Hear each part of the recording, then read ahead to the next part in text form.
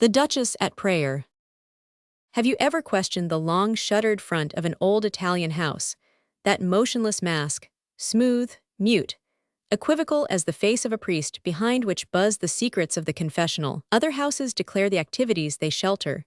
They are the clear expressive cuticle of a life flowing close to the surface. But the old palace in its narrow street, the villa on its cypress-hooded hill, are as impenetrable as death. The tall windows are like blind eyes, the great door is a shut mouth. Inside there may be sunshine, the scent of myrtles, and a pulse of life through all the arteries of the huge frame, or immortal solitude, where bats lodge in the disjointed stones and the keys rust in unused doors. Roman 2. From the loggia, with its vanishing frescoes, I looked down an avenue barred by a ladder of cypress shadows to the ducal escutcheon and mutilated vases of the gate.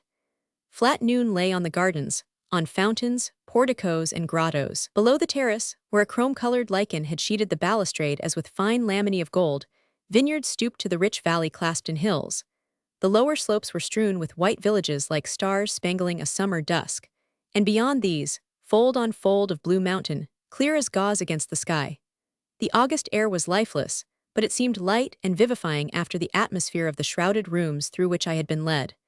Their chill was on me, and I hugged the sunshine. "The Duchess's apartments are beyond," said the old man. He was the oldest man I had ever seen, so sucked back into the past that he seemed more like a memory than a living being. The one trait linking him with the actual was the fixity with which his small saurian eye held the pocket that, as I entered, had yielded a lira to the gatekeeper's child. He went on, without removing his eye. "For 200 years, nothing has been changed in the apartments of the Duchess. And no one lives here now." "No one, sir. The Duke goes to Como for the summer season." I had moved to the other end of the loggia. Below me, through hanging groves, white roofs and domes flashed like a smile. "And that's Vicenza." "Propria," the old man extended fingers as lean as the hands fading from the walls behind us. "You see the palace roof over there, just to the left of the basilica, the one with the row of statues like birds taking flight. That's the Duke's town palace, built by Palladio." "And does the Duke come there?" "Never. In winter he goes to Rome." "And the palace and the villa are always closed." "As you see, always." "How long has this been?" "Since I can remember." I looked into his eyes. They were like tarnished metal mirrors reflecting nothing. "That must be a long time," I said involuntarily. "A long time," he assented. I looked down on the gardens. An opulence of dahlias overran the box borders, between cypresses that cut the sunshine like basalt shafts. Bees hung above the lavender, lizards sunned themselves on the benches and slipped through the cracks of the dry basins. Everywhere were vanishing traces of that fantastic horticulture of which our dull age has lost the art. Down the alleys maimed statues stretched their arms like rows of whining beggars. Fawn-eared terms grinned in the thickets, and above the laurustinous walls rose the mock ruin of a temple, falling into real ruin in the bright disintegrating air. The glare was blinding. "Let us go in," I said. The old man pushed open a heavy door, behind which the cold lurked like a knife. "The Duchess's apartments," he said. Overhead and around us the same evanescent frescoes, underfoot the same scagliola volutes, unrolled themselves interminably. Ebony cabinets, with inlay of precious marbles in cunning perspective, alternated down the room with the tarnished efflorescence of gilt consoles supporting Chinese monsters, and from the chimney panel, a gentleman in the Spanish habit haughtily ignored us. "Duke Urkel Roman II," the old man explained by the Genoese priest. It was a narrow-browed face, sallow as a wax effigy, high-nosed and cautious-lidded as though modeled by priestly hands, the lips weak and vain rather than cruel, a quibbling mouth that would have snapped at verbal errors like a lizard catching flies, but had never learned the shape of a round yes or no. One of the Duke's hands rested on the head of a dwarf, a simian creature with pearl earrings and fantastic dress.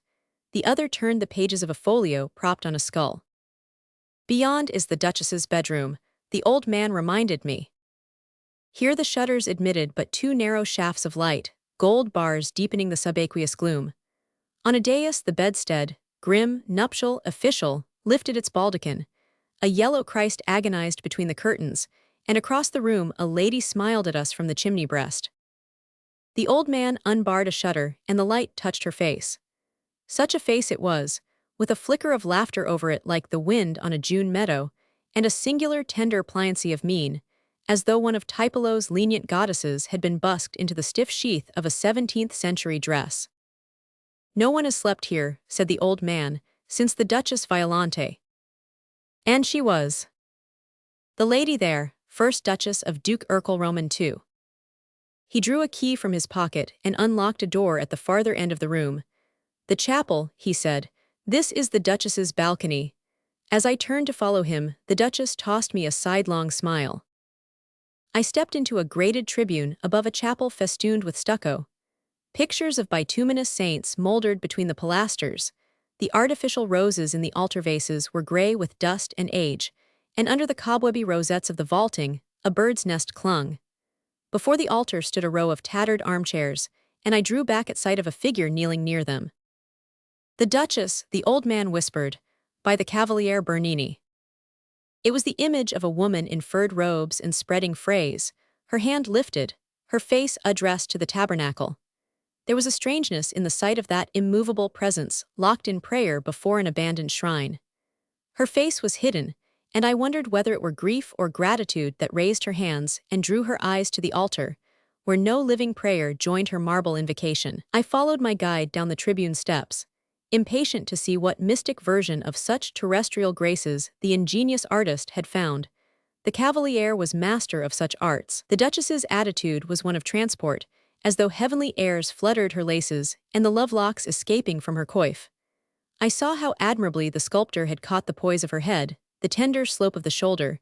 Then I crossed over and looked into her face. It was a frozen horror.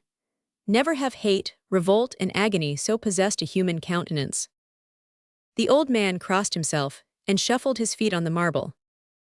"The Duchess Violante," he repeated. "The same as in the picture." The same. But the face, what does it mean?" He shrugged his shoulders and turned deaf eyes on me. Then he shot a glance round the sepulchral place, clutched my sleeve and said, close to my ear, "It was not always so." "What was not?" "The face so terrible." "The Duchess's face." "The statue's, it changed after." "After?" "It was put here." "The statue's face changed." He mistook my bewilderment for incredulity, and his confidential finger dropped from my sleeve. That's the story. I tell what I've heard. What do I know?" He resumed his senile shuffle across the marble. "This is a bad place to stay in. No one comes here. It's too cold. But the gentleman said I must see everything. I let the lyre sound. So I must and hear everything. This story now, from whom did you have it?" His hand stole back. "One that saw it, by God." "That saw it." "My grandmother then. I'm a very old man." Your grandmother was." "The Duchess's serving girl, with respect to you." "Your grandmother, 200 years ago." "Is it too long ago? That's as God pleases. I am a very old man, and she was a very old woman when I was born.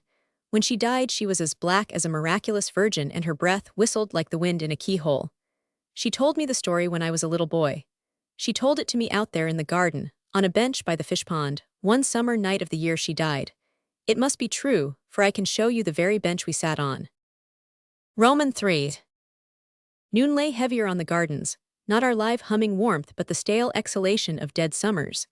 The very statues seemed to drowse like watchers by a deathbed. Lizards shot out of the cracked soil like flames, and the bench in the laurustinus niche was strewn with the blue-varnished bodies of dead flies. Before us lay the fish pond, a yellow marble slab above rotting secrets. The villa looked across it, composed as a dead face, with the cypresses flanking it for candles. Roman 4. Impossible, you say, that my mother's mother should have been the Duchess's maid. What do I know? It is so long since anything has happened here that the old things seem nearer, perhaps, than to those who live in cities. But how else did she know about the statue then? Answer me that, sir.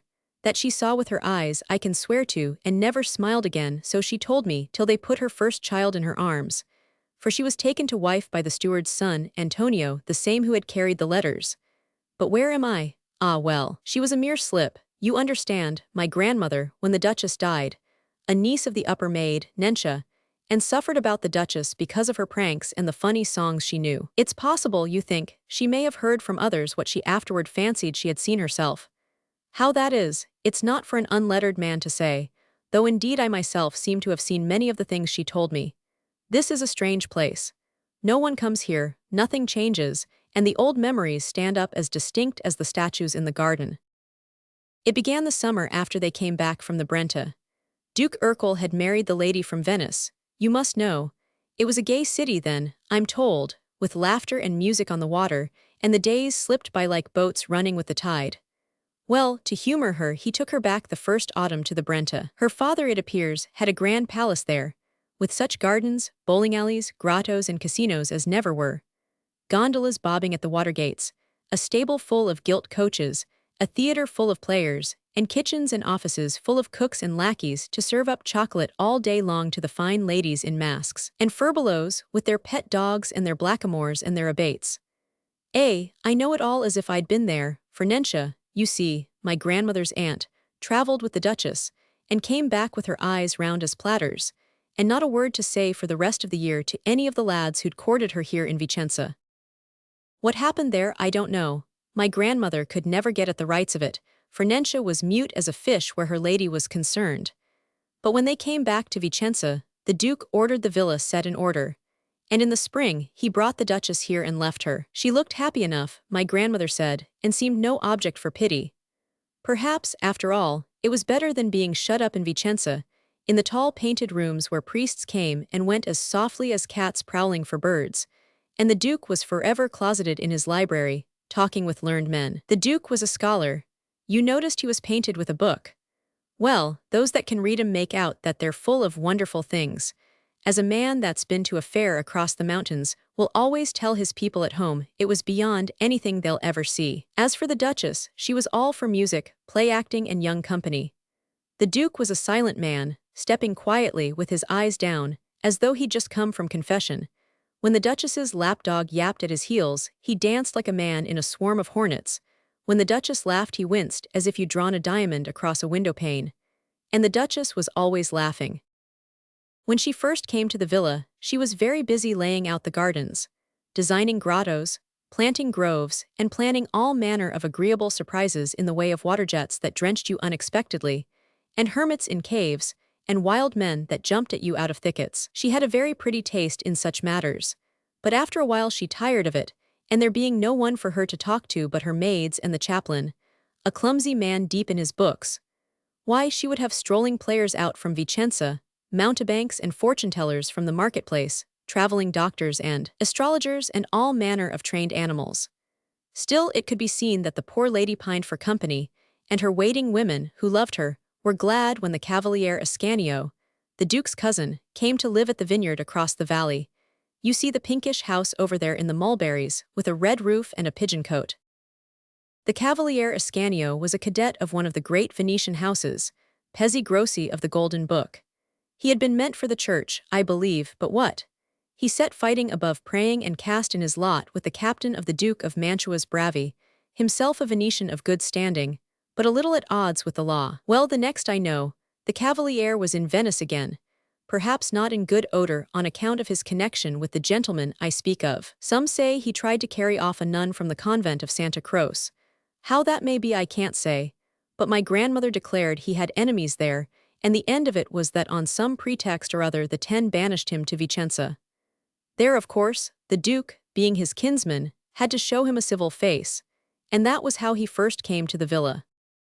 He was a fine young man, beautiful as a Saint Sebastian, a rare musician, who sang his own songs to the lute in a way that used to make my grandmother's heart melt and run through her body like mulled wine. He had a good word for everybody, too, and was always dressed in the French fashion, and smelt as sweet as a bean field, and every soul about the place welcomed the sight of him. Well, the Duchess, it seemed, welcomed it too. Youth will have youth, and laughter turns to laughter, and the two matched each other like the candlesticks on an altar. The Duchess, you've seen her portrait, but to hear my grandmother, sir, it no more approached her than a weed comes up to a rose. The Cavaliere, indeed, as became a poet, paragoned her in his song to all the pagan goddesses of antiquity, and doubtless these were finer to look at than mere women. But so, it seemed, was she. For to believe my grandmother, she made other women look no more than the big French fashion doll that used to be shown on Ascension days in the piazza. She was one, at any rate, that needed no outlandish finery to beautify her. Whatever dress she wore became her as feathers fit the bird, and her hair didn't get its color by bleaching on the housetop. It glittered of itself like the threads in an Easter chasuble, and her skin was whiter than fine wheaten bread, and her mouth as sweet as a ripe fig. Well, sir, you could no more keep them apart than the bees and the lavender. They were always together, singing, bowling, playing cup and ball, walking in the gardens, visiting the aviaries, and petting her grace's trick dogs and monkeys. The Duchess was as gay as a foal, always playing pranks and laughing, tricking out her animals like comedians, disguising herself as a peasant or a nun. You should have seen her one day pass herself off to the chaplain as a mendicant sister, or teaching the lads and girls of the vineyards to dance and sing madrigals together. The Cavalier had a singular ingenuity in planning such entertainments, and the days were hardly long enough for their diversions. But toward the end of the summer, the Duchess fell quiet and would hear only sad music, and the two sat much together in the gazebo at the end of the garden. It was there the Duke found them one day when he drove out from Vicenza in his gilt coach. He came but once or twice a year to the villa, and it was, as my grandmother said, just a part of her poor lady's ill luck to be wearing that day the Venetian habit, which uncovered the shoulders in a way the Duke always scowled at, and her curls loose and powdered with gold. Well, the three drank chocolate in the gazebo, and what happened no one knew, except that the Duke, on taking leave, gave his cousin a seat in his carriage, but the Cavalier never returned. Winter approaching, and the poor lady thus finding herself once more alone, it was surmised among her women that she must fall into a deeper depression of spirits. But far from this being the case, she displayed such cheerfulness and equanimity of humor that my grandmother, for one, was half vexed with her for giving no more thought to the poor young man, who, all this time, was eating his heart out in the house across the valley. It is true she quitted her gold-laced gowns and wore a veil over her head, but Nencia would have it she looked the lovelier for the change, and so gave the Duke greater displeasure. Certain it is that the Duke drove out oftener to the villa, and though he found his lady always engaged in some innocent pursuit, such as embroidery or music, or playing games with her young women, yet he always went away with a sour look and a whispered word to the chaplain. Now as to the chaplain, my grandmother owned there had been a time when her grace had not handled him overwisely, for according to Nencia, it seems that his reverence, who seldom approached the Duchess, being buried in his library like a mouse in a cheese. Well, one day he made bold to appeal to her for a sum of money, a large sum, Nencia said, to buy certain tall books, a chest full of them that a foreign peddler had brought him. Whereupon the Duchess, who could never abide a book, breaks out at him with a laugh and a flash of her old spirit. Holy Mother of God, must I have more books about me? I was nearly smothered with them in the first year of my marriage. And the chaplain turning red at the affront, she added, You may buy them and welcome, my good chaplain, if you can find the money. But as for me, I am yet seeking a way to pay for my turquoise necklace, and the statue of Daphne at the end of the bowling green, and the Indian parrot that my black boy brought me last Michaelmas from the Bohemians, so you see I've no money to waste on trifles. And as he backs out awkwardly, she tosses at him over her shoulder, You should pray to Saint Blandina to open the Duke's pocket. To which he returned, very quietly, Your Excellency's suggestion is an admirable one, and I have already entreated that blessed martyr to open the Duke's understanding. Thereat Nencia said, who was standing by, the Duchess flushed wonderfully red and waved him out of the room, and then, quick, she cried to my grandmother, who was too glad to run on such errands, Call me Antonio, the gardener's boy, to the box garden. I've a word to say to him about the new clove carnations. Now I may not have told you, sir, that in the crypt under the chapel there has stood, for more generations than a man can count, a stone coffin containing a thigh-bone of the blessed Saint Blandina of Leon, a relic offered, I've been told, by some great Duke of France to one of our own dukes when they fought the Turk together, and the object, ever since, of particular veneration in this illustrious family. Now, since the Duchess had been left to herself, it was observed she affected a fervent devotion to this relic, praying often in the chapel, and even causing the stone slab that covered the entrance to the crypt to be replaced by a wooden one, that she might at will descend and kneel by the coffin. This was matter of edification to all the household, and should have been peculiarly pleasing to the chaplain. But, with respect to you, he was the kind of man who brings a sour mouth to the eating of the sweetest apple. However that may be, the Duchess, when she dismissed him, was seen running to the garden, where she talked earnestly with the boy Antonio about the new clove carnations, and the rest of the day she sat indoors and played sweetly on the virginal. Now Nensha always had it in mind that her grace had made a mistake in refusing that request of the chaplainess, but she said nothing, for to talk reason to the Duchess was of no more use than praying for rain in a drought.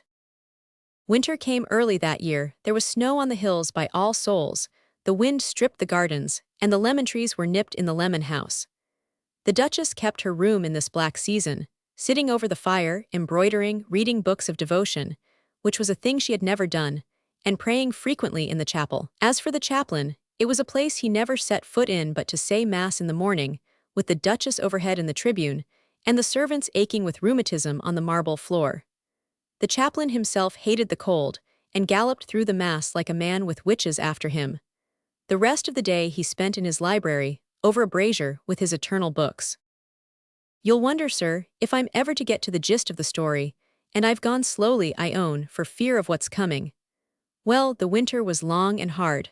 When it fell cold, the Duke ceased to come out from Vicenza, and not a soul had the Duchess to speak to but her maidservants and the gardeners about the place. Yet it was wonderful, my grandmother said, how she kept her brave colors and her spirits. Only it was remarked that she prayed longer in the chapel, where a brazier was kept burning for her all day. When the young are denied their natural pleasures, they turn often enough to religion, and it was a mercy, as my grandmother said, that she, who had scarce a live sinner to speak to, should take such comfort in a dead saint. My grandmother seldom saw her that winter, for though she showed a brave front to all, she kept more and more to herself, choosing to have only Nensha about her, and dismissing even her when she went to pray. For her devotion had that mark of true piety, that she wished it not to be observed, so that Nensha had strict orders, on the chaplain's approach, to warn her mistress if she happened to be in prayer. Well, the winter passed, and spring was well forward, when my grandmother one evening had a bad fright.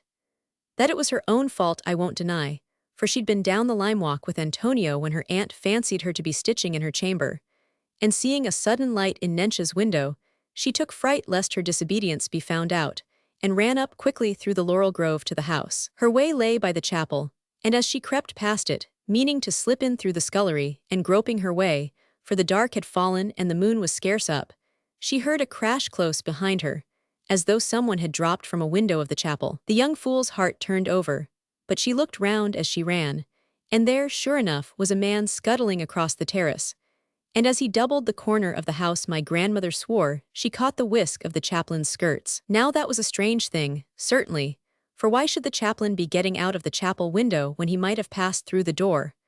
For you may have noticed, sir, there's a door leads from the chapel into the saloon on the ground floor, the only other way out being through the Duchess's tribune. Well, my grandmother turned the matter over, and next time she met Antonio in the lime walk, which, by reason of her fright, was not for some days, she laid before him what had happened. But to her surprise he only laughed and said, "You little simpleton, he wasn't getting out of the window, he was trying to look in." And not another word could she get from him. So the season moved on to Easter, and news came the Duke had gone to Rome for that holy festivity. His comings and goings made no change at the villa, and yet there was no one there, but felt easier to think his yellow face was on the far side of the Apennines, unless perhaps it was the chaplain. Well, it was one day in May that the Duchess, who had walked long with Nensha on the terrace, rejoicing at the sweetness of the prospect and the pleasant scent of the gilly flowers in the stone vases, the Duchess toward midday withdrew to her rooms, giving orders that her dinner should be served in her bedchamber. My grandmother helped to carry in the dishes, and observed, she said, the singular beauty of the Duchess, who in honor of the fine weather had put on a gown of shot silver and hung her bare shoulders with pearls, so that she looked fit to dance at court with an emperor. She had ordered, too, a rare repast for a lady that heeded so little what she ate: jellies, game pasties, fruits in syrup, spiced cakes, and a flagon of Greek wine. And she nodded and clapped her hands as the women set it before her, saying again and again, "I shall eat well today." But presently another mood seized her. She turned from the table, called for her rosary, and said to Nensha, "The fine weather has made me neglect my devotions. I must say a litany before I dine." She ordered the women out and barred the door, as her custom was, and Nensha and my grandmother went downstairs to work in the linen room. Now the linen room gives on the courtyard, and suddenly my grandmother saw a strange sight approaching. First up the avenue came the Duke's carriage, whom all thought to be in Rome, and after it, drawn by a long string of mules and oxen, a cart carrying what looked like a kneeling figure wrapped in death clothes. The strangeness of it struck the girl dumb, and the Duke's coach was at the door before she had the wit to cry out that it was coming. Nensha, when she saw it, went white and ran out of the room. My grandmother followed, scared by her face, and the two fled along the corridor to the chapel. On the way they met the chaplain, deep in a book, who asked in surprise where they were running, and when they said to announce the Duke's arrival, he fell into such astonishment and asked them so many questions and uttered such ohs and ahs, that by the time he let them by the Duke was at their heels. Nensha reached the chapel door first and cried out that the Duke was coming, and before she had a reply he was at her side, with the chaplain following. A moment later the door opened, and there stood the Duchess. She held her rosary in one hand and had drawn a scarf over her shoulders, but they shone through it like the moon in a mist, and her countenance sparkled with beauty. The Duke took her hand with a bow. "Madam," he said, "I could have had no greater happiness than thus to surprise you at your devotions." "My own happiness," she replied, "would have been greater had your Excellency prolonged it by giving me notice of your arrival." "Had you expected me, madam," said he, "your appearance could scarcely have been more fitted to the occasion. Few ladies of your youth and beauty array themselves to venerate a saint as they would to welcome a lover." "Sir," she answered, "having never enjoyed the latter opportunity, I am constrained to make the most of the former." "What is that?" she cried, falling back, and the rosary dropped from her hand. There was a loud noise at the other end of the saloon, as of a heavy object being dragged down the passage, and presently a dozen men were seen hailing across the threshold the shrouded thing from the ox-cart. The Duke waved his hand toward it. "That," said he, "madam, is a tribute to your extraordinary piety. I have heard with peculiar satisfaction of your devotion to the blessed relics in this chapel, and to commemorate a zeal which neither the rigors of winter nor the sultriness of summer could abate. I have ordered a sculptured image of you, marvelously executed by the Cavaliere Bernini, to be placed before the altar over the entrance to the crypt." The Duchess, who had grown pale, nevertheless smiled playfully at this. "As to commemorating my piety," she said, "I recognize there one of your Excellency's pleasantries." "A pleasantry?" the Duke interrupted, and he made a sign to the men, who had now reached the threshold of the chapel. In an instant the wrappings fell from the figure, and there knelt the Duchess to the life. A cry of wonder rose from all, but the Duchess herself stood whiter than the marble. "You will see," says the Duke, "this is no pleasantry, but a triumph of the incomparable Bernini's chisel. The likeness was done from your miniature portrait by the divine Elisabetta Serrani, which I sent to the master some 6 months ago, with what results all must admire." "6 months!" cried the Duchess, and seemed about to fall, but His Excellency caught her by the hand. "Nothing," he said, "could better please me than the excessive emotion you display, for true piety is ever modest, and your thanks could not take a form that better became you. And now," says he to the men, "let the image be put in place." By this, life seemed to have returned to the Duchess, and she answered him with a deep reverence. "That I should be overcome by so unexpected a grace, your Excellency admits to be natural, but what honors you accord it is my privilege to accept, and I entreat only that in mercy to my modesty the image be placed in the remotest part of the chapel." At that the Duke darkened. "What, you would have this masterpiece of a renowned chisel, which, I disguise not, cost me the price of a good vineyard in gold pieces, you would have it thrust out of sight like the work of a village stonecutter. It is my semblance, not the sculptor's work, I desire to conceal. It you are fit for my house, madam, you are fit for God-s, and entitled to the place of honor in both. Bring the statue forward, you dawdlers," he called out to the men. The Duchess fell back submissively. "You are right, sir, as always, but I would at least have the image stand on the left of the altar, that, looking up, it may behold your Excellency's seat in the tribune." "A pretty thought, madam, for which I thank you, but I design before long to put my companion image on the other side of the altar, and the wife's place, as you know, is at her husband's right hand." "True, my lord, but again, if my poor presentment is to have the unmerited honor of kneeling beside yours, why not place both before the altar, where it is our habit to pray in life?" "And where, madam, should we kneel if they took our places?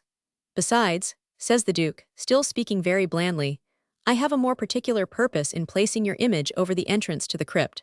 For not only would I thereby mark your special devotion to the blessed saint who rests there, but by sealing up the opening in the pavement, would assure the perpetual preservation of that holy martyr's bones, which hitherto have been too thoughtlessly exposed to sacrilegious attempts. What attempts, my lord? Cries the Duchess. No one enters this chapel without my leave.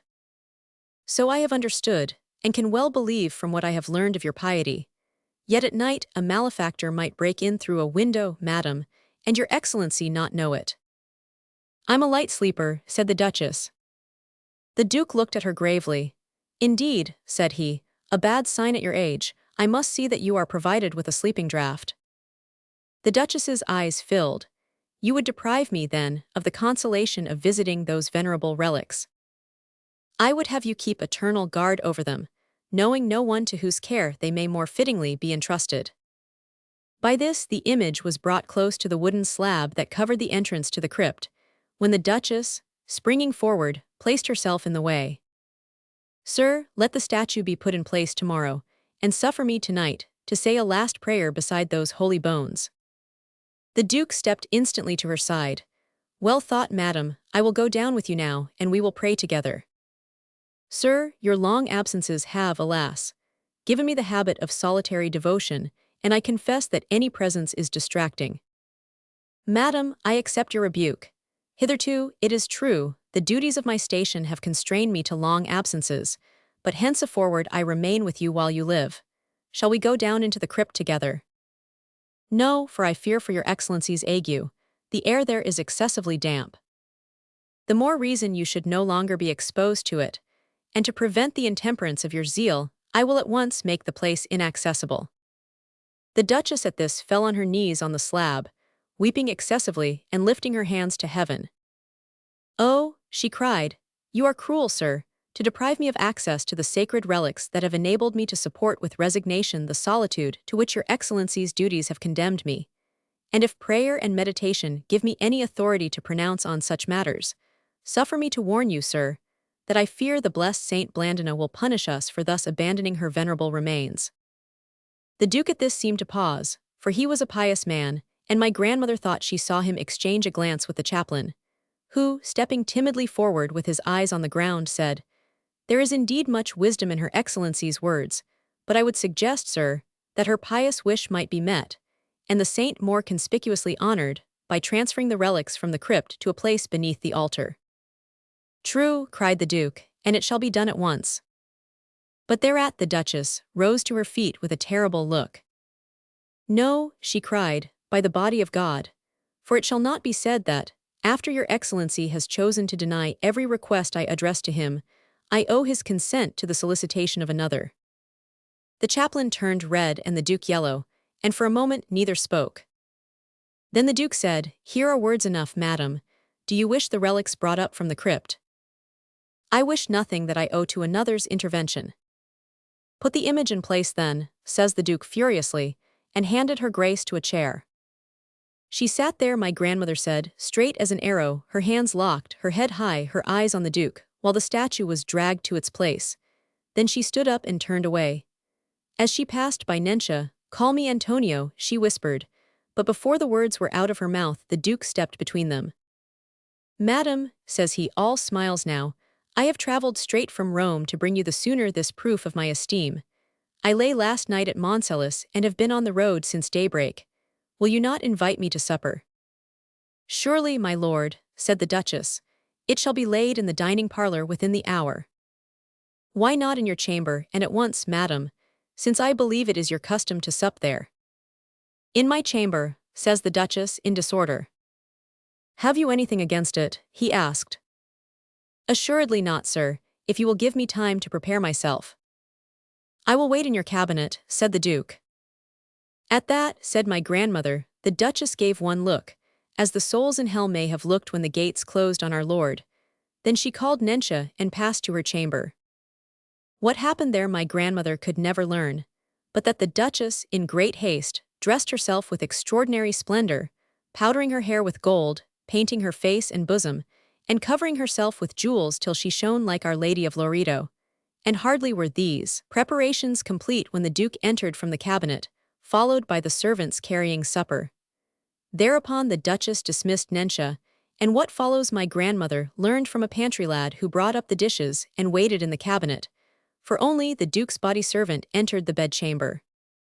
Well, according to this boy, sir, who was looking and listening with his whole body, as it were, because he had never before been suffered so near the Duchess, it appears that the noble couple sat down in great good humor, the Duchess playfully reproving her husband for his long absence, while the Duke swore that to look so beautiful was the best way of punishing him. In this tone the talk continued, with such gay sallies on the part of the Duchess, such tender advances on the Duke's, that the lad declared they were for all the world like a pair of lovers courting on a summer's night in the vineyard. And so it went till the servant brought in the mulled wine. Ah, the Duke was saying at that moment, this agreeable evening repays me for the many dull ones I have spent away from you, nor do I remember to have enjoyed such laughter since the afternoon last year when we drank chocolate in the gazebo with my cousin Ascanio. And that reminds me, he said, is my cousin in good health? I have no reports of it, says the Duchess, but your Excellency should taste these figs stewed in Momsey. I am in the mood to taste whatever you offer, said he, and as she helped him to the figs he added, if my enjoyment were not complete as it is, I could almost wish my cousin Ascanio were with us. The fellow is rare good company at supper. What do you say, madam? I hear he's still in the country, shall we send for him to join us? Ah, said the Duchess, with a sigh and a languishing look, I see your Excellency wearies of me already. Ay, madam, Ascanio is a capital good fellow, but to my mind his chief merit at this moment is his absence. It inclines me so tenderly to him that, by God, I could empty a glass to his good health. With that the Duke caught up his goblet, and signed to the servant to fill the Duchess's. Here S to the cousin, he cried, standing, who has the good taste to stay away when he's not wanted. I drink to his very long life, and you, madam. At this the Duchess, who had sat staring at him with a changed face, rose also and lifted her glass to her lips. And I to his happy death, says she in a wild voice, and as she spoke the empty goblet dropped from her hand and she fell face down on the floor. The Duke shouted to her women that she had swooned, and they came and lifted her to the bed. She suffered horribly all night, Nensha said, twisting herself like a heretic at the stake, but without a word escaping her. The Duke watched by her, and toward daylight sent for the chaplain, but by this she was unconscious, and her teeth being locked, our Lord's body could not be passed through them. The Duke announced to his relations that his lady had died after partaking too freely of spiced wine and an omelette of carp's roe, at a supper she had prepared in honor of his return, and the next year he brought home a new duchess, who gave him a son and 5 daughters. The sky had turned to a steel gray, against which the villa stood out sallow and inscrutable. A wind strayed through the gardens, loosening here and there a yellow leaf from the sycamores, and the hills across the valley were purple as thunderclouds. And the statue, I asked. Ah, the statue. Well, sir, this is what my grandmother told me, here on this very bench where we're sitting. The poor child, who worshipped the Duchess as a girl of her years, will worship a beautiful kind mistress, spend a night of horror, you may fancy, shut out from her lady's room, hearing the cries that came from it, and seeing, as she crouched in her corner, the women rush to and fro with wild looks, the Duke's lean face in the door, and the chaplain skulking in the antechamber with his eyes on his breviary. No one minded her that night or the next morning, and toward dusk, when it became known the Duchess was no more, the poor girl felt the pious wish to say a prayer for her dead mistress. She crept to the chapel and stole in unobserved. The place was empty and dim, but as she advanced she heard a low moaning, and coming in front of the statue she saw that its face, the day before so sweet and smiling, had the look on it that you know, and the moaning seemed to come from its lips.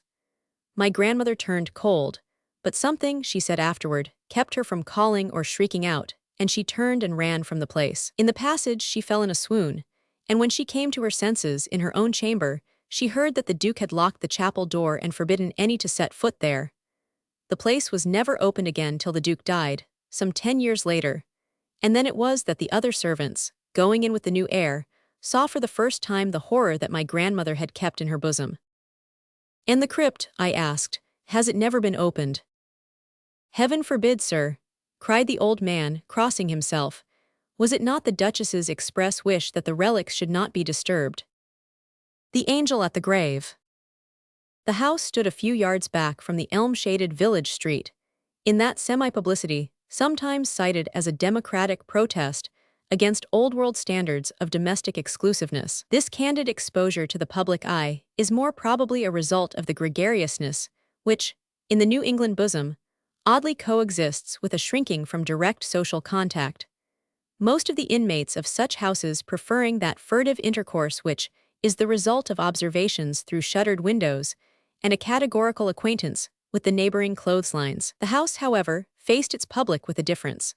For 60 years it had written itself with a capital letter, had self-consciously squared itself in the eye of an admiring nation. The most searching inroads of village intimacy hardly counted in a household that opened on the universe, and a lady whose doorbell was at any moment liable to be rung by visitors from London or Vienna was not likely to flutter upstairs when she observed a neighbor stepping over.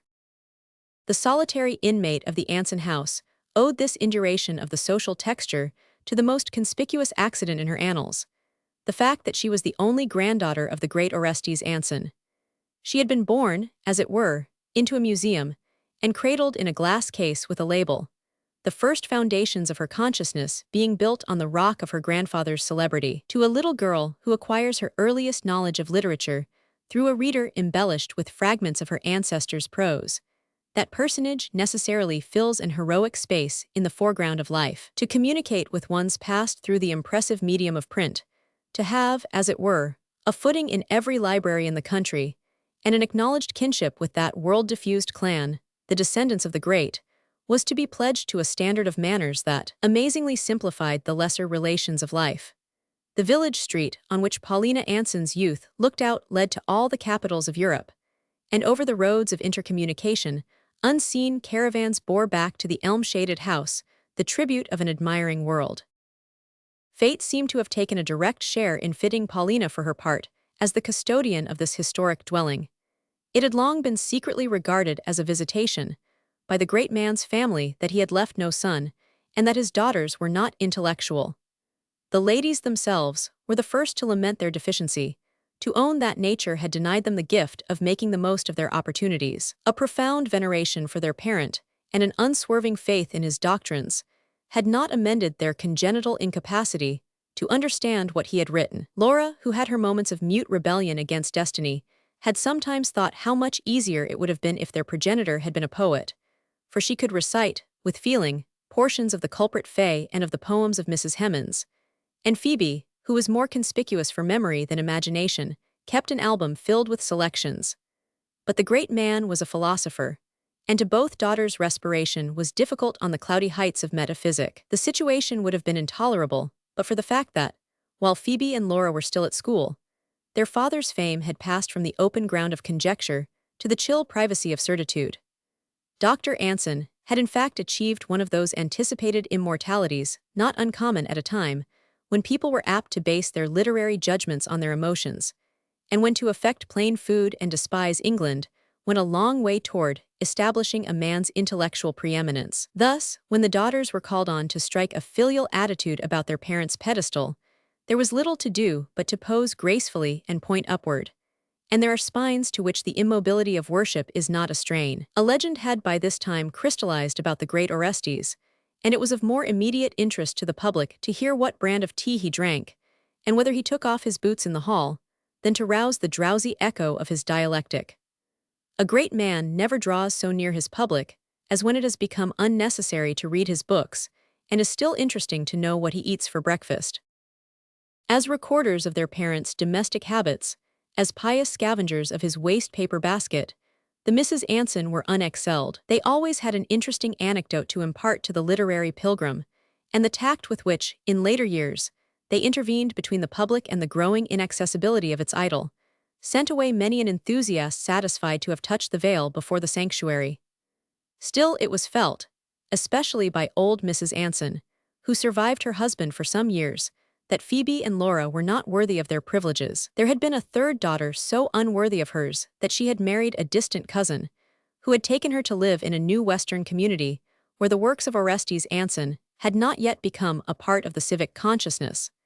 But of this daughter little was said, and she was tacitly understood to be excluded from the family heritage of fame. In time, however, it appeared that the traditional penny with which she had been cut off had been invested to unexpected advantage, and the interest on it, when she died, returned to the Anson house in the shape of a granddaughter who was at once felt to be what Mrs. Anson called a compensation.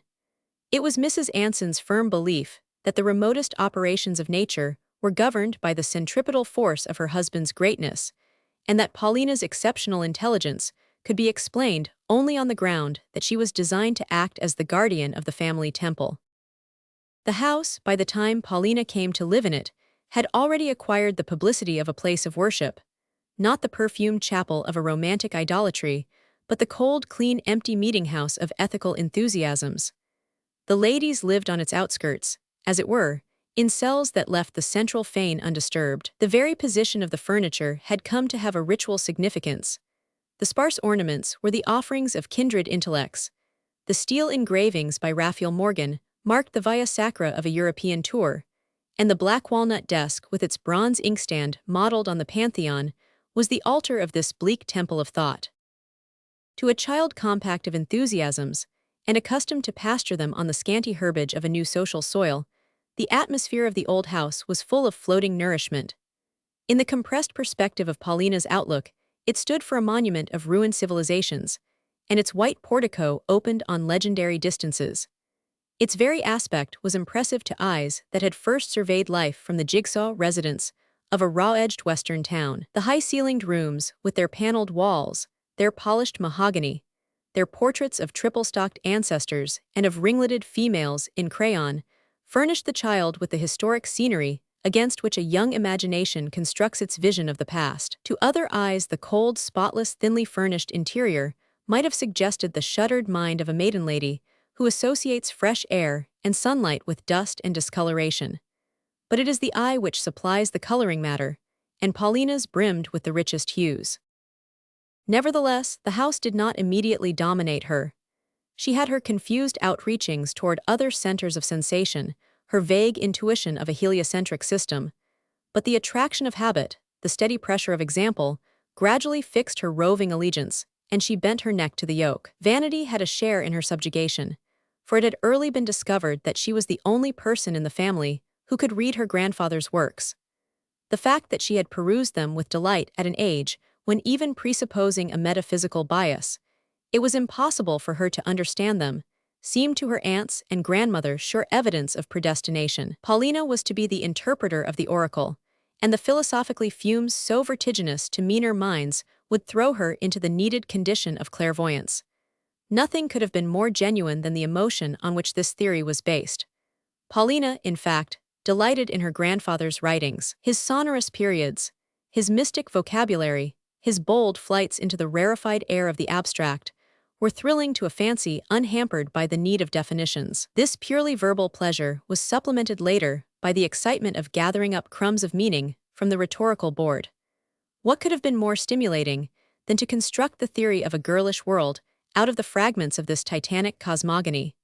Before Paulina's opinions had reached the stage when ossification sets in their form was fatally predetermined. The fact that Dr. Anson had died, and that his apotheosis had taken place before his young priestess's induction to the temple, made her ministrations easier and more inspiring. There were no little personal traits, such as the great man's manner of helping himself to salt, or the guttural cluck that started the wheels of speech, to distract the eye of young veneration from the central fact of his divinity. A man whom one knows only through a crayon portrait and a dozen yellowing tomes on free will and intuition is at least secure from the belittling effects of intimacy. Paulina thus grew up in a world readjusted to the fact of her grandfather's greatness, and as each organism draws from its surroundings the kind of nourishment most needful to its growth, so from this somewhat colorless conception she absorbed warmth, brightness, and variety. Paulina was the type of woman who transmutes thought into sensation and nurses a theory in her bosom like a child. In due course Mrs. Anson passed away. No one died in the Anson vocabulary, and Paulina became more than ever the foremost figure of the commemorative group. Laura and Phoebe, content to leave their father's glory in more competent hands, placidly lapsed into needlework and fiction, and their niece stepped into immediate prominence as the chief authority on the great man. Historians who were getting up the period wrote to consult her and to borrow documents. Ladies with inexplicable yearnings begged for an interpretation of phrases which had influenced them, but which they had not quite understood. Critics applied to her to verify some doubtful citation or to decide some disputed point in chronology, and the great tide of thought and investigation kept up a continuous murmur on the quiet shores of her life. An explorer of another kind disembarked there one day in the shape of a young man to whom Paulina was primarily a kissable girl, with an afterthought in the shape of a grandfather. From the outset, it had been impossible to fix Hewlett Winslow's attention on Dr. Anson. The young man behaved with the innocent profanity of infants sporting on a tomb. His excuse was that he came from New York, a Cimmerian outskirt which survived in Paulina's geography only because Dr. Anson had gone there once or twice to lecture. The curious thing was that she should have thought it worthwhile to find excuses for young Winslow. The fact that she did so had not escaped the attention of the village, but people, after a gasp of awe, said it was the most natural thing in the world that a girl like Paulina Anson should think of marrying. It would certainly seem a little odd to see a man in the house, but young Winslow would of course understand that the doctor's books were not to be disturbed, and that he must go down to the orchard to smoke. The village had barely framed this modus vivendi when it was convulsed by the announcement that young Winslow declined to live in the house on any terms. Going down to the orchard to smoke, he meant to take his wife to New York. The village drew its breath and watched.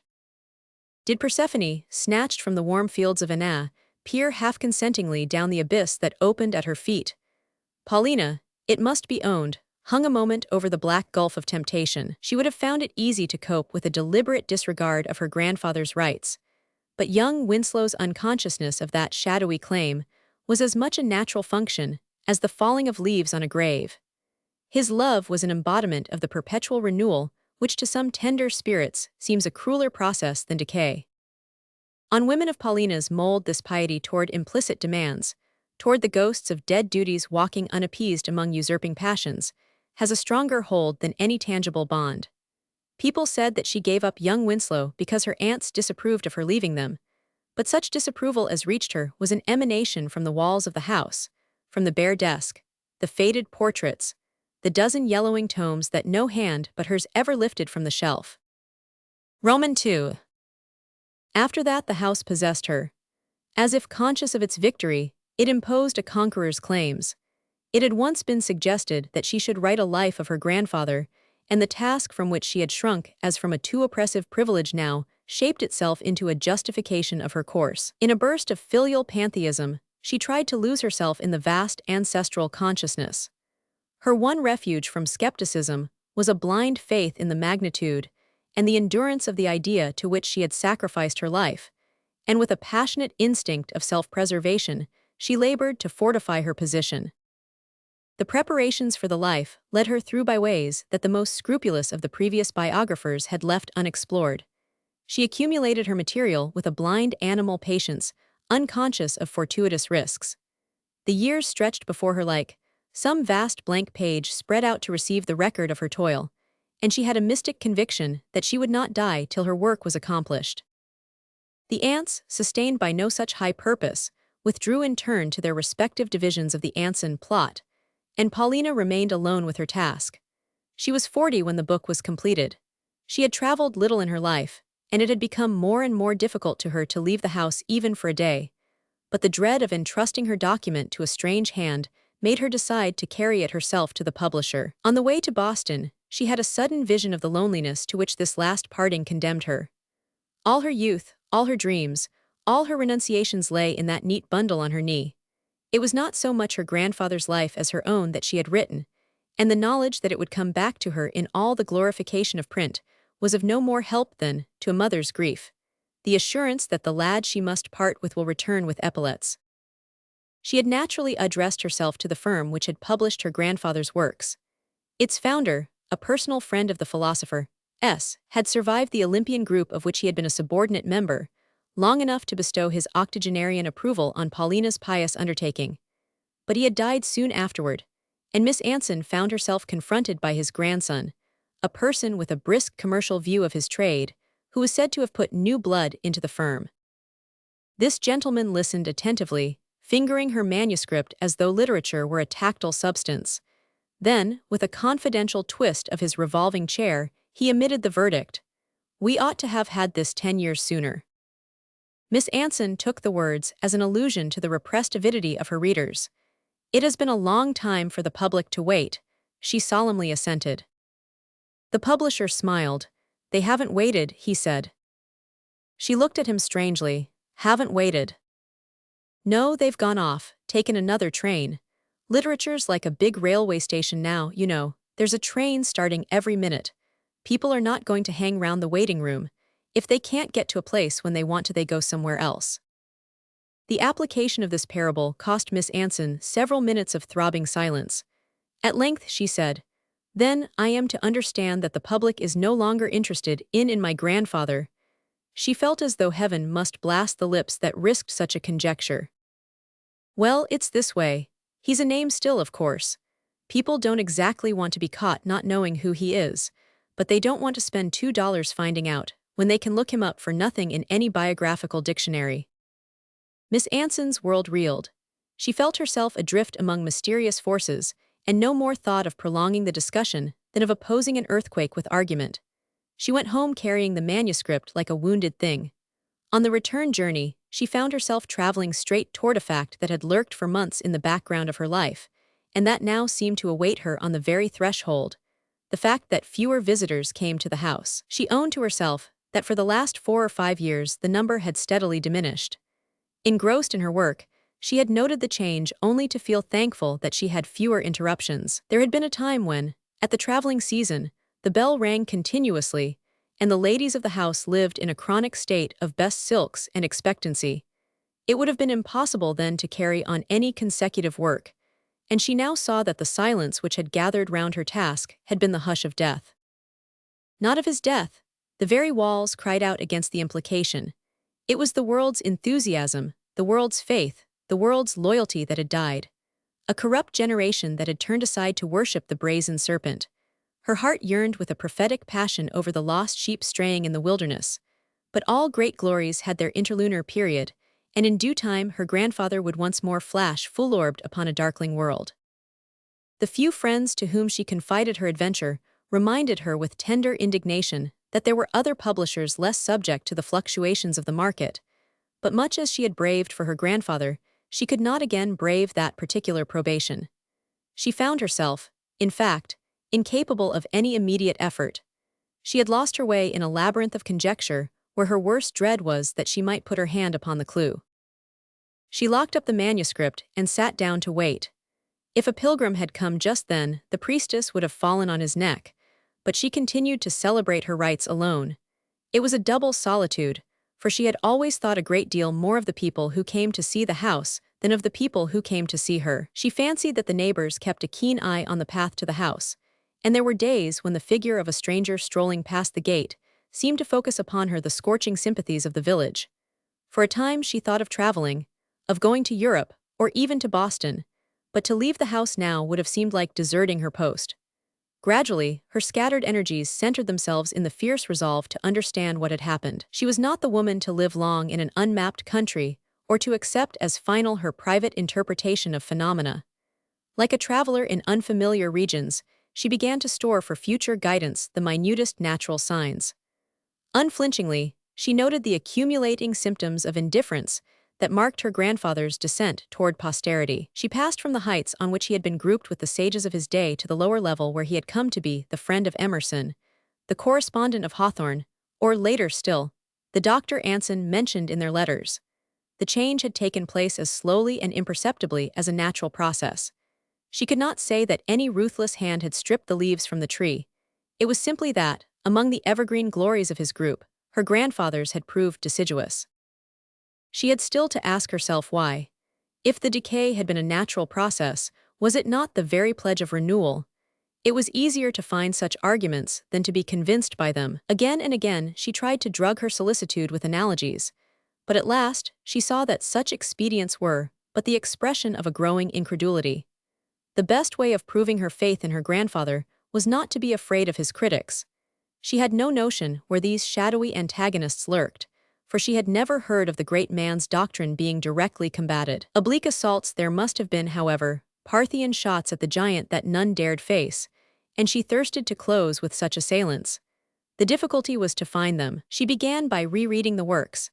Thence she passed to the writers of the same school, those whose rhetoric bloomed perennial in first readers from which her grandfather's prose had long since faded. Amid that clamor of far-off enthusiasms, she detected no controversial note. The little knot of Olympians held their views in common with an early Christian promiscuity.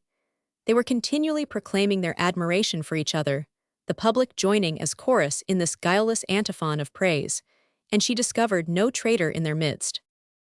What then had happened? Was it simply that the main current of thought had set another way? Then why did the others survive? Why were they still marked down as tributaries to the philosophically stream? This question carried her still farther afield, and she pressed on with the passion of a champion whose reluctance to know the worst might be construed into a doubt of his cause. At length, slowly but inevitably, an explanation shaped itself. Death had overtaken the doctrines about which her grandfather had draped his cloudy rhetoric. They had disintegrated and been reabsorbed, adding their little pile to the dust drifted about the mute lips of the Sphinx.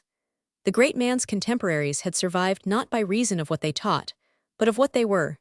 And he, who had been the mere mask through which they mouthed their lesson, the instrument on which their tune was played, lay buried deep among the obsolete tools of thought. The discovery came to Paulina suddenly. She looked up one evening from her reading, and it stood before her like a ghost. It had entered her life with stealthy steps, creeping close before she was aware of it. She sat in the library, among the carefully tended books and portraits, and it seemed to her that she had been walled alive into a tomb hung with the effigies of dead ideas. She felt a desperate longing to escape into the outer air, where people twalled and loved, and living sympathies went hand in hand. It was the sense of wasted labor that oppressed her, of two lives consumed in that ruthless process that uses generations of effort to build a single cell. There was a dreary parallel between her grandfather's fruitless toil and her own unprofitable sacrifice. Each in turn had kept vigil by a corpse. Roman 3. The bell rang, she remembered it afterward, with a loud, thrilling note. It was what they used to call the visitor's ring, not the tentative tinkle of a neighbor dropping in to borrow a saucepan or discuss parochial incidents, but a decisive summons from the outer world. Miss Anson put down her knitting and listened. She sat upstairs now, making her rheumatism an excuse for avoiding the rooms below. Her interests had insensibly adjusted themselves to the perspective of her neighbors' lives, and she wondered, as the bell re-echoed, if it could mean that Mrs. Hemingway's baby had come. Conjecture had time to ripen into certainty, and she was limping toward the closet where her cloak and bonnet hung, when her little maid fluttered in with the announcement. A gentleman to see the house. The house. Yes, I don't know what he means, faltered the messenger, whose memory did not embrace the period when such announcements were a daily part of the domestic routine. Miss Anson glanced at the proffered card. The name it bore, Mr. George Corby, was unknown to her, but the blood rose to her languid cheek. "Hand me my Mechlin cap, Katie," she said, trembling a little as she laid aside her walking stick. She put her cap on before the mirror with rapid, unsteady touches. "Did you draw up the library blinds?" she breathlessly asked. She had gradually built up a wall of commonplace between herself and her illusions, but at the first summons of the past filial passion, swept away the frail barriers of expediency. She walked downstairs so hurriedly that her stick clicked like a girlish heel, but in the hall she paused, wondering nervously if Katie had put a match to the fire. The autumn air was cold, and she had the reproachful vision of a visitor with elderly ailments shivering by her inhospitable hearth. She thought instinctively of the stranger as a survivor of the days when such a visit was a part of the young enthusiast's itinerary. The fire was unlit and the room forbiddingly cold, but the figure which, as Miss Anson entered, turned from a lingering scrutiny of the bookshelves, was that of a fresh-eyed sanguine youth clearly independent of any artificial caloric. She stood still a moment, feeling herself the victim of some anterior impression that made this robust presence an insubstantial thing. But the young man advanced with an air of genial assurance, which rendered him at once more real and more reminiscent. "Why this, he exclaimed, is simply immense." The words, which did not immediately present themselves as slang to Miss Anson's unaccustomed ear, echoed with an odd familiarity through the academic silence.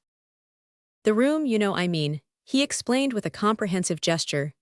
These jolly portraits and the books, that's the old gentleman himself over the mantelpiece, I suppose.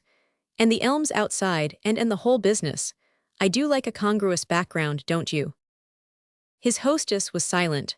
No one but Hewlett Winslow had ever spoken of her grandfather as the old gentleman. It's 100 times better than I could have hoped, her visitor continued, with a cheerful disregard of her silence. The seclusion, the remoteness, the philosophically atmosphere, there's so little of that kind of flavor left. I should have simply hated to find that he lived over a grocery, you know. I had the deuce of a time finding out where he did live. He began again, after another glance of parenthetical enjoyment. But finally, I got on the trail through some old book on Brook Farm. I was bound I'd get the environment right before I did my article. Miss Anson, by this time, had recovered sufficient self-possession to seat herself and assign a chair to her visitor. "Do I understand," she asked slowly, following his rapid eye about the room, "that you intend to write an article about my grandfather?" "That's what I'm here for," Mr. Corby genially responded. "That is, if you're willing to help me, for I can't get on without your help," he added with a confident smile. There was another pause, during which Miss Anson noticed a fleck of dust on the faded leather of the writing table, and a fresh spot of discoloration in the right-hand upper corner of Raphael Morgan's Parnassus. "Then you believe in him," she said, looking up. She could not tell what had prompted her, the words rushed out irresistibly. "Believe in him," Corby cried, springing to his feet. "Believe in Orestes Anson. Why, I believe he's simply the greatest, the most stupendous, the most phenomenal figure we've got." The color rose to Miss Anson's brow. Her heart was beating passionately. She kept her eyes fixed on the young man's face, as though it might vanish if she looked away. You mean to say this in your article?" she asked.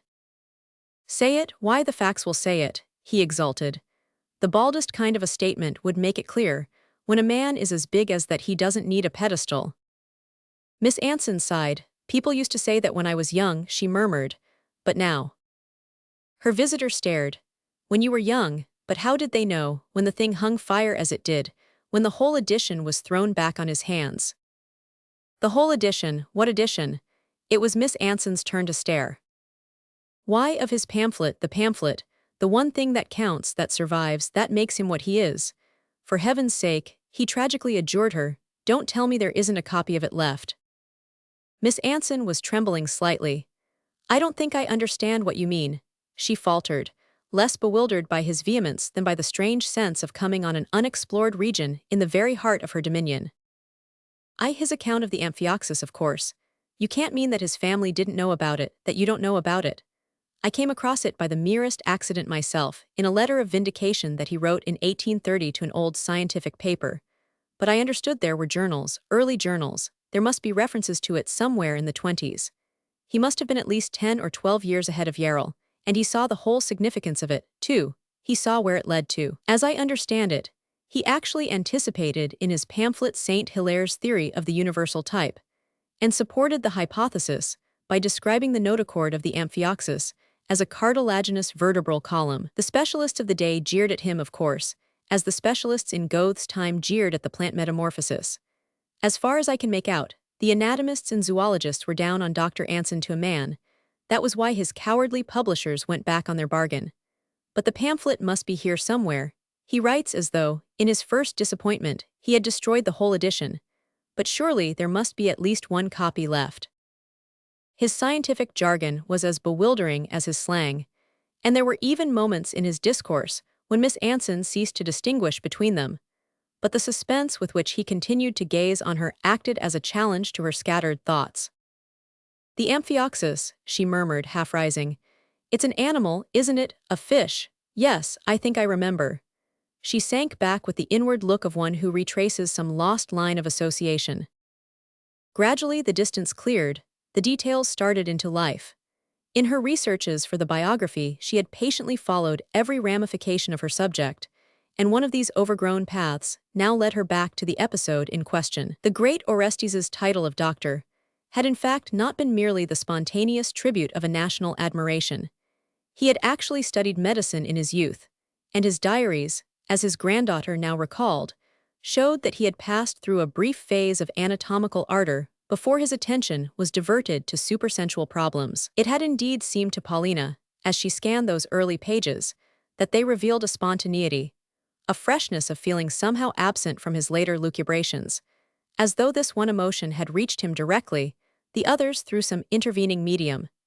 In the excess of her commemorative zeal, she had even struggled through the unintelligible pamphlet to which a few lines in the journal had bitterly directed her. But the subject and the phraseology were alien to her and unconnected with her conception of the great man's genius, and after a hurried perusal, she had averted her thoughts from the episode as from a revelation of failure.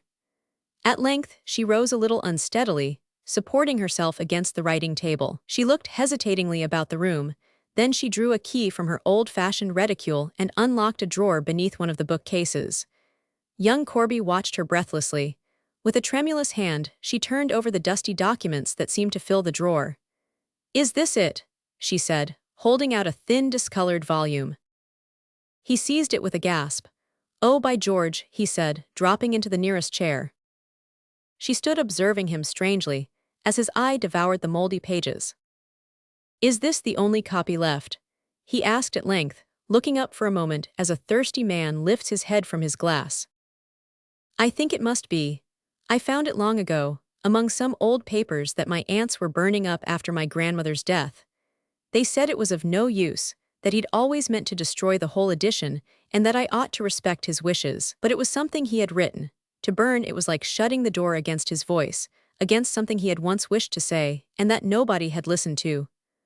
I wanted him to feel that I was always here, ready to listen, even when others hadn't thought it worthwhile. And so I kept the pamphlet, meaning to carry out his wish and destroy it before my death." Her visitor gave a groan of retrospective anguish. "And but for today you would have. I should have thought it my duty." "Oh, by George," he repeated, subdued afresh by the inadequacy of speech. She continued to watch him in silence. At length, he jumped up and impulsively caught her by both hands. "He's bigger and bigger," he almost shouted. "He simply leads the field. You'll help me go to the bottom of this, won't you? We must turn out all the papers, letters, journals, memoranda. He must have made notes. He must have left some record of what led up to this. We must leave nothing unexplored. By Jove," he cried, looking up at her with his bright, convincing smile, "do you know you're the granddaughter of a great man?" Her color flickered like a girl's. "Are you sure of him?" she whispered, as though putting him on his guard against a possible betrayal of trust. Sure, my dear lady," he measured her again with his quick, confident glance. "Don't you believe in him?" She drew back with a confused murmur. "I used to." She had left her hands in his, their pressure seemed to send a warm current to her heart. "It ruined my life," she cried with sudden passion. He looked at her perplexedly. "I gave up everything," she went on wildly, "to keep him alive. I sacrificed myself, others. I nursed his glory in my bosom and it died and left me here alone."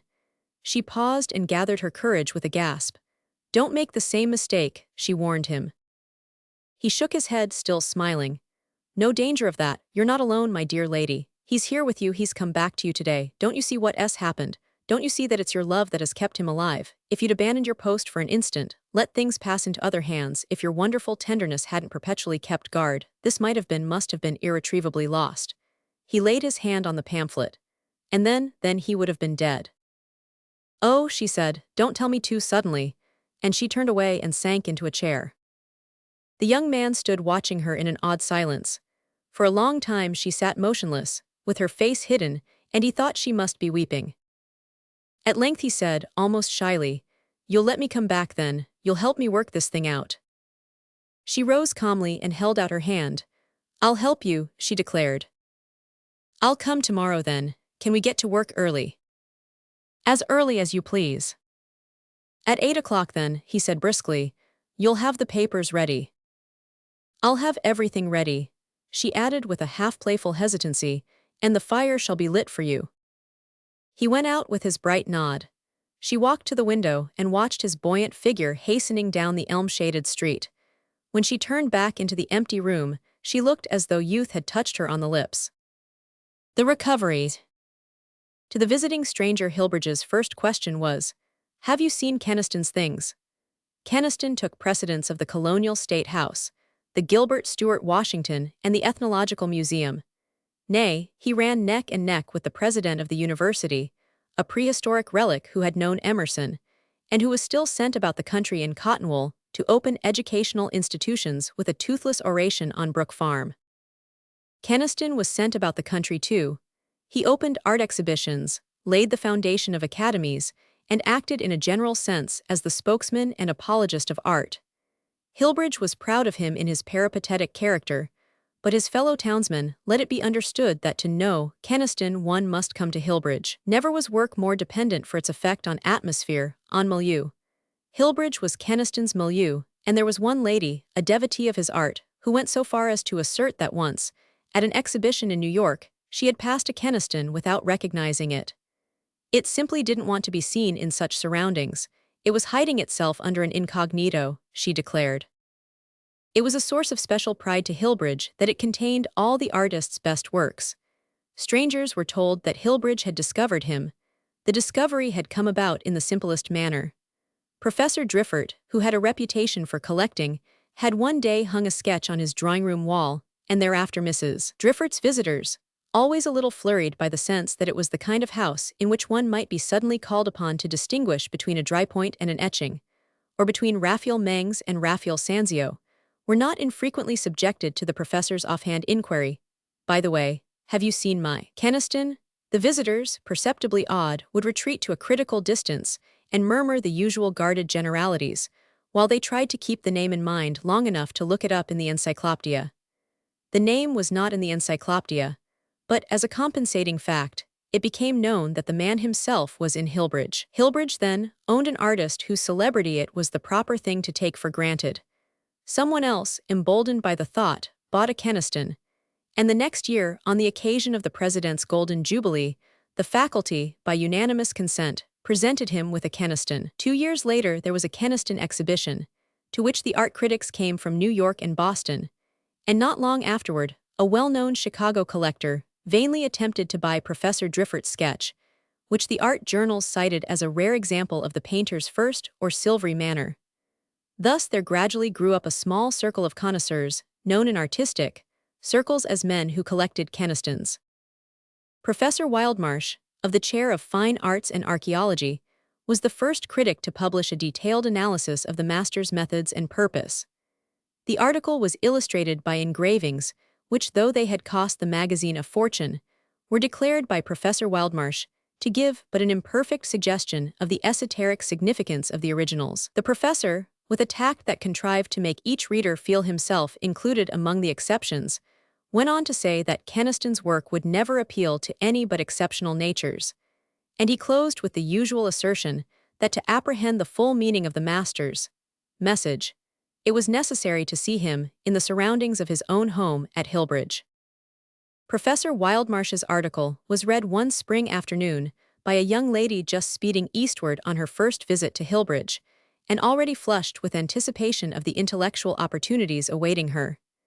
In East Onondaigua, where she lived, Hillbridge was looked on as an Oxford. Magazine writers, with the easy American use of the superlative, designated it as the venerable alma mater, the antique seat of learning, and Claudia Day had been brought up to regard it as the fountainhead of knowledge, and of that mental distinction which is so much rarer than knowledge. An innate passion for all that was thus distinguished and exceptional made her revere Hillbridge as the native soil of those intellectual amenities that were of such difficult growth in the thin air of East Onondaigua. At the first suggestion of a visit to Hillbridge, whither she went at the invitation of a girl friend who, incredible apotheosis, had married one of the university professors, Claudia's spirit dilated with the sense of new possibilities. The vision of herself walking under the historic elms, toward the Memorial Library, standing rapt before the Stuart Washington, or drinking in, from some obscure corner of an academic drawing-room, the president's reminiscences of the Concord group. This vividness of self-projection into the emotions awaiting her made her glad of any delay that prolonged so exquisite a moment. It was in this mood that she opened the article on Keniston. She knew about him, of course. She was wonderfully well up, even for East Onondaigua.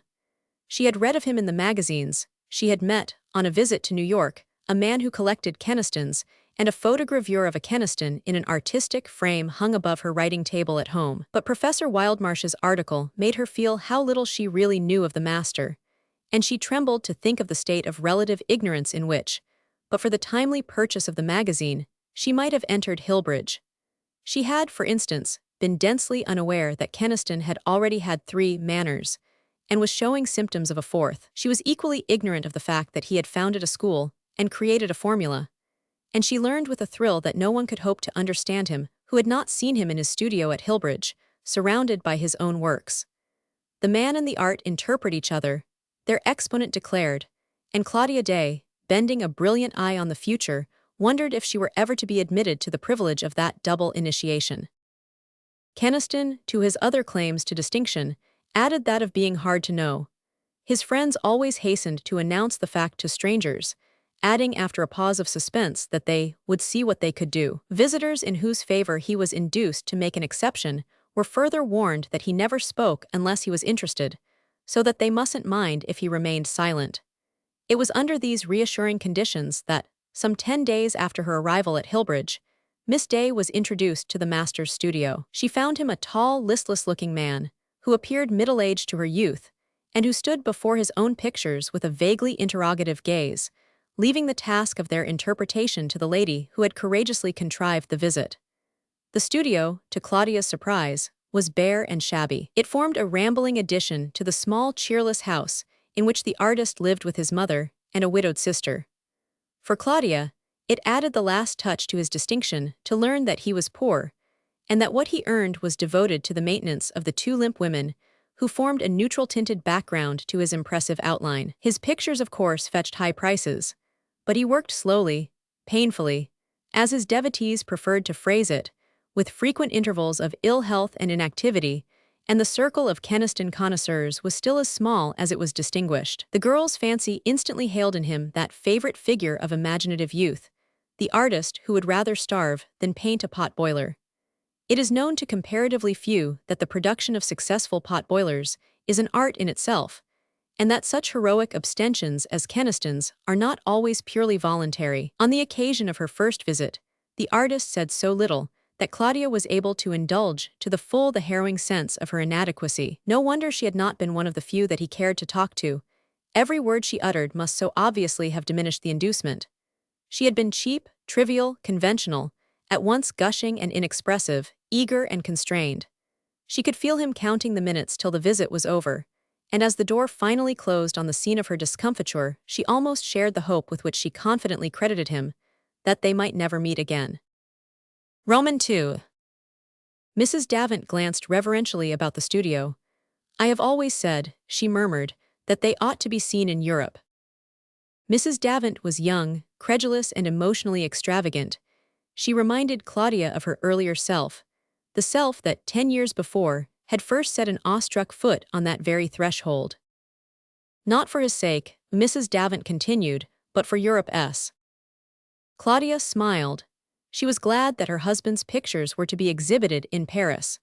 She concurred in Mrs. Davant's view of the importance of the event, but she thought her visitor's way of putting the case a little overcharged. 10 years spent in an atmosphere of Keniston worship had insensibly developed in Claudia a preference for moderation of speech. She believed in her husband, of course. To believe in him, with an increasing abandonment and tenacity, had become one of the necessary laws of being, but she did not believe in his admirers. Their faith in him was perhaps as genuine as her own, but it seemed to her less able to give an account of itself. Some few of his appreciators doubtless measured him by their own standards, but it was difficult not to feel that in the Hillbridge circle, where rapture ran the highest, he was accepted on what was at best but an indirect valuation, and now and then she had a frightened doubt as to the independence of her own convictions. That innate sense of relativity which even East Onondaigua had not been able to check in Claudia Day had been fostered in Mrs. Keniston by the artistic absolutism of Hillbridge, and she often wondered that her husband remained so uncritical of the quality of admiration accorded him. Her husband's uncritical attitude toward himself and his admirers had in fact been one of the surprises of her marriage. That an artist should believe in his potential powers seemed to her at once the incentive and the pledge of excellence. She knew there was no future for a hesitating talent. What perplexed her was Keniston's satisfaction in his achievement. She had always imagined that the true artist must regard himself as the imperfect vehicle of the cosmic emotion, that beneath every difficulty overcome a new one lurked, the vision widening as the scope enlarged. To be initiated into these creative struggles, to shed on the toiler's path the consolatory ray of faith and encouragement, had seemed the chief privilege of her marriage. But there is something supererogatory in believing in a man obviously disposed to perform that service for himself, and Claudia's ardor gradually spent itself against the dense surface of her husband's complacency. She could smile now at her vision of an intellectual communion which should admit her to the inmost precincts of his inspiration. She had learned that the creative processes are seldom self-explanatory, and Keniston's inarticulateness no longer discouraged her. But she could not reconcile her sense of the continuity of all high effort to his unperturbed air of finishing each picture as though he had dispatched a masterpiece to posterity. In the first recoil from her disillusionment, she even allowed herself to perceive that, if he worked slowly, it was not because he mistrusted his powers of expression, but because he had really so little to express. "It's for Europe," Mrs. Davant vaguely repeated, and Claudia noticed that she was blushingly intent on tracing with the tip of her elaborate sunshade the pattern of the shabby carpet. "It will be a revelation to them," she went on provisionally, as though Claudia had missed her cue and left an awkward interval to fill. Claudia had in fact a sudden sense of deficient intuition.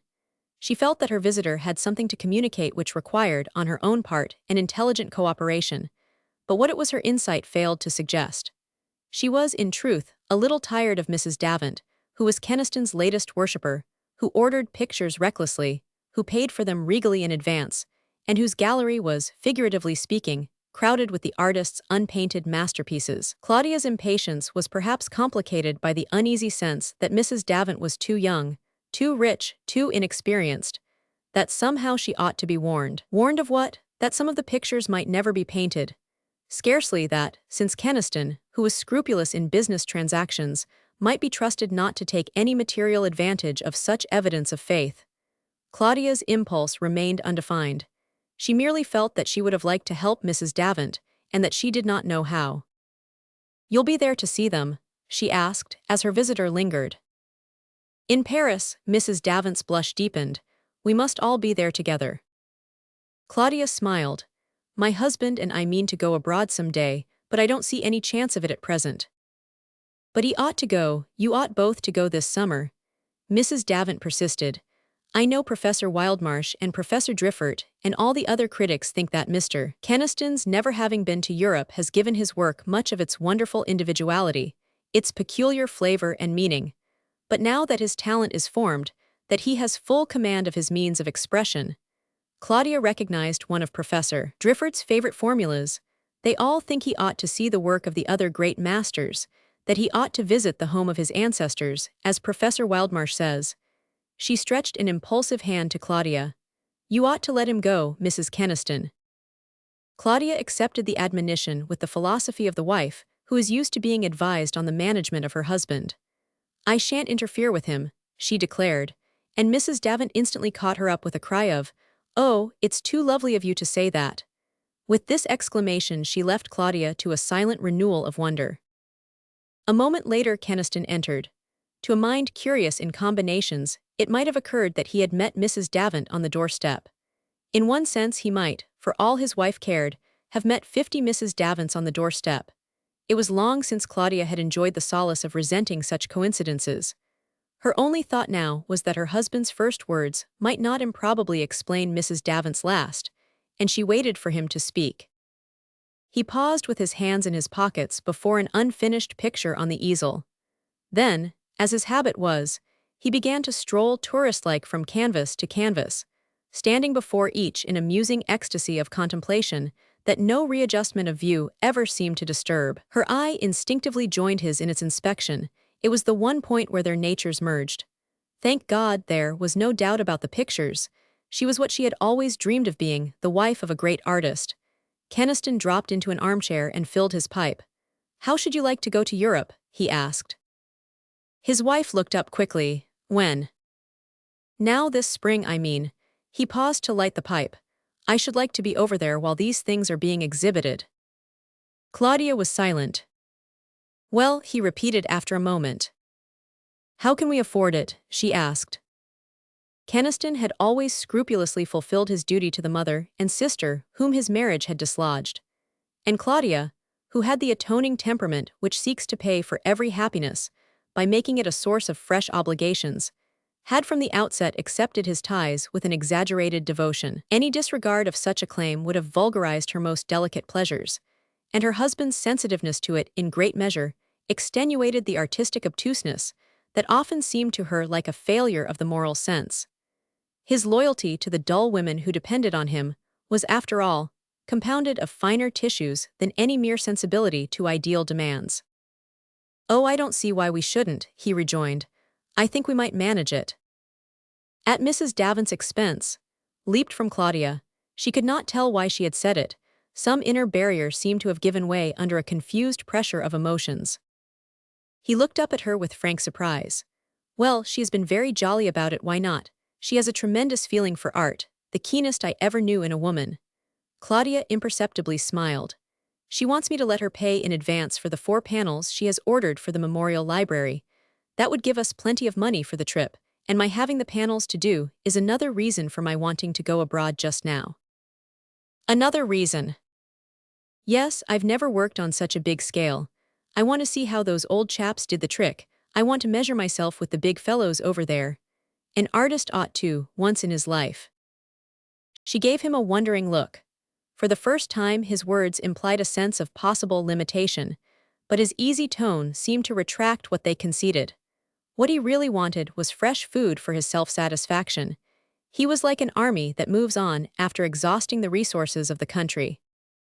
Womanlike, she abandoned the general survey of the case for the consideration of a minor point.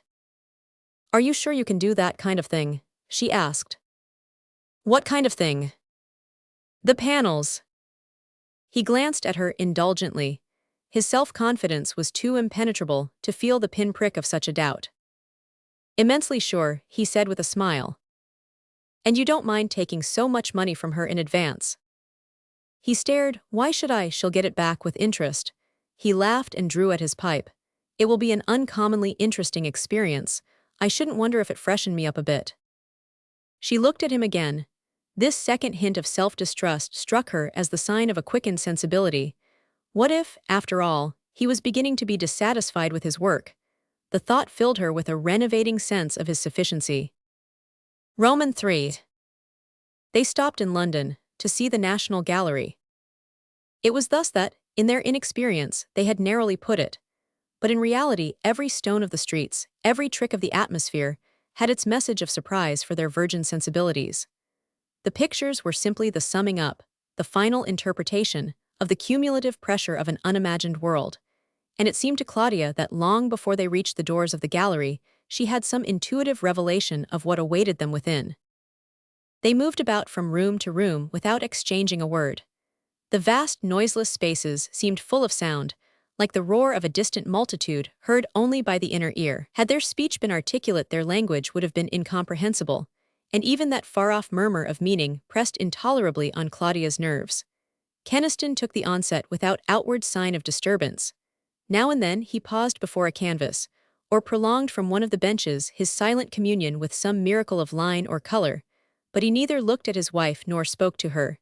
He seemed to have forgotten her presence. Claudia was conscious of keeping a furtive watch on him, but the sum total of her impressions was negative. She remembered thinking when she first met him that his face was rather expressionless, and he had the habit of self-engrossed silences.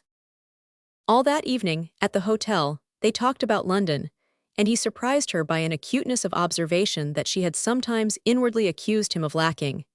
He seemed to have seen everything, to have examined, felt, compared, with nerves as finely adjusted as her own. But he said nothing of the pictures. The next day they returned to the National Gallery, and he began to study the paintings in detail, pointing out differences of technique, analyzing and criticizing, but still without summing up his conclusions. He seemed to have a sort of provincial dread of showing himself too much impressed. Claudia's own sensations were too complex, too overwhelming, to be readily classified. Lacking the craftsman's instinct to steady her, she felt herself carried off her feet by the rush of incoherent impressions. One point she consciously avoided, and that was the comparison of her husband's work with what they were daily seeing. Art, she inwardly argued, was too various, too complex, dependent on too many interrelations of feeling and environment, to allow of its being judged by any provisional standard. Even the subtleties of technique must be modified by the artist's changing purpose, as this in turn is acted on by influences of which he is himself unconscious. How, then, was an unprepared imagination to distinguish between such varied reflections of the elusive vision? She took refuge in a passionate exaggeration of her own ignorance and insufficiency. After a week in London, they went to Paris. The exhibition of Keniston's pictures had been opened a few days earlier, and as they drove through the streets on the way to the station, an impressionist poster here and there invited them to the display of the American artist's work. Mrs. Davant, who had been in Paris for the opening, had already written rapturously of the impression produced, enclosing commendatory notices from one or two papers. She reported that there had been a great crowd on the first day, and that the critics had been immensely struck. The Kenistons arrived in the evening, and the next morning Claudia, as a matter of course, asked her husband at what time he meant to go and see the pictures. He looked up absently from his guidebook. "What pictures?" "Why, yours," she said, surprised. "Oh, they'll keep," he answered, adding with a slightly embarrassed laugh, "we'll give the other chaps a show first." Presently he laid down his book and proposed that they should go to the Louvre. They spent the morning there, lunched at a restaurant nearby, and returned to the gallery in the afternoon. Keniston had passed from inarticulateness to an eager volubility. It was clear that he was beginning to coordinate his impressions, to find his way about in a corner of the great imaginative universe. He seemed extraordinarily ready to impart his discoveries, and Claudia felt that her ignorance served him as a convenient buffer against the terrific impact of new sensations. On the way home she asked when he meant to see Mrs. Davant. His answer surprised her. "Does she know we're here?" "Not unless you've sent her word," said Claudia, with a touch of harmless irony. "That's all right, then," he returned simply. "I want to wait and look about a day or two longer. She'd want us to go sightseeing with her, and I'd rather get my impressions alone." The next 2 days were hampered by the necessity of eluding Mrs. Davant. Claudia, under different circumstances, would have scrupled to share in this somewhat shabby conspiracy, but she found herself in a state of suspended judgment, wherein her husband's treatment of Mrs. Davant became for the moment merely a clue to larger meanings. They had been 4 days in Paris when Claudia, returning one afternoon from a parenthetical excursion to the Rue de la Paix, was confronted on her threshold by the reproachful figure of their benefactress. It was not to her, however, that Mrs. Davant's reproaches were addressed. Keniston, it appeared, had borne the brunt of them, for he stood leaning against the mantelpiece of their modest salon in that attitude of convicted negligence when, if ever, a man is glad to take refuge behind his wife. Claudia had, however, no immediate intention of affording him such shelter. She wanted to observe and wait. "He's too impossible," cried Mrs. Davant, sweeping her at once into the central current of her grievance. Claudia looked from one to the other. "For not going to see you." "For not going to see his pictures," cried the other nobly. Claudia colored, and Keniston shifted his position uneasily. "I can't make her understand," he said, turning to his wife. "I don't care about myself," Mrs. Davant interjected.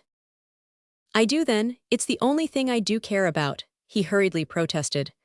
"I meant to go at once to write. Claudia wanted to go, but I wouldn't let her." He looked helplessly about the pleasant red-curtained room, which was rapidly burning itself into Claudia's consciousness as a visible extension of Mrs. Davant's claims. "I can't explain," he broke off. Mrs. Davant, in turn, addressed herself to Claudia. "People think it's so odd," she complained. "So many of the artists here are anxious to meet him, they've all been so charming about the pictures, and several of our American friends have come over from London expressly for the exhibition. I told everyone that he would be here for the opening. There was a private view, you know, and they were so disappointed. They wanted to give him an ovation, and I didn't know what to say." "What am I to say?" she abruptly ended. "There's nothing to say," said Keniston slowly. "But the exhibition closes the day after tomorrow." "Well, I shan't close, I shall be here," he declared with an effort at playfulness. "If they want to see me, all these people you're kind enough to mention won't there be other chances? But I wanted them to see you among your pictures, to hear you talk about them, explain them in that wonderful way. I wanted you to interpret each other, as Professor Wildmarsh says. Oh, hang Professor Wildmarsh, said Keniston, softening the combination with a smile. If my pictures are good for anything, they oughtn't to need explaining. Mrs. Davant stared, but I thought that was what made them so interesting, she exclaimed. Keniston looked down. Perhaps it was, he murmured. There was an awkward silence, which Claudia broke by saying, with a glance at her husband, but if the exhibition is to remain open tomorrow, could we not meet you there? And perhaps you could send word to some of our friends. Mrs. Davant brightened like a child whose broken toy is glued together. Oh, do make him, she implored. I'll ask them to come in the afternoon. We'll make it into a little tea of 5 o'clock. I'll send word at once to everybody. She gathered up her beruffled boa and sunshade, settling her plumage like a reassured bird. It will be too lovely, she ended in a self-consoling murmur. But in the doorway a new doubt assailed her. You won't fail me, she said, turning plaintively to Keniston. You'll make him come, Mrs. Keniston. I'll bring him, Claudia promised. Roman 4. When the next morning, she appeared equipped for their customary ramble, her husband surprised her by announcing that he meant to stay at home. The fact is I'm rather surfeited, he said, smiling. I suppose my appetite isn't equal to such a plethora. I think I'll write some letters and join you somewhere later. She detected the wish to be alone, and responded to it with her usual readiness. I shall sink to my proper level and buy a bonnet then, she said. I haven't had time to take the edge off that appetite. They agreed to meet at the Hotel Cluny at midday, and she set out alone with a vague sense of relief. Neither she nor Keniston had made any direct reference to Mrs. Davant's visit, but its effect was implicit in their eagerness to avoid each other.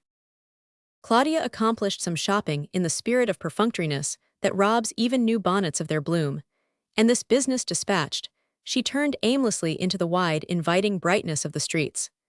Never had she felt more isolated amid that ordered beauty which gives a social quality to the very stones and mortar of Paris. All about her were evidences of an artistic sensibility, pervading every form of life like the nervous structure of the huge frame.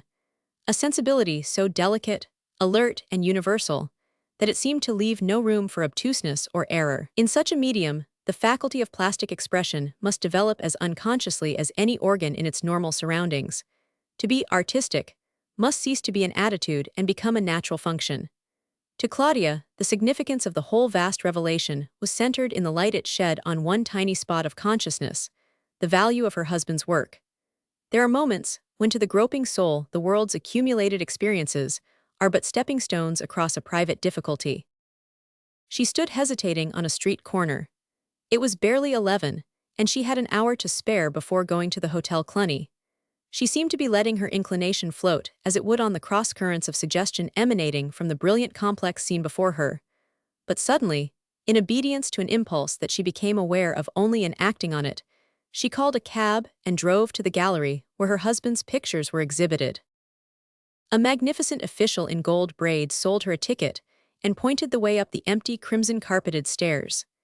His duplicate, on the upper landing, held out a catalogue with an air of recognizing the futility of the offer, and a moment later she found herself in the long, noiseless, impressive room, full of velvet-covered ottomans and exotic plants. It was clear that the public ardor on which Mrs. Davant had expatiated had spent itself earlier in the week, for Claudia had this luxurious apartment to herself. Something about its air of rich privacy, its diffusion of that sympathetic quality in other countries, so conspicuously absent from the public showroom, seemed to emphasize its present emptiness. It was as though the flowers, the carpet, the lounges, surrounded their visitors' solitary advance with the mute assurance that they had done all they could toward making the thing go off, and that if they had failed it was simply for lack of cooperation. She stood still and looked about her. The pictures struck her instantly as odd gaps in the general harmony. It was self-evident that they had not cooperated. They had not been pushing, aggressive, discordant. They had merely effaced themselves. She swept a startled eye from one familiar painting to another. The canvases were all there, and the frames, but the miracle, the mirage of life and meaning, had vanished like some atmospheric illusion. What was it that had happened? And had it happened to her or to the pictures? She tried to rally her frightened thoughts, to push or coax them into a semblance of resistance, but argument was swept off its feet by the huge rush of a single conviction, the conviction that the pictures were bad. There was no standing up against that. She felt herself submerged. The stealthy fear that had been following her all these days had her by the throat now. The great vision of beauty through which she had been moving as one enchanted was turned to a phantasmagoria of evil mocking shapes. She hated the past. She hated its splendor, its power, its wicked magical vitality. She dropped into a seat and continued to stare at the wall before her.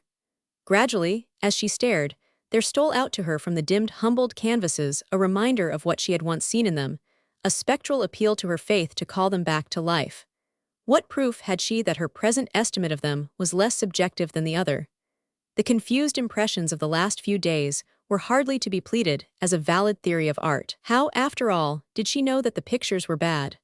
On what suddenly acquired technical standard had she thus decided the case against them? It seemed as though it were a standard outside of herself, as though some unheeded inner sense were gradually making her aware of the presence, in that empty room, of a critical intelligence that was giving out a subtle effluence of disapproval. The fancy was so vivid that, to shake it off, she rose and began to move about again. In the middle of the room stood a monumental divan surmounted by a massif of palms and azaleas. As Claudia's muffled wanderings carried her around the angle of the seat, she saw that its farther side was occupied by the figure of a man, who sat with his hands resting on his stick and his head bowed upon them. She gave a little cry and her husband rose and faced her. Instantly, the live point of consciousness was shifted, and she became aware that the quality of the pictures no longer mattered. It was what he thought of them that counted. Her life hung on that. They looked at each other a moment in silence. Such concussions are not apt to flash into immediate speech. At length he said simply, "I didn't know you were coming here." She colored, as though he had charged her with something underhand. "I didn't mean to," she stammered, "but I was too early for our appointment." Her words cast a revealing glare on the situation. Neither of them looked at the pictures, but to Claudia, those unobtruding presences seemed suddenly to press upon them and force them apart. Keniston glanced at his watch. "It's 12 o'clock, he said. "Shall we go on?" "Ve." At the door he called a cab and put her in it. Then, drawing out his watch again, he said abruptly, "I believe I'll let you go alone. I'll join you at the hotel in time for luncheon." She wondered for a moment if he meant to return to the gallery, but looking back as she drove off, she saw him walk rapidly away in the opposite direction. The cabman had carried her halfway to the Hotel Cluny before she realized where she was going, and cried out to him to turn home. There was an acute irony in this mechanical prolongation of the quest of beauty. She had had enough of it, too much of it. Her one longing was to escape, to hide herself away from its all-suffusing implacable light. At the hotel, alone in her room, a few tears came to soften her seared vision, but her mood was too tense to be eased by weeping. Her whole being was centered in the longing to know what her husband thought. Their short exchange of words had, after all, told her nothing. She had guessed a faint resentment at her unexpected appearance, but that might merely imply a dawning sense, on his part, of being furtively watched and criticized. She had sometimes wondered if he was never conscious of her observation. There were moments when it seemed to radiate from her in visible waves. Perhaps, after all, he was aware of it, on his guard against it, as a lurking knife behind the thick curtain of his complacency, and today he must have caught the gleam of the blade. Claudia had not reached the age when pity is the first chord to vibrate in contact with any revelation of failure. Her one hope had been that Keniston should be clear-eyed enough to face the truth. Whatever it turned out to be, she wanted him to measure himself with it. But as his image rose before her, she felt a sudden half-maternal longing to thrust herself between him and disaster. Her eagerness to see him tested by circumstances seemed now like a cruel scientific curiosity. She saw in a flash of sympathy that he would need her most if he fell beneath his fate. He did not, after all, return for luncheon, and when she came upstairs from her solitary meal, their salon was still untenanted. She permitted herself no sensational fears, for she could not, at the height of apprehension, figure Keniston as yielding to any tragic impulse, but the lengthening hours brought an uneasiness that was fuel to her pity. Suddenly she heard the clock strike 5. It was the hour at which they had promised to meet Mrs. Davant at the gallery, the hour of the ovation. Claudia rose and went to the window, straining for a glimpse of her husband in the crowded street. Could it be that he had forgotten her, had gone to the gallery without her? Or had something happened that veiled something which, for the last hour, had grimly hovered on the outskirts of her mind? She heard a hand on the door, and Keniston entered. As she turned to meet him, her whole being was swept forward on a great wave of pity. She was so sure, now, that he must know. But he confronted her with a glance of preoccupied brightness. Her first impression was that she had never seen him so vividly, so expressively pleased. If he needed her, it was not to bind up his wounds. He gave her a smile which was clearly the lingering reflection of some inner light. "I didn't mean to be so late," he said, tossing aside his hat and the little red volume that served as a clue to his explorations. "I turned into the Louvre for a minute after I left you this morning, and the place fairly swallowed me up. I couldn't get away from it. I've been there ever since." He threw himself into a chair and glanced about for his pipe. "It takes time," he continued musingly, "to get at them, to make out what they're saying, the big fellows, I mean. They're not a communicative lot. At first I couldn't make much out of their lingo, it was too different from mine. But gradually, by picking up a hint here and there, and piecing them together, I've begun to understand. And today, by Jove, I got one or two of the old chaps by the throat and fairly turned them inside out, made them deliver up their last drop." He lifted a brilliant eye to her. "Lord, it was tremendous," he declared. He had found his pipe and was musingly filling it. Claudia waited in silence. "At first," he began again, "I was afraid their language was too hard for me, that I should never quite know what they were driving at. They seemed to cold-shoulder me, to be bent on shutting me out. But I was bound I wouldn't be beaten, and now today," he paused a moment to strike a match. "When I went to look at those things of mine, it all came over me in a flash. By Jove, it was as if I'd made them all into a big bonfire to light me on my road." His wife was trembling with a kind of sacred terror. She had been afraid to pray for light for him, and here he was joyfully casting his whole past upon the pyre. "Is there nothing left?" she faltered. "Nothing left, there's everything," he exulted. "Why, here I am, not much over 40, and I've found out already. He stood up and began to move excitedly about the room. "My God, suppose I'd never known. Suppose I'd gone on painting things like that forever. Why, I feel like those chaps at revivalist meetings when they get up and say they're saved. Won't somebody please start a hymn?" Claudia, with a tremulous joy, was letting herself go on the strong current of his emotion, but it had not yet carried her beyond her depth, and suddenly she felt hard ground underfoot. "Mrs. Davant," she exclaimed. He stared as though suddenly recalled from a long distance. "Mrs. Davant. We were to have met her, this afternoon now." "At the gallery. Oh, that's all right. I put a stop to that. I went to see her after I left you, I explained it all to her. Zold. I told her I was going to begin all over again." Claudia's heart gave a forward bound, and then sank back hopelessly. "But the panels." "That's all right too. I told her about the panels," he reassured her. "You told her that I can't paint them now. She doesn't understand, of course, but she's the best little woman and she trusts me." She could have wept for joy at his exquisite obtuseness. "But that isn't all," she wailed. "It doesn't matter how much you've explained to her, it doesn't do away with the fact that we're living on those panels." "Living on them?" "On the money that she paid you to paint them. Isn't that what brought us here? And if you mean to do as you say, to begin all over again, how in the world are we ever to pay her back?" Her husband turned on her an inspired eye.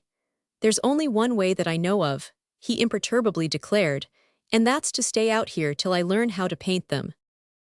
Copy. A dialogue. Mrs. Ambrose Dale, 40, slender, still young, sits in her drawing room at the tea table. The winter twilight is falling, a lamp has been lit, there is a fire on the hearth, and the room is pleasantly dim and flower-scented. Books are scattered everywhere, mostly with autograph inscriptions from the author, and a large portrait of Mrs. Dale at her desk with papers strewn about her takes up one of the wall panels. Before Mrs. Dale stands Hilda, fair and 20, her hands full of letters. "Mrs. Dale, 10 more applications for autographs. Isn't it strange that people who'd blush to borrow $20 don't scruple to beg for an autograph?" Hilda reproachfully, "Oh. Mrs. Dale, what's the difference, pray?" Hilda, "Only that your last autograph sold for 50. Mrs. Dale, not displeased. Ah, I sent for you, Hilda, because I'm dining out tonight, and if there's nothing important to attend to among these letters, you needn't sit up for me. Hilda, you don't mean to work. Mrs. Dale, perhaps, but I shan't need you. You'll see that my cigarettes and coffee machine are in place, and that I don't have to crawl about the floor in search of my pen wiper, that's all. Now about these letters. Hilda impulsively, oh, Mrs. Dale. Mrs. Dale, well. Hilda, I'd rather sit up for you. Mrs. Dale, child, I've nothing for you to do. I shall be blocking out the 10th chapter of Winged Purposes, and it won't be ready for you till next week. Hilda, it isn't that, but it's so beautiful to sit here, watching and listening, all alone in the night, and to feel that you're in there. She points to the study door, creating. Impulsively, what do I care for sleep? Mrs. Dale indulgently, child, silly child. Yes, I should have felt so at your age, it would have been an inspiration. Hilda rapt, it is. Mrs. Dale, but you must go to bed. I must have you fresh in the morning, for you're still at the age when one is fresh in the morning. She sighs. The letters, abruptly. Do you take notes of what you feel, Hilda, here, all alone in the night, as you say? Hilda shyly, I have. Mrs. Dale smiling, for the diary. Hilda nods and blushes. Mrs. Dale caressingly, goose, well to business, what is there? Hilda, nothing important, except a letter from Stroud and Fairweather, to say that the question of the royalty on pomegranate seed has been settled in your favor. The English publishers of Immolation write to consult you about a 6-shilling edition. Olafsen, the Copenhagen publisher, applies for permission to bring out a Danish translation of The Idol's Feet, and the editor of The Semaphore wants a new serial. I think that's all. Except that Woman's Sphere and the Droplight ask for interviews, with photographs. Mrs. Dale, the same old story, I'm so tired of it all, to herself in an undertone. But how should I feel if it all stopped? The servant brings in a card. Mrs. Dale, reading it, is it possible, Paul Ventnor, to the servant, show Mr. Ventnor up, to herself, Paul Ventnor. Hilda breathless, oh, Mrs. Dale, the Mr. Ventnor. Mrs. Dale smiling, I fancy there's only one. Hilda, the great, great poet, irresolute, no, I don't dare. Mrs. Dale with a tinge of impatience, what? Hilda fervently, ask you if I might, oh, here in this corner where he can't possibly notice me, stay just a moment, just to see him come in, to see the meeting between you, the greatest novelist and the greatest poet of the age. Oh, it's too much to ask, it's an historic moment. Mrs. Dale, why I suppose it is, I hadn't thought of it in that light. Well, smiling, for the diary. Hilda, oh, thank you, I'll be off the very instant I've heard him speak. Mrs. Dale, the very instant, mind. She rises, looks at herself in the glass, smooths her hair, sits down again and rattles the tea caddy. Isn't the room very warm? She looks over at her portrait. I've grown stouter since that was painted. You'll make a fortune out of that diary, Hilda. Hilda, modestly, 4 publishers have applied to me already. The servant announces, Mr. Paul Ventnor. Tall, nearing 50, with an incipient stoutness buttoned into a masterly frock coat, Ventnor drops his glass and advances vaguely, with a short-sighted stare. Ventnor, Mrs. Dale. Mrs. Dale, my dear friend, this is kind. She looks over her shoulder at Hilda, who vanishes through the door to the left. The papers announced your arrival, but I hardly hoped. Ventnor, whose short-sighted stare is seen to conceal a deeper embarrassment. You hadn't forgotten me, then. Mrs. Dale, delicious. Do you forget that you're public property? Ventnor, forgotten, I mean that we were old friends. Mrs. Dale, such old friends. May I remind you that it's nearly 20 years since we've met, or do you find cold reminiscences indigestible? Ventnor, on the contrary, I've come to ask you for a dish of them, we'll warm them up together. You're my first visit. Mrs. Dale, how perfect of you. So few men visit their women friends in chronological order, or at least they generally do it the other way round, beginning with the present day and working back, if there's time, to prehistoric woman. Ventnor, but when prehistoric woman has become historic woman. Mrs. Dale, oh, it's the reflection of my glory that has guided you here then. Ventnor, it's a spirit in my feet that has led me, at the first opportunity, to the most delightful spot I know. Mrs. Dale, Oh, the first opportunity. Ventnor, I might have seen you very often before, but never just in the right way. Mrs. Dale, is this the right way? Ventnor, it depends on you to make it so. Mrs. Dale, what a responsibility, what shall I do? Ventnor, talk to me, make me think you're a little glad to see me, give me some tea and a cigarette, and say you're out to everyone else. Mrs. Dale, is that all? She hands him a cup of tea. The cigarettes are at your elbow, and do you think I shouldn't have been glad to see you before? Ventnor, no, I think I should have been too glad to see you. Mrs. Dale, dear me, what precautions. I hope you always wear galoshes when it looks like rain and never by any chance expose yourself to a draft. But I had an idea that poets courted the emotions. Ventnor, do novelists. Mrs. Dale, if you ask me on paper. Ventnor, just so, that's safest. My best things about the sea have been written on shore. He looks at her thoughtfully. But it wouldn't have suited us in the old days, would it? Mrs. Dale, sighing, when we were real people. Ventnor, real people. Mrs. Dale, are you now? I died years ago. What you see before you is a figment of the reporter's brain, a monster manufactured out of newspaper paragraphs, with ink in its veins. A keen sense of copyright is my nearest approach to an emotion. Ventnor, sighing, ah well yes, as you say, we're public property. Mrs. Dale, if one shared equally with the public, but the last shred of my identity is gone. Ventnor, most people would be glad to part with theirs on such terms. I have followed your work with immense interest. Immolation is a masterpiece. I read it last summer when it first came out. Mrs. Dale, with a shade less warmth. Immolation has been out 3 years. Ventnor, oh by Jove no, surely not, but one is so overwhelmed one loses count. Reproachfully, why have you never sent me your books? Mrs. Dale, for that very reason.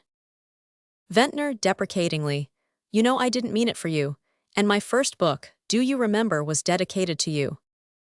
Mrs. Dale, silver trumpets. Ventnor, much interested. Have you a copy still, by any chance? The first edition, I mean. Mine was stolen years ago. Do you think you could put your hand on it? Mrs. Dale, taking a small shabby book from the table at her side. It's here. Ventnor, eagerly, may I have it? Ah, thanks, this is very interesting. The last copy sold in London for £40, and they tell me the next will fetch twice as much. It's quite intriuvable. Mrs. Dale, I know that.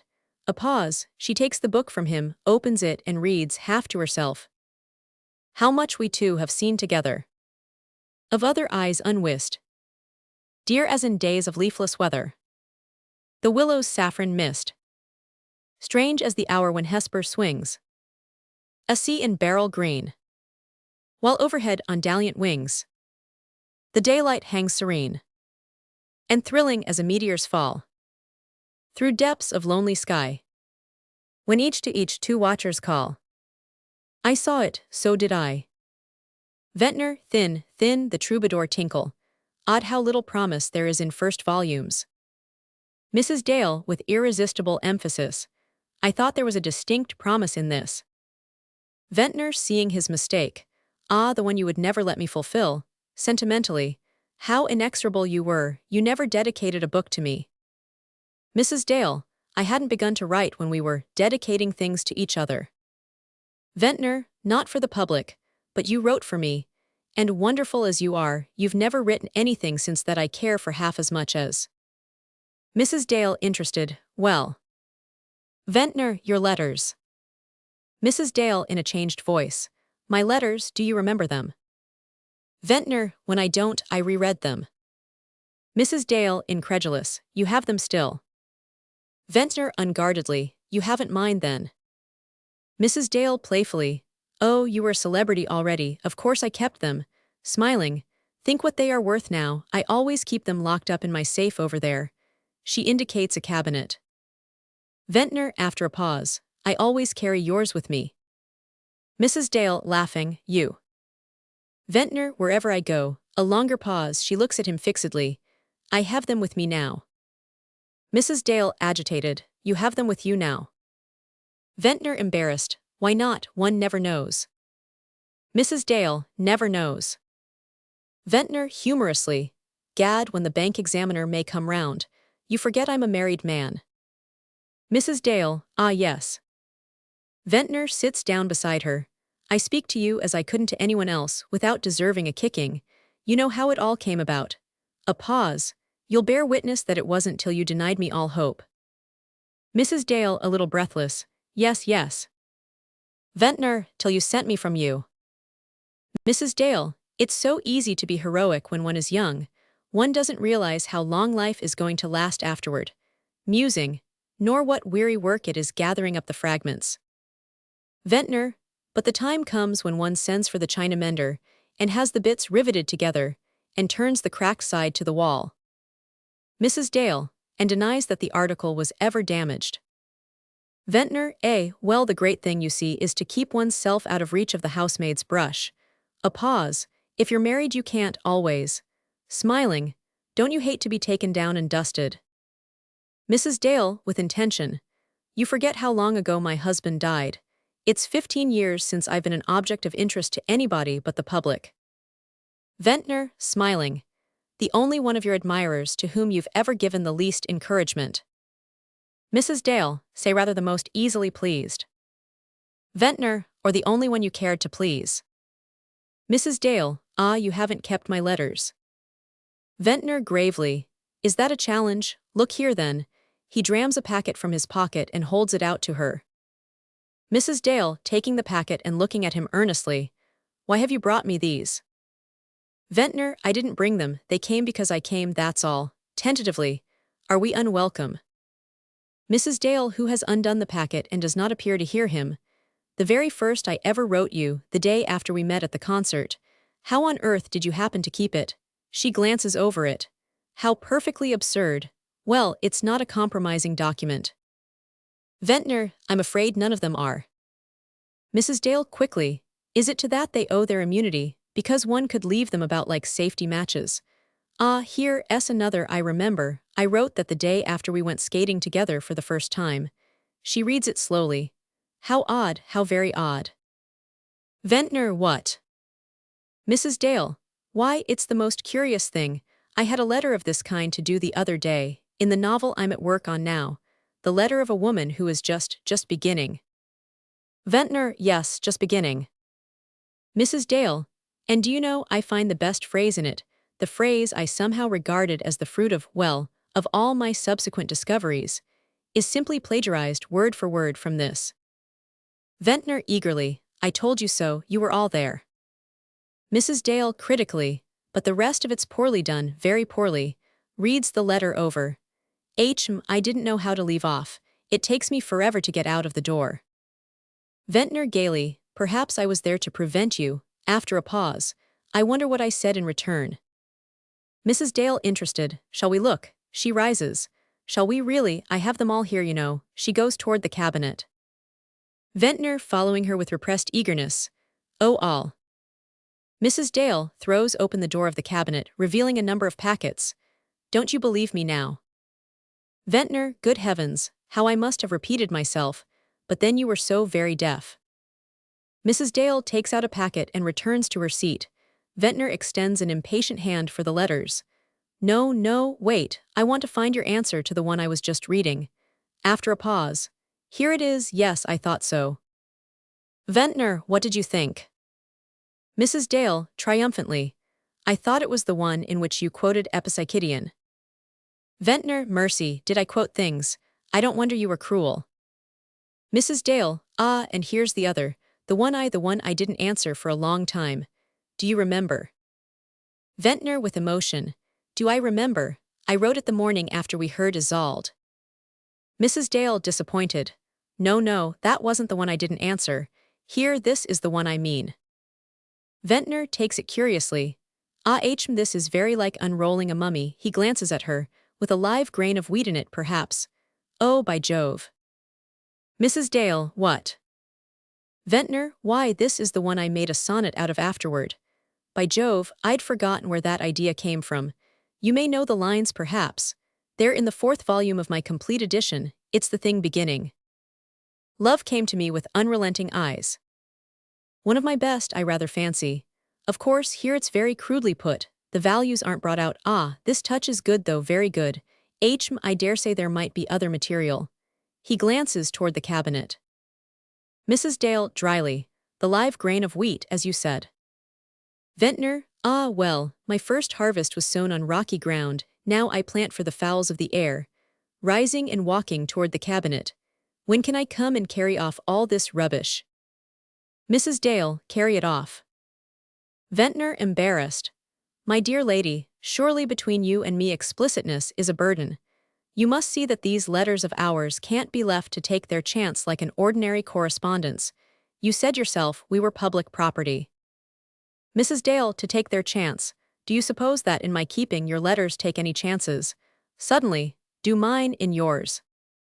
Ventnor, still more embarrassed. Helen, he takes a turn through the room. You force me to remind you that you and I are differently situated, that in a moment of madness I sacrificed the only right you ever gave me, the right to love you better than any other woman in the world. A pause. She says nothing and he continues, with increasing difficulty. You asked me just now why I carried your letters about with me, kept them, literally, in my own hands. Well, suppose it's to be sure of their not falling into someone else's. Mrs. Dale, oh. Ventnor throws himself into a chair. For God's sake, don't pity me. Mrs. Dale, after a long pause. Am I dull, or are you trying to say that you want to give me back my letters? Ventnor, starting up. I give you back, God forbid, your letters, not for the world, the only thing I have left, but you can't dream that in my hands. Mrs. Dale, suddenly, you want yours then? Ventnor, repressing his eagerness. My dear friend, if I'd ever dreamed that you kept them. Mrs. Dale, accusingly, you do want them. A pause, he makes a deprecatory gesture. Why should they be less safe with me than mine with you? I never forfeited the right to keep them. Ventnor, after another pause. It's compensation enough almost to have you reproach me. He moves nearer to her, but she makes no response. You forget that I've forfeited all my rights, even that of letting you keep my letters. Mrs. Dale, you do want them. She rises, throws all the letters into the cabinet, locks the door and puts the key in her pocket. There's my answer. Ventnor, Helen. Mrs. Dale, ah, I paid dearly enough for the right to keep them and I mean to. She turns to him passionately. Have you ever asked yourself how I paid for it? With what months and years of solitude, what indifference to flattery, what resistance to affection? Oh, don't smile because I said affection and not love. Affection's a warm cloak in cold weather. And I have been cold, and I shall keep on growing colder. Don't talk to me about living in the hearts of my readers. We both know what kind of a domicile that is. Why, before long I shall become a classic, bound in sets and kept on the top bookshelf. Doesn't that sound freezing? I foresee the day when I shall be as lonely as an Etruscan museum. She breaks into a laugh. That's what I've paid for the right to keep your letters.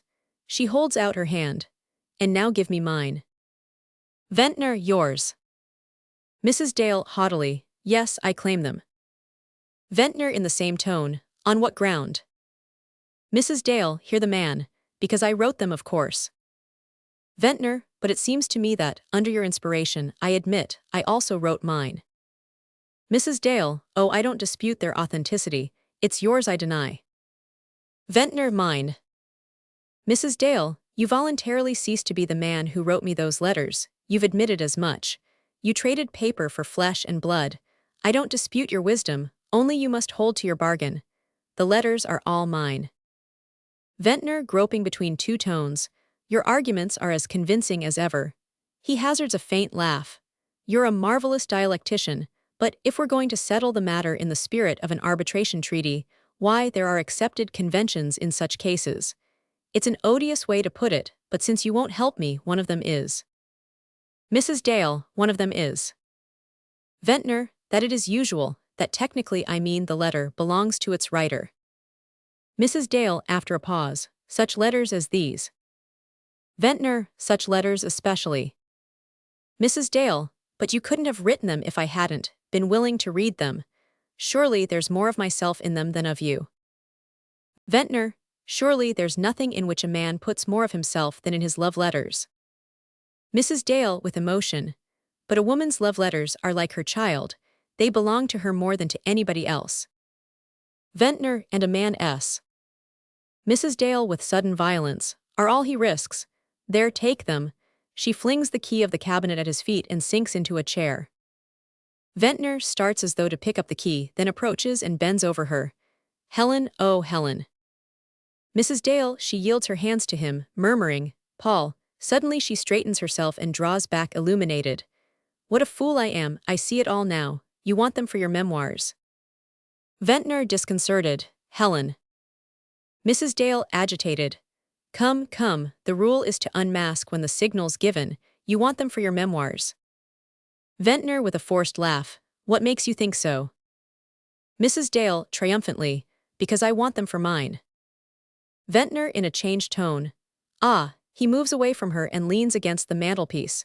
She remains seated with her eyes fixed on him. Mrs. Dale, I wonder I didn't see it sooner. Your reasons were lame enough.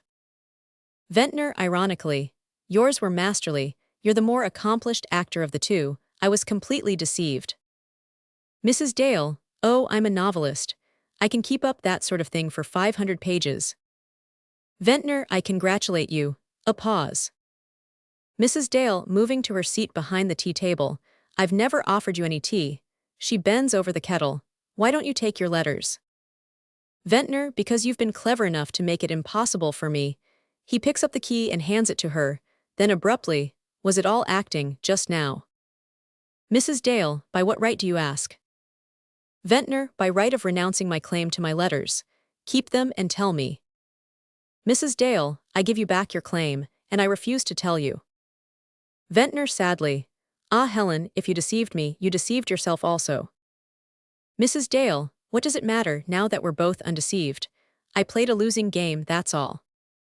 Ventnor, why losing, since all the letters are yours?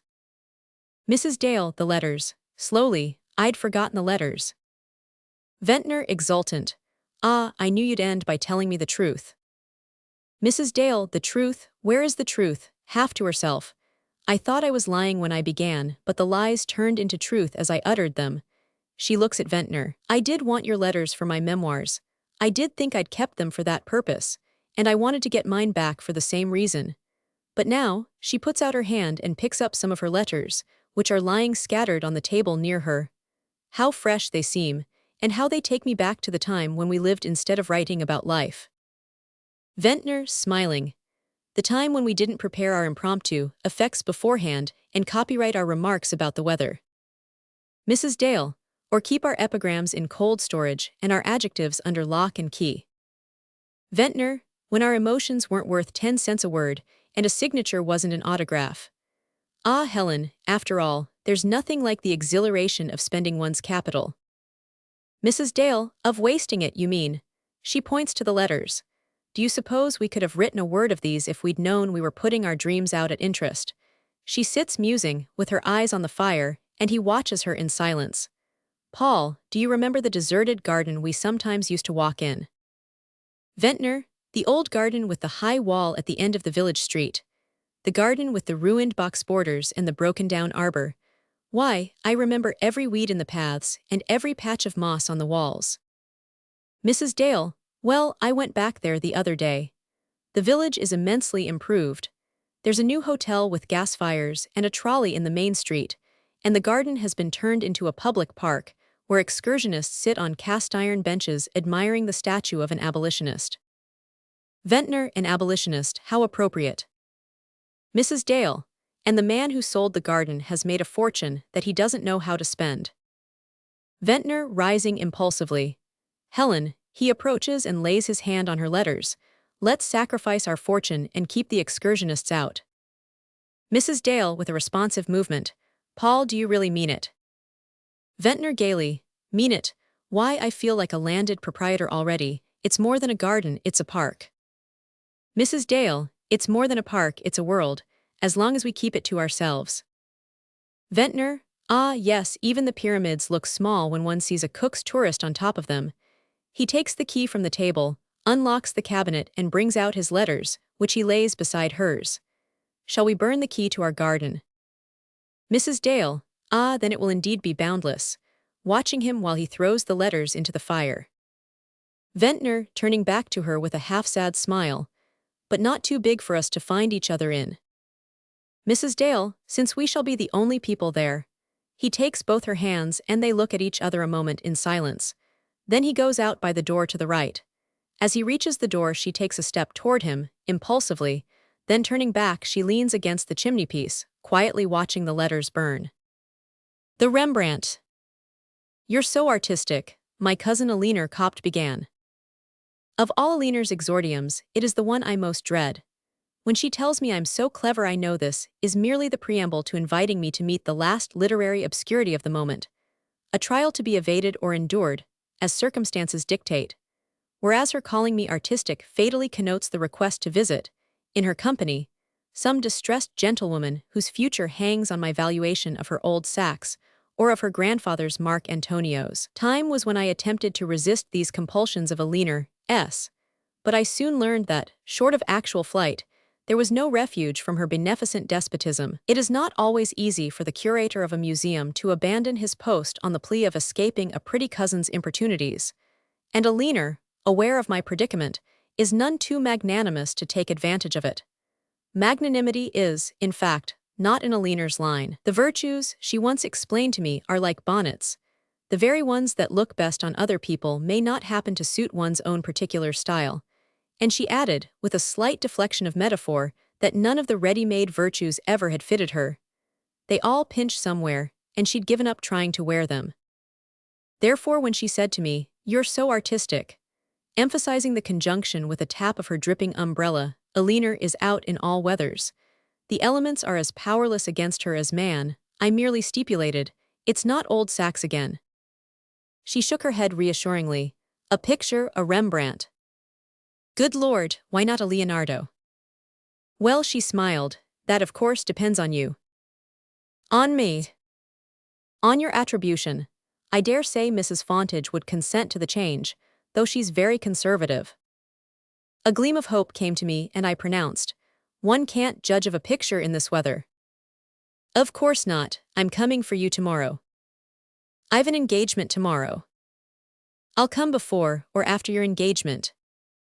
The afternoon paper lay at my elbow and I contrived a furtive consultation of the weather report.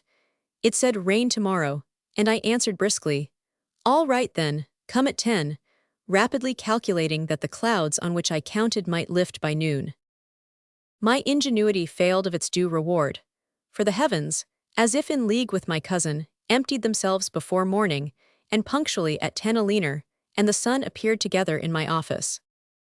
I hardly listened, as we descended the museum steps and got into Aliner's hansom, to her vivid summing up of the case. I guessed beforehand that the lady we were about to visit had lapsed by the most distressful degrees from opulence to a hall bedroom, that her grandfather, if he had not been minister to France, had signed the Declaration of Independence, that the Rembrandt was an heirloom, sole remnant of disbanded treasures, that for years its possessor had been unwilling to part with it, and that even now the question of its disposal must be approached with the most diplomatic obliquity.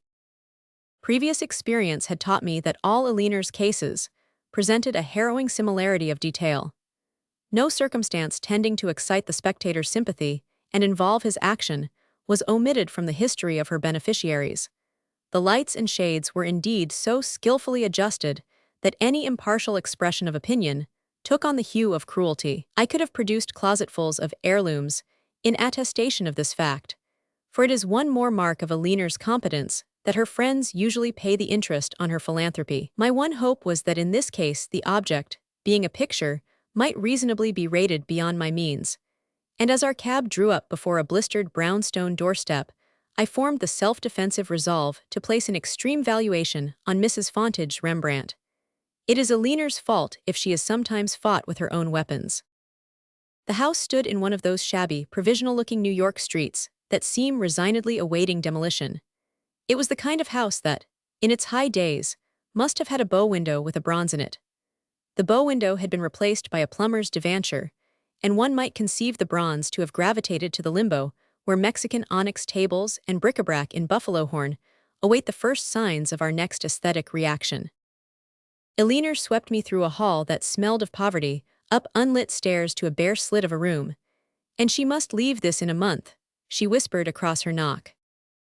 I had prepared myself for the limp widow's weed of a woman that one figures in such a setting, and confronted abruptly with Mrs. Fontage's white-haired erectness, I had the disconcerting sense that I was somehow in her presence at my own solicitation.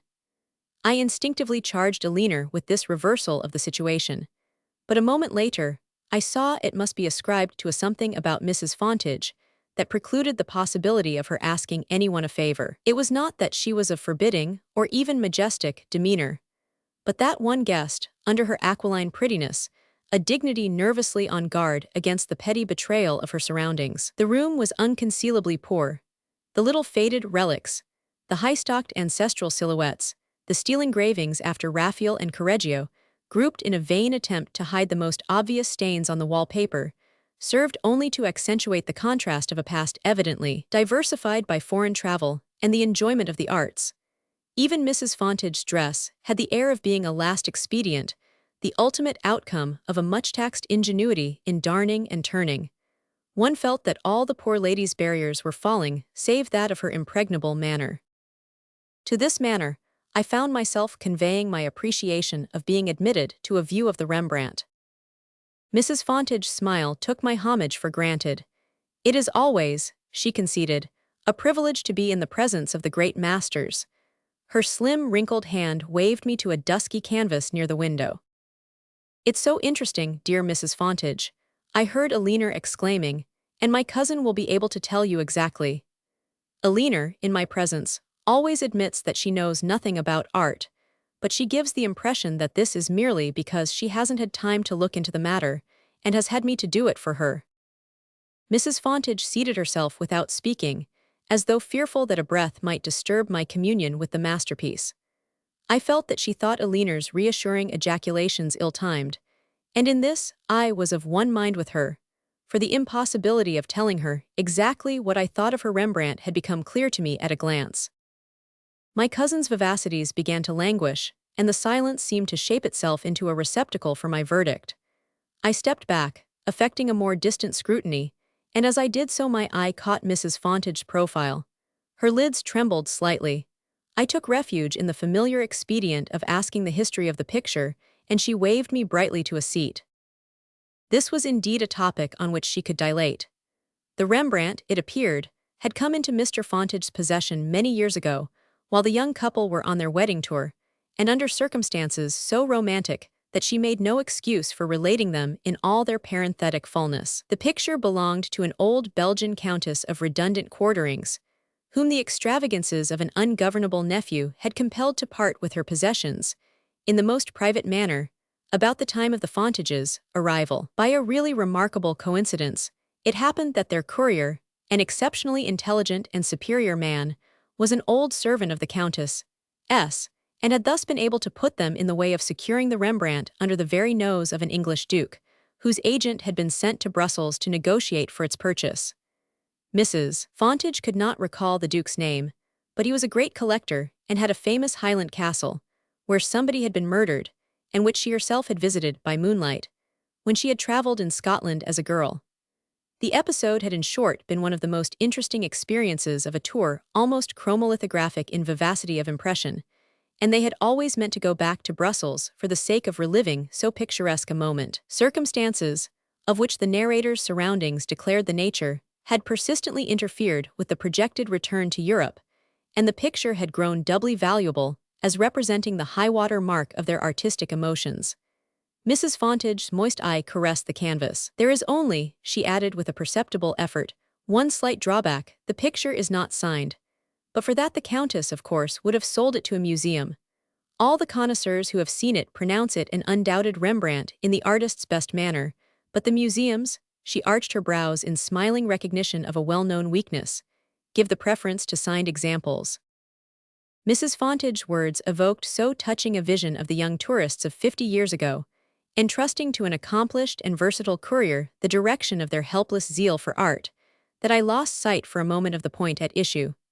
The old Belgian countess, the wealthy duke with a feudal castle in Scotland, Mrs. Fontage's own maiden pilgrimage to Arthur's Seat and Holyrood, all the accessories of the naïf transaction, seemed a part of that vanished Europe to which our young race carried its indiscriminate ardors, its tender romantic credulity.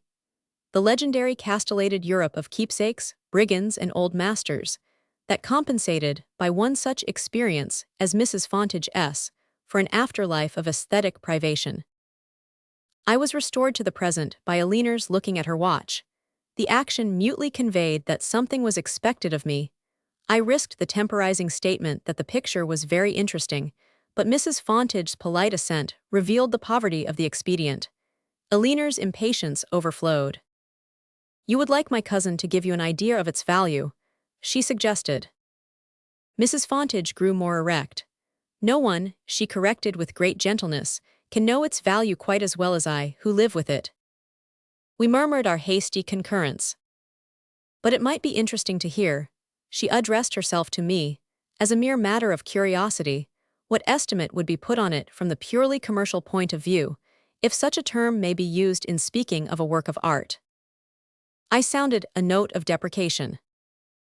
"Oh, I understand, of course," she delicately anticipated me, that could never be your view, your personal view, but since occasions may arise, do arise, when it becomes necessary to put a price on the priceless, as it were, I have thought, Miss Copt has suggested.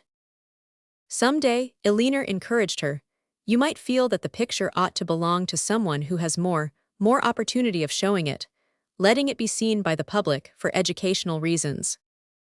"I have tried," Mrs. Fontage admitted, "to see it in that light." The crucial moment was upon me. To escape the challenge of Mrs. Fontage's brilliant composure, I turned once more to the picture. If my courage needed reinforcement, the picture amply furnished it. Looking at that lamentable canvas seemed the surest way of gathering strength to denounce it. But behind me, all the while, I felt Mrs. Fontage's shuddering pride drawn up in a final effort of self-defense. I hated myself for my sentimental perversion of the situation.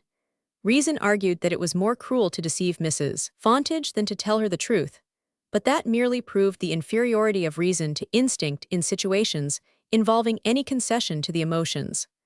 Along with her faith in the Rembrandt, I must destroy not only the whole fabric of Mrs. Fontage's past, but even that lifelong habit of acquiescence in untested formulas that makes the best part of the average feminine strength. I guess the episode of the picture to be inextricably interwoven with the traditions and convictions which served to veil Mrs. Fontage's destitution, not only from others but from herself.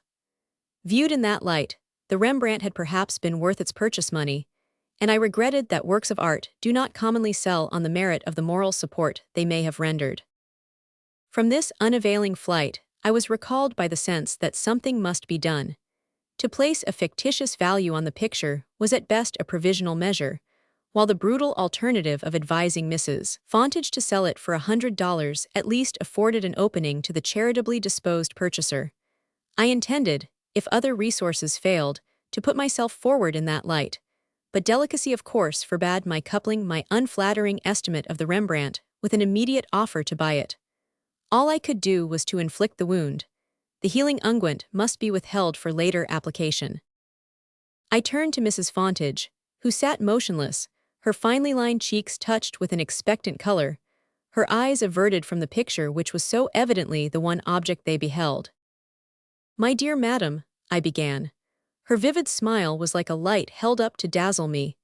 It shrouded every alternative in darkness, and I had the flurried sense of having lost my way among the intricacies of my contention. Of a sudden I felt the hopelessness of finding a crack in her impenetrable conviction. My words slipped from me like broken weapons. "The picture," I faltered, "would of course be worth more if it were signed. As it is, I hardly think, on a conservative estimate, it can be valued at more than $1,000, say."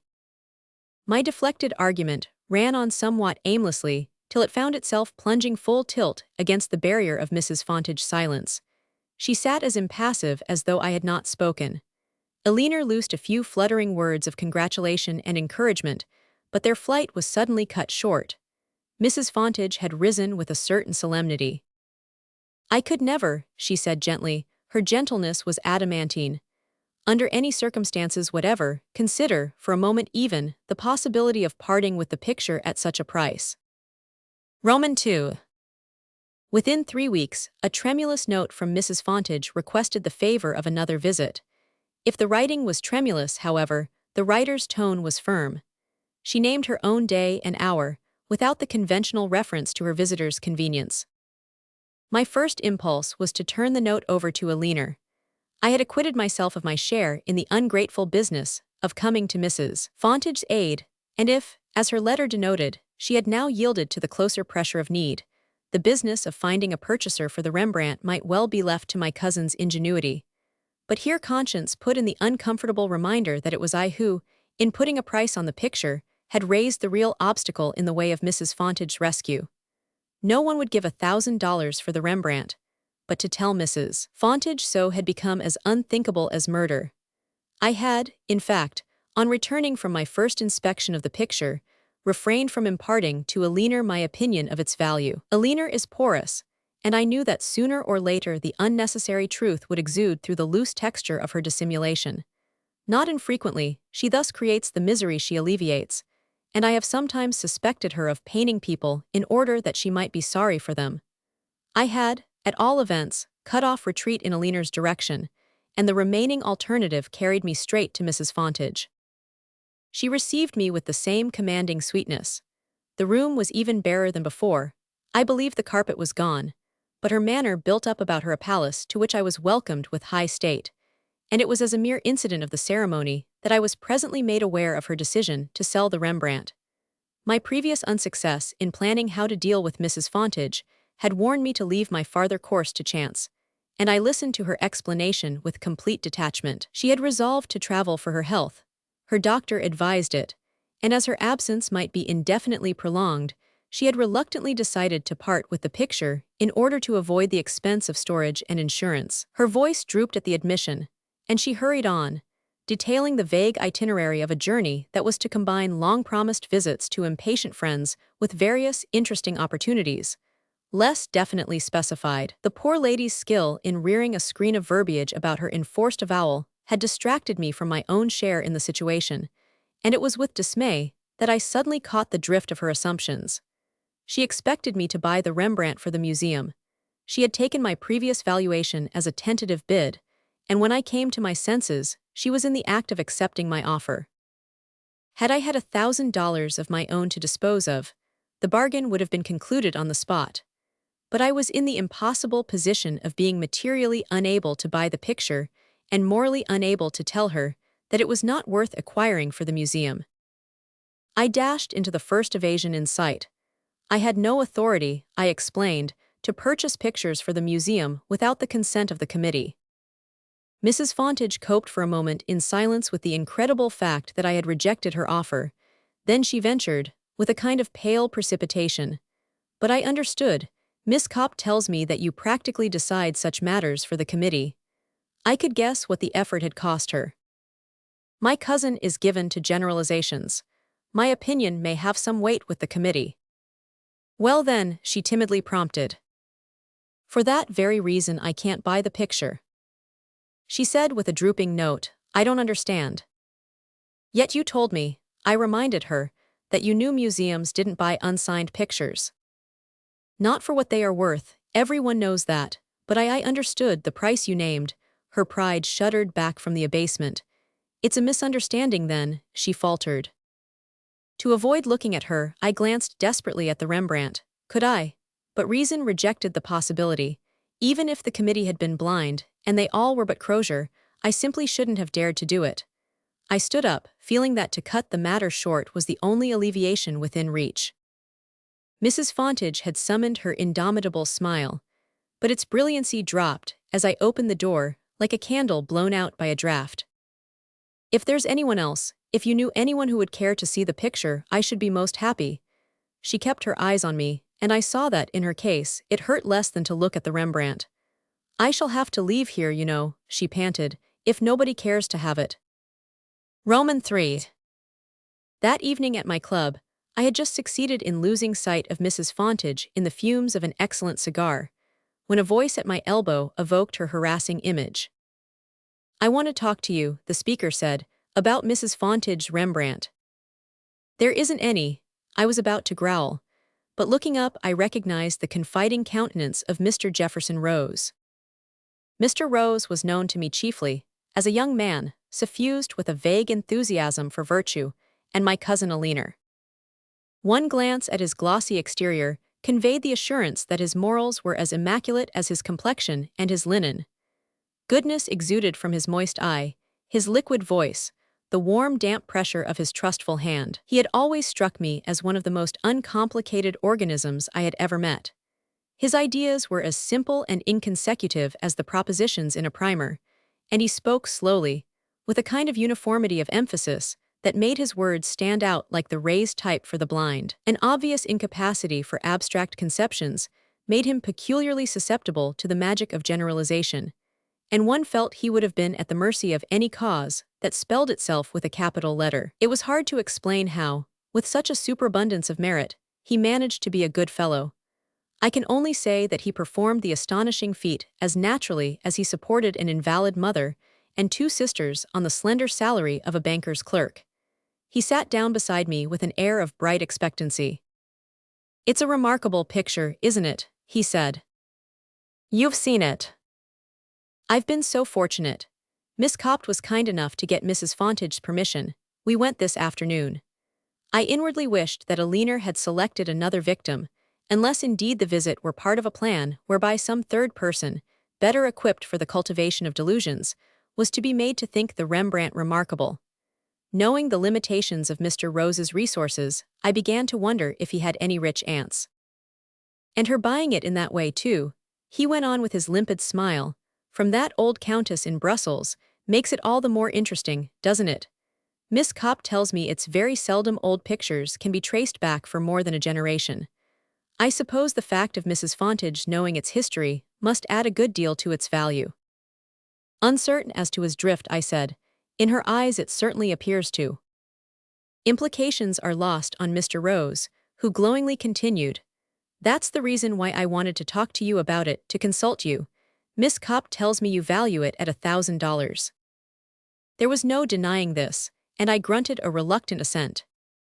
"Of course," he went on earnestly, "your valuation is based on the fact that the picture isn't signed. Mrs. Fontage explained that, and it does make a difference, certainly. But the thing is, if the picture's really good, ought one to take advantage? I mean, one can see that Mrs. Fontage is in a tight place, and I wouldn't for the world." My astonished stare arrested him. "You wouldn't?"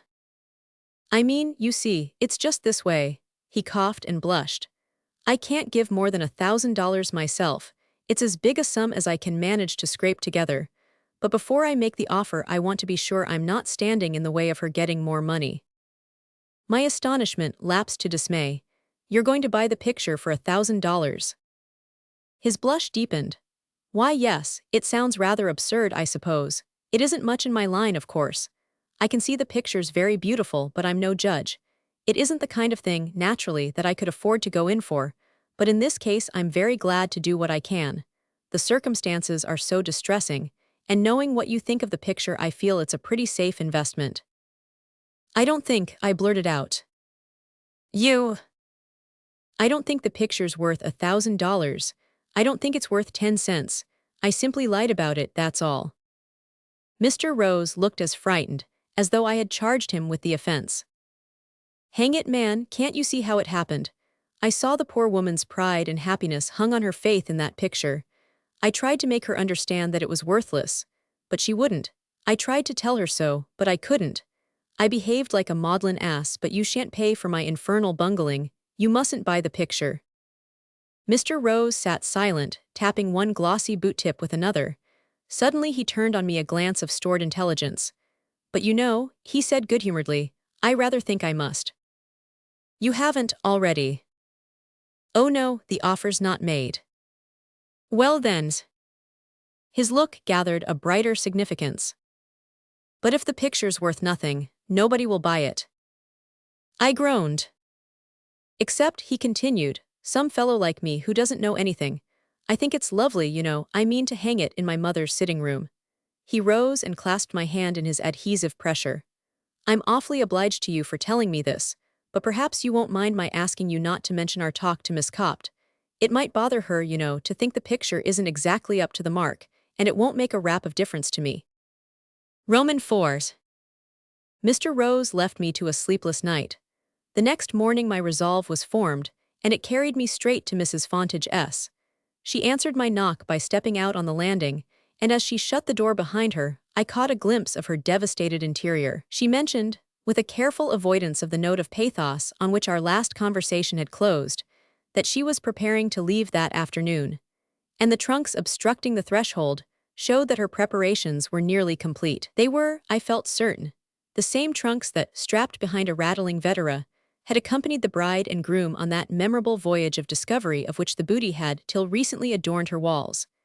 And there was a dim consolation in the thought that those early finds in coral and Swiss wood carving, in lava and alabaster, still lay behind the worn locks, in the security of worthlessness. Mrs. Fontage, on the landing, among her strapped and corded treasures, maintained the same air of stability that made it impossible, even under such conditions, to regard her flight as anything less dignified than a departure. It was the moral support of what she tacitly assumed that enabled me to set forth with proper deliberation the object of my visit, and she received my announcement with an absence of surprise that struck me as the very flower of tact. Under cover of these mutual assumptions, the transaction was rapidly concluded, and it was not till the canvas passed into my hands that, as though the physical contact had unnerved her, Mrs. Fontage suddenly faltered. "It's the giving it up," she stammered, disguising herself to the last, and I hastened away from the collapse of her splendid effrontery. I need hardly point out that I had acted impulsively, and that reaction from the most honorable impulses is sometimes attended by moral perturbation. My motives had indeed been mixed enough to justify some uneasiness, but this was allayed by the instinctive feeling that it is more venial to defraud an institution than a man. Since Mrs. Fontage had to be kept from starving by means not wholly defensible, it was better that the obligation should be borne by a rich institution than an impecunious youth. I doubt, in fact, if my scruples would have survived a night's sleep, had they not been complicated by some uncertainty as to my own future. It was true that, subject to the purely formal assent of the committee, I had full power to buy for the museum, and that the one member of the committee likely to dispute my decision was opportunely traveling in Europe. But the picture once in place, I must face the risk of any expert criticism to which chance might expose it. I dismissed this contingency for future study, stored the Rembrandt in the cellar of the museum, and thanked heaven that Crozier was abroad. 6 months later, he strolled into my office. I had just concluded, under conditions of exceptional difficulty and on terms unexpectedly benign, the purchase of the great Bartley Reynolds, and this circumstance, by relegating the matter of the Rembrandt to a lower stratum of consciousness, enabled me to welcome Crozier with unmixed pleasure. My security was enhanced by his appearance. His smile was charged with amiable reminiscences, and I inferred that his trip had put him in the humor to approve of everything, or at least to ignore what fell short of his approval. I had therefore no uneasiness in accepting his invitation to dine that evening. It is always pleasant to dine with Crozier, and never more so than when he is just back from Europe. His conversation gives even the food a flavor of the Café Anglais. The repast was delightful, and it was not till we had finished a camembert which he must have brought over with him that my host said, in a tone of after-dinner perfunctoriness, "I see you've picked up a picture or two since I left." I assented. The Bartley Reynolds seemed too good an opportunity to miss, especially as the French government was after it. I think we got it cheap. Kanu, said Crozier pleasantly. I know all about the Reynolds. It was the biggest kind of a haul and I congratulate you. Best stroke of business we've done yet. But tell me about the other picture, the Rembrandt. I never said it was a Rembrandt. I could hardly have said why, but I felt distinctly annoyed with Crozier. Of course not, there's Rembrandt on the frame, but I saw you demodified it to Dutch school, I apologize. He paused, but I offered no explanation. What about it? He went on. Where did you pick it up? As he leaned to the flame of the cigar lighter, his face seemed ruddy with enjoyment. I got it for a song, I said. 1,000, I think. Have you seen it? I asked abruptly. Went over the place this afternoon and found it in the cellar. Why hasn't it been hung, by the way? I paused a moment. I'm waiting. To have it varnished. Ah, he leaned back and poured himself a second glass of chartreuse. The smile he confided to its golden depths provoked me to challenge him with, what do you think of it? The Rembrandt, he lifted his eyes from the glass, just what you do. It isn't a Rembrandt. I apologize again. You call it, I believe, a picture of the same period. I'm uncertain of the period. He glanced appreciatively along his cigar. What are you certain of? That it's a damned bad picture, I said savagely. He nodded. Just so, that's all we wanted to know. Wait. The committee, in short. You see, my dear fellow, if you hadn't been certain it was a damned bad picture, our position would have been a little awkward. As it is, my remaining duty, I ought to explain that in this matter I'm acting for the committee, is as simple as it's agreeable. I'll be hanged, I burst out, if I understand one word you're saying. He fixed me with a kind of cruel joyousness. You will, he assured me. At least you'll begin to, when you hear that I've seen Miss Copt. Miss Copt. And that she has told me, under what conditions, the picture was bought. She doesn't know anything about the conditions. That is, I added, hastening to restrict the assertion, she doesn't know my opinion of the picture. I thirsted for 5 minutes with a leaner. Are you quite sure? Crozier took me up. Mr. Jefferson Rose does. Ah, I see. I thought you would, he reminded me. As soon as I'd laid eyes on the Rembrandt, I beg your pardon. I saw that it, required some explanation. You might have come to me. I meant to, but I happened to meet Miss Copt, whose encyclopedic information has often before been of service to me. I always go to Miss Copt when I want to look up anything, and I found she knew all about the Rembrandt. Zold. Precisely, the knowledge was in fact causing her sleepless nights. Mr. Rose, who was suffering from the same form of insomnia, had taken her into his confidence, and she ultimately took me into hers. Of course. I must ask you to do your cousin justice. She didn't speak till it became evident to her uncommonly quick perceptions that your buying the picture on its merits would have been infinitely worse for everybody than your diverting a small portion of the museum's funds to philanthropic uses. Then she told me the moving incident of Mr. Rose. Good fellow Rose. And the old lady's case was desperate. Somebody had to buy that picture.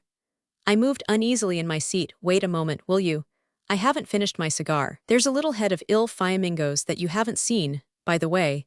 I picked it up the other day in Parma.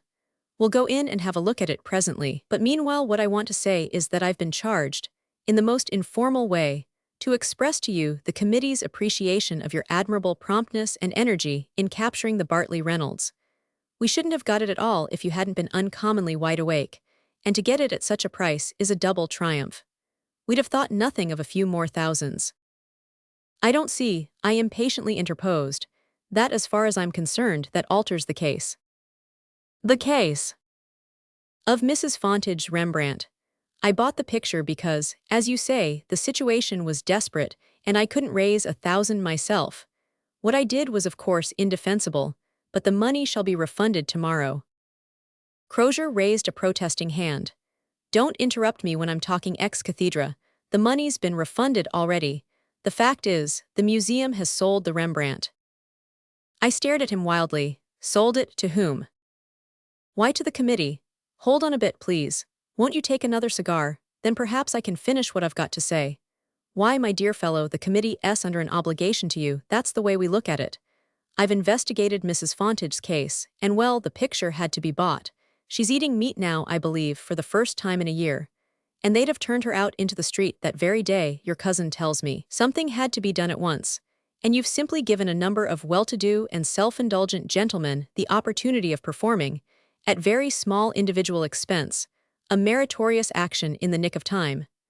That's the first thing I've got to thank you for. And then you'll remember, please, that I have the floor, that I'm still speaking for the committee, and secondly, as a slight recognition of your services in securing the Bartley Reynolds at a very much lower figure than we were prepared to pay, we beg you, the committee begs you, to accept the gift of Mrs. Fontage's Rembrandt. Now we'll go in and look at that little head. The moving finger. The news of Mrs. Grancy's death came to me with the shock of an immense blunder, one of fate's most irretrievable acts of vandalism. It was as though all sorts of renovating forces had been checked by the clogging of that one wheel. Not that Mrs. Grancy contributed any perceptible momentum to the social machine. Her unique distinction was that of filling to perfection her special place in the world. So many people are like badly composed statues, overlapping their niches at one point, and leaving them vacant at another. Mrs. Grancy's niche was her husband's life, and if it be argued that the space was not large enough for its vacancy to leave a very big gap, I can only say that, at the last resort, such dimensions must be determined by finer instruments than any ready-made standard of utility. Ralph Grancy's was in short a kind of disembodied usefulness, one of those constructive influences that, instead of crystallizing into definite forms, remain as it were a medium for the development of clear thinking and fine feeling. He faithfully irrigated his own dusty patch of life, and the fruitful moisture stole far beyond his boundaries. If, to carry on the metaphor, Grancy's life was a sedulously cultivated enclosure, his wife was the flower he had planted in its midst, the embowering tree, rather, which gave him rest and shade at its foot and the wind of dreams in its upper branches. We had all, his small but devoted band of followers, known a moment when it seemed likely that Grancy would fail us. We had watched him pitted against one stupid obstacle after another: ill health, poverty, misunderstanding, and worst of all for a man of his texture, his first wife's soft, insidious egotism. We had seen him sinking under the leaden embrace of her affection like a swimmer in a drowning clutch. But just as we despaired, he had always come to the surface again, blinded, panting, but striking out fiercely for the shore. When at last her death released him, it became a question as to how much of the man she had carried with her. Left alone, he revealed numb withered patches, like a tree from which a parasite has been stripped. But gradually he began to put out new leaves, and when he met the lady who was to become his second wife, his one real wife, as his friends reckoned, the whole man burst into flower. The second Mrs. Grancy was past 30 when he married her, and it was clear that she had harvested that crop of middle joy which is rooted in young despair. But if she had lost the surface of 18, she had kept its inner light. If her cheek lacked the gloss of immaturity, her eyes were young with the stored youth of half a lifetime. Grancy had first known her somewhere in the East. I believe she was the sister of one of our consuls out there, and when he brought her home to New York, she came among us as a stranger. The idea of Grancy's remarriage had been a shock to us all. After one such calcining, most men would have kept out of the fire, but we agreed that he was predestined to sentimental blunders, and we awaited with resignation the embodiment of his latest mistake. Then Mrs. Grancy came, and we understood. She was the most beautiful and the most complete of explanations. We shuffled our defeated omniscience out of sight and gave it hasty burial under a prodigality of welcome. For the first time in years, we had Grancy off our minds. He'll do something great now, the least sanguine of us prophesied, and our sentimentalist amended. He has done it in marrying her. It was Claydon, the portrait painter, who risked this hyperbole, and who soon afterward, at the happy husband's request, prepared to defend it in a portrait of Mrs. Grancy. We were all, even Claydon, ready to concede that Mrs. Grancy's unwontedness was in some degree a matter of environment. Her graces were complementary, and it needed the mate's call to reveal the flash of color beneath her neutral-tinted wings. But if she needed Grancy to interpret her, how much greater was the service she rendered him? Claydon professionally described her as the right frame for him, but if she defined, she also enlarged. If she threw the whole into perspective, she also cleared new ground, opened fresh vistas, reclaimed whole areas of activity that had run to waste under the harsh husbandry of privation. This interaction of sympathies was not without its visible expression. Claydon was not alone in maintaining that Grancy's presence, or indeed the mere mention of his name, had a perceptible effect on his wife's appearance. It was as though a light were shifted, a curtain drawn back, as though, to borrow another of Claydon's metaphors, Love, the indefatigable artist, were perpetually seeking a happier pose for his model. In this interpretative light, Mrs. Grancy acquired the charm which makes some women's faces like a book of which the last page is never turned. There was always something new to read in her eyes. What Claydon read there, or at least such scattered hints of the ritual as reached him through the sanctuary doors, his portrait in due course declared to us. When the picture was exhibited, it was at once acclaimed as his masterpiece. But the people who knew Mrs. Grancy smiled and said it was flattered. Claydon, however, had not set out to paint their Mrs. Grancy, or ours even, but Ralph's, and Ralph knew his own at a glance. At the first confrontation he saw that Claydon had understood. As for Mrs. Grancy, when the finished picture was shown to her, she turned to the painter and said simply, "Ah, you've done me facing the east." The picture, then, for all its value, seemed a mere incident in the unfolding of their double destiny, a footnote to the illuminated text of their lives. It was not till afterward that it acquired the significance of last words spoken on a threshold never to be recrossed. Grancy, a year after his marriage, had given up his town house and carried his bliss an hour's journey away, to a little place among the hills. His various duties and interests brought him frequently to New York, but we necessarily saw him less often than when his house had served as the rallying point of kindred enthusiasms. It seemed a pity that such an influence should be withdrawn, but we all felt that his long arrears of happiness should be paid in whatever coin he chose. The distance from which the fortunate couple radiated warmth on us was not too great for friendship to traverse, and our conception of a glorified leisure took the form of Sundays spent in the Grancys' library, with its sedative rural outlook, and the portrait of Mrs. Grancy illuminating its studious walls. The picture was at its best in that setting, and we used to accuse Claydon of visiting Mrs. Grancy in order to see her portrait. He met this by declaring that the portrait was Mrs. Grancy, and there were moments when the statement seemed unanswerable. One of us, indeed, I think it must have been the novelist, said that Clayton had been saved from falling in love with Mrs. Grancy only by falling in love with his picture of her, and it was noticeable that he, to whom his finished work was no more than the shed husk of future effort, showed a perennial tenderness for this one achievement. We smiled afterward to think how often, when Mrs. Grancy was in the room, her presence reflecting itself in our talk like a gleam of sky in a hurrying current, Claydon, averted from the real woman, would sit as it were listening to the picture. His attitude at the time seemed only a part of the unusualness of those picturesque afternoons, when the most familiar combinations of life underwent a magical change. Some human happiness is a landlocked lake, but the Grancys was an open sea, stretching a buoyant and illimitable surface to the voyaging interests of life. There was room and to spare on those waters for all our separate ventures, and always beyond the sunset, a mirage of the fortunate isles toward which our prows bent. Roman II.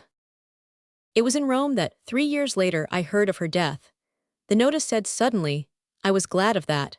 I was glad too, basely perhaps, to be away from Grancy at a time when silence must have seemed obtuse and speech derisive.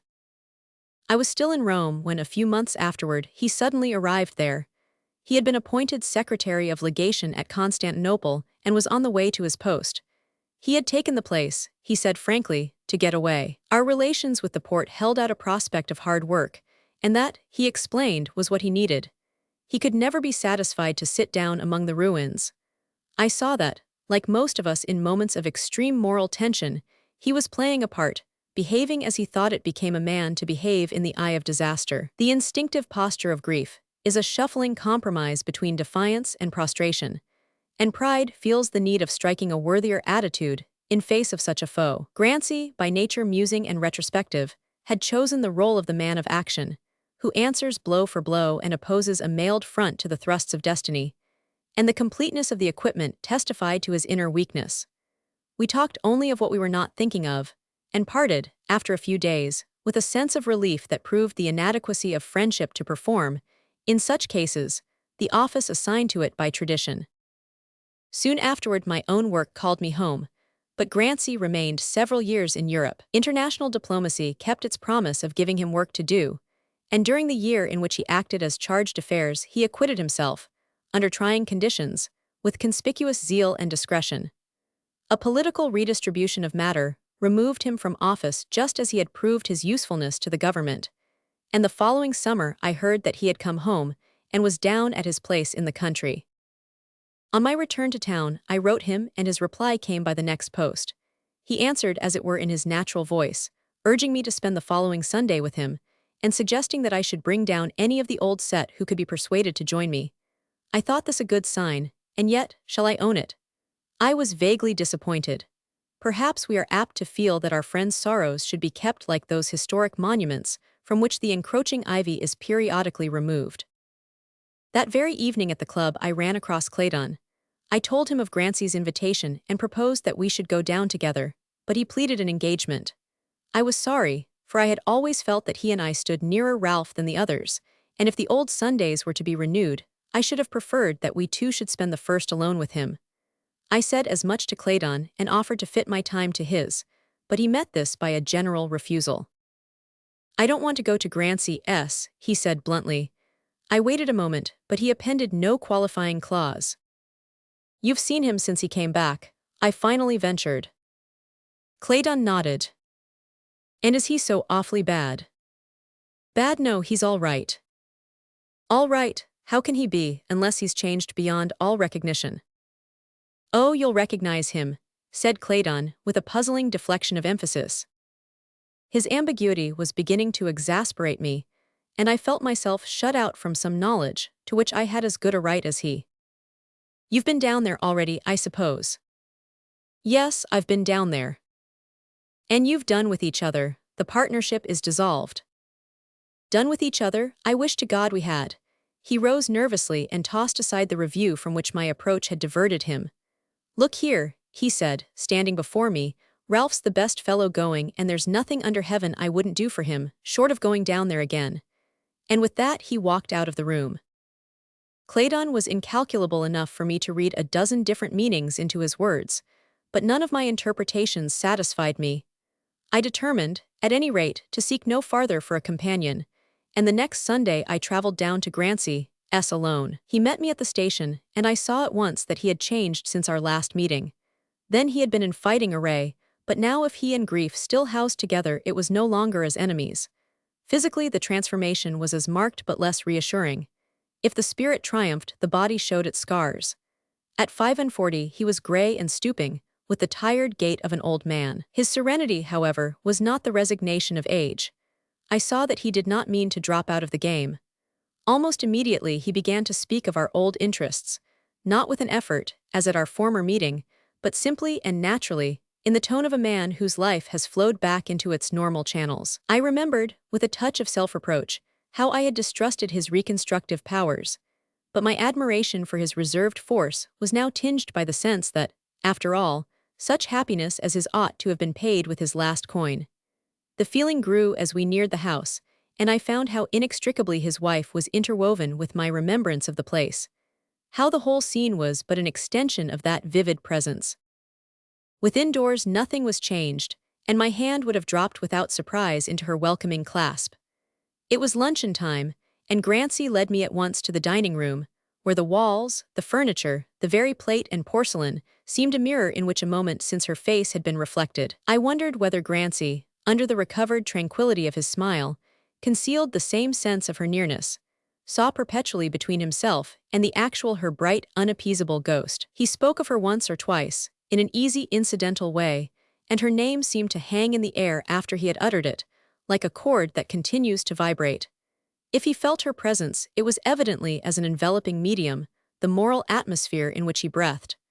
I had never before known how completely the dead may survive. After luncheon, we went for a long walk through the autumnal fields and woods, and dusk was falling when we re-entered the house. Grancy led the way to the library, where, at this hour, his wife had always welcomed us back to a bright fire and a cup of tea. The room faced the west, and held a clear light of its own after the rest of the house had grown dark. I remembered how young she had looked in this pale gold light, which irradiated her eyes and hair, or silhouetted her girlish outline as she passed before the windows. Of all the rooms, the library was most peculiarly hers, and here I felt that her nearness might take visible shape.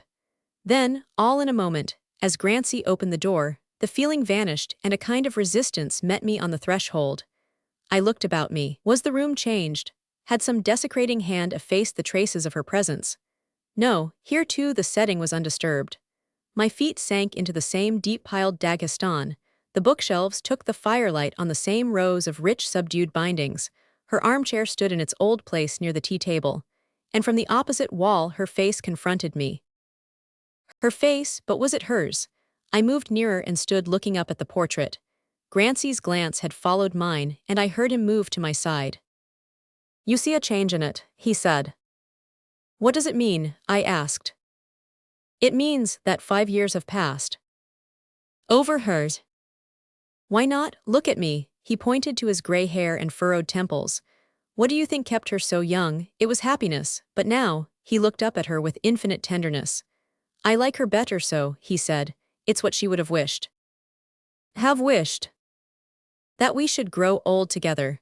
Do you think she would have wanted to be left behind?" I stood speechless, my gaze traveling from his worn, grief-beaten features to the painted face above. It was not furrowed like his, but a veil of years seemed to have descended on it. The bright hair had lost its elasticity, the cheek its clearness, the brow its light. The whole woman had waned. Grancy laid his hand on my arm. "You do like it," he said sadly. "Like it, I have lost her," I burst out. "And I've found her," he answered. "In that," I cried with a reproachful gesture. "Yes, in that." He swung round on me almost defiantly. The other had become a sham, a lie. This is the way she would have looked, does look, I mean. Claydon ought to know, oughtn't he? I turned suddenly. "Did Claydon do this for you?" Grancy nodded. "Since your return?" "Yes, I sent for him after I'd been back a week." He turned away and gave a thrust to the smoldering fire. I followed, glad to leave the picture behind me. Grancy threw himself into a chair near the hearth, so that the light fell on his sensitive, variable face. He leaned his head back, shading his eyes with his hand, and began to speak. Roman 3. You fellows knew enough of my early history to guess what my second marriage meant to me. I say guess, because no one could understand, really. I've always had a feminine streak in me, I suppose. The need of a pair of eyes that should see with me, of a pulse that should keep time with mine. Life is a big thing, of course, a magnificent spectacle, but I got so tired of looking at it alone. Still, it's always good to live, and I had plenty of happiness, of the evolved kind.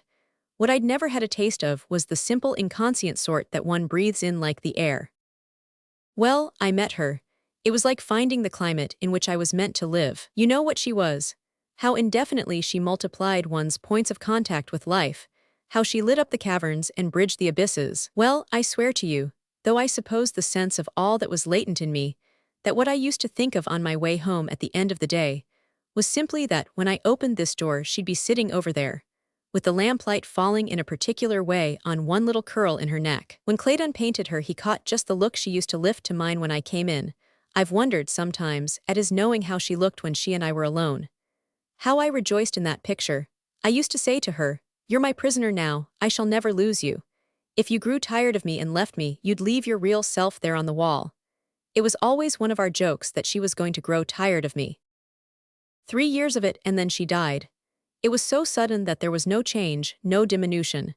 It was as if she had suddenly become fixed, immovable, like her own portrait, as if time had ceased at its happiest hour, just as Claydon had thrown down his brush one day and said, "I can't do better than that." I went away, as you know, and stayed over there 5 years. I worked as hard as I knew how, and after the first black months a little light stole in on me. From thinking that she would have been interested in what I was doing, I came to feel that she was interested, that she was there and that she knew. I'm not talking any psychical jargon. I'm simply trying to express the sense I had that an influence so full, so abounding as hers couldn't pass like a spring shower. We had so lived into each other's hearts and minds that the consciousness of what she would have thought and felt illuminated all I did. At first she used to come back shyly, tentatively, as though not sure of finding me. Then she stayed longer and longer, till at last she became again the very air I breathed. There were bad moments, of course, when her nearness mocked me with the loss of the real woman. But gradually the distinction between the two was effaced, and the mere thought of her grew warm as flesh and blood. Then I came home. I landed in the morning and came straight down here. The thought of seeing her portrait possessed me, and my heart beat like a lover's as I opened the library door. It was in the afternoon, and the room was full of light. It fell on her picture, the picture of a young and radiant woman. She smiled at me coldly across the distance that divided us. I had the feeling that she didn't even recognize me. And then I caught sight of myself in the mirror over there, a gray-haired broken man whom she had never known. For a week we two lived together, the strange woman and the strange man. I used to sit night after night and question her smiling face, but no answer ever came. What did she know of me, after all? We were irrevocably separated by the 5 years of life that lay between us. At times, as I sat here, I almost grew to hate her, for her presence had driven away my gentle ghost, the real wife who had wept, aged, struggled with me during those awful years. It was the worst loneliness I've ever known. Then, gradually, I began to notice a look of sadness in the picture's eyes, a look that seemed to say, "Don't you see that I am lonely too?" And all at once it came over me how she would have hated to be left behind. I remembered her comparing life to a heavy book that could not be read with ease unless two people held it together. And I thought how impatiently her hand would have turned the pages that divided us. So the idea came to me. It's the picture that stands between us, the picture that is dead and not my wife. To sit in this room is to keep watch beside a corpse. As this feeling grew on me, the portrait became like a beautiful mausoleum in which she had been buried alive. I could hear her beating against the painted walls and crying to me faintly for help. One day I found I couldn't stand it any longer and I sent for Claydon. He came down and I told him what I'd been through and what I wanted him to do. At first, he refused point-blank to touch the picture. The next morning I went off for a long tramp, and when I came home I found him sitting here alone. He looked at me sharply for a moment and then he said, "I've changed my mind, I'll do it." I arranged one of the north rooms as a studio and he shut himself up there for a day. Then he sent for me. The picture stood there as you see it now. It was as though she'd met me on the threshold and taken me in her arms. I tried to thank him, to tell him what it meant to me, but he cut me short. "There's an up train at 5, isn't there?" he asked. "I'm booked for a dinner tonight. I shall just have time to make a bolt for the station and you can send my traps after me." I haven't seen him since. I can guess what it cost him to lay hands on his masterpiece. But after all, to him it was only a picture lost. To me it was my wife regained. Roman 4s. After that, for 10 years or more, I watched the strange spectacle of a life of hopeful and productive effort based on the structure of a dream. There could be no doubt to those who saw Grancy during this period that he drew his strength and courage from the sense of his wife's mystic participation in his task. When I went back to see him a few months later, I found the portrait had been removed from the library and placed in a small study upstairs, to which he had transferred his desk and a few books. He told me he always sat there when he was alone, keeping the library for his Sunday visitors. Those who missed the portrait of course made no comment on its absence, and the few who were in his secret respected it. Gradually, all his old friends had gathered about him, and our Sunday afternoons regained something of their former character, but Claydon never reappeared among us. As I look back now, I see that Grancy must have been failing from the time of his return home. His invincible spirit belied and disguised the signs of weakness that afterward asserted themselves in my remembrance of him. He seemed to have an inexhaustible fund of life to draw on, and more than one of us was a pensioner on his superfluity. Nevertheless, when I came back one summer from my European holiday and heard that he had been at the point of death, I understood at once that we had believed him well only because he wished us to. I hastened down to the country and found him midway in a slow convalescence. I felt then that he was lost to us, and he read my thought at a glance. "Ah," he said, "I'm an old man now and no mistake. I suppose we shall have to go half speed after this, but we shan't need towing just yet." The plural pronoun struck me, and involuntarily I looked up at Mrs. Grancy's portrait. Line by line, I saw my fear reflected in it. It was the face of a woman who knows that her husband is dying. My heart stood still at the thought of what Claydon had done. Grancy had followed my glance. "Yes, it's changed her," he said quietly. "For months, you know, it was touch and go with me. We had a long fight of it, and it was worse for her than for me." After a pause, he added, "Claydon has been very kind. He's so busy nowadays that I seldom see him, but when I sent for him the other day he came down at once." I was silent, and we spoke no more of Grancy's illness. But when I took leave, it seemed like shutting him in alone with his death warrant. The next time I went down to see him he looked much better. It was a Sunday, and he received me in the library, so that I did not see the portrait again. He continued to improve, and toward spring we began to feel that, as he had said, he might yet travel a long way without being towed. One evening, on returning to town after a visit which had confirmed my sense of reassurance, I found Claydon dining alone at the club. He asked me to join him, and over the coffee our talk turned to his work. "If you're not too busy," I said at length, "you ought to make time to go down to Grancy's again." He looked up quickly. "Why?" he asked. "Because he's quite well again," I returned with a touch of cruelty. His wife's prognostications were mistaken. Claydon stared at me a moment.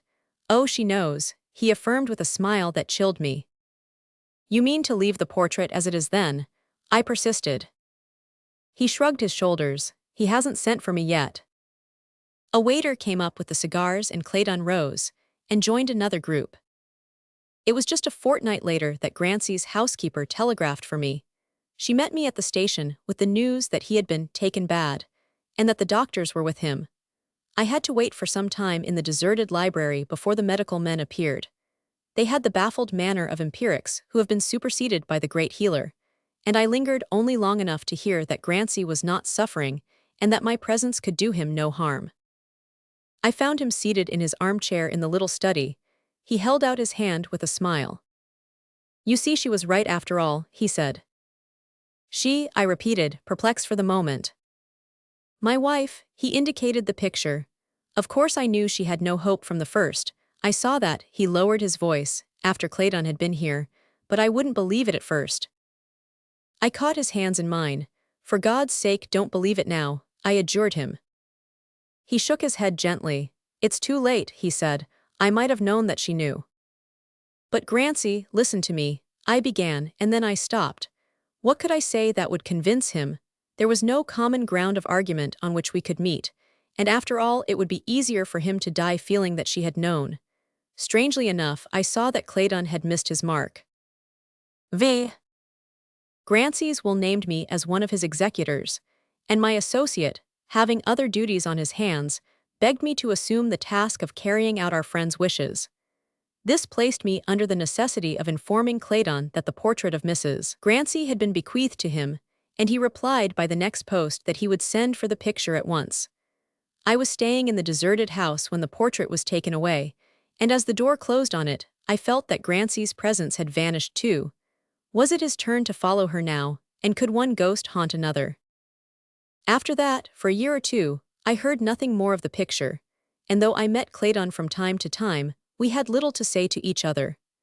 I had no definable grievance against the man, and I tried to remember that he had done a fine thing in sacrificing his best picture to a friend, but my resentment had all the tenacity of unreason. One day, however, a lady whose portrait he had just finished begged me to go with her to see it. To refuse was impossible, and I went with the less reluctance that I knew I was not the only friend she had invited. The others were all grouped around the easel when I entered, and after contributing my share to the chorus of approval, I turned away and began to stroll about the studio. Claydon was something of a collector, and his things were generally worth looking at. The studio was a long tapestried room with a curtained archway at one end. The curtains were looped back, showing a smaller apartment, with books and flowers, and a few fine bits of bronze and porcelain. The tea table standing in this inner room proclaimed that it was open to inspection, and I wandered in. A blue powder vase first attracted me, then I turned to examine a slender bronze Ganymede, and in so doing found myself face to face with Mrs. Grancy's portrait. I stared up at her blankly, and she smiled back at me in all the recovered radiance of youth. The artist had effaced every trace of his later touches, and the original picture had reappeared. It throned alone on the paneled wall, asserting a brilliant supremacy over its carefully chosen surroundings. I felt in an instant that the whole room was tributary to it, that Claydon had heaped his treasures at the feet of the woman he loved. Yes, it was the woman he had loved and not the picture, and my instinctive resentment was explained. Suddenly, I felt a hand on my shoulder. "Ah, how could you?" I cried, turning on him. "How could I?" he retorted. "How could I not? Doesn't she belong to me now?" I moved away impatiently. "Wait a moment," he said with a detaining gesture. "The others have gone and I want to say a word to you. Oh, I know what you've thought of me, I can guess. You think I killed Grancy, I suppose." I was startled by his sudden vehemence. "I think you tried to do a cruel thing," I said. "Ah, what a little way you others see into life," he murmured. "Sit down a moment here where we can look at her and I'll tell you."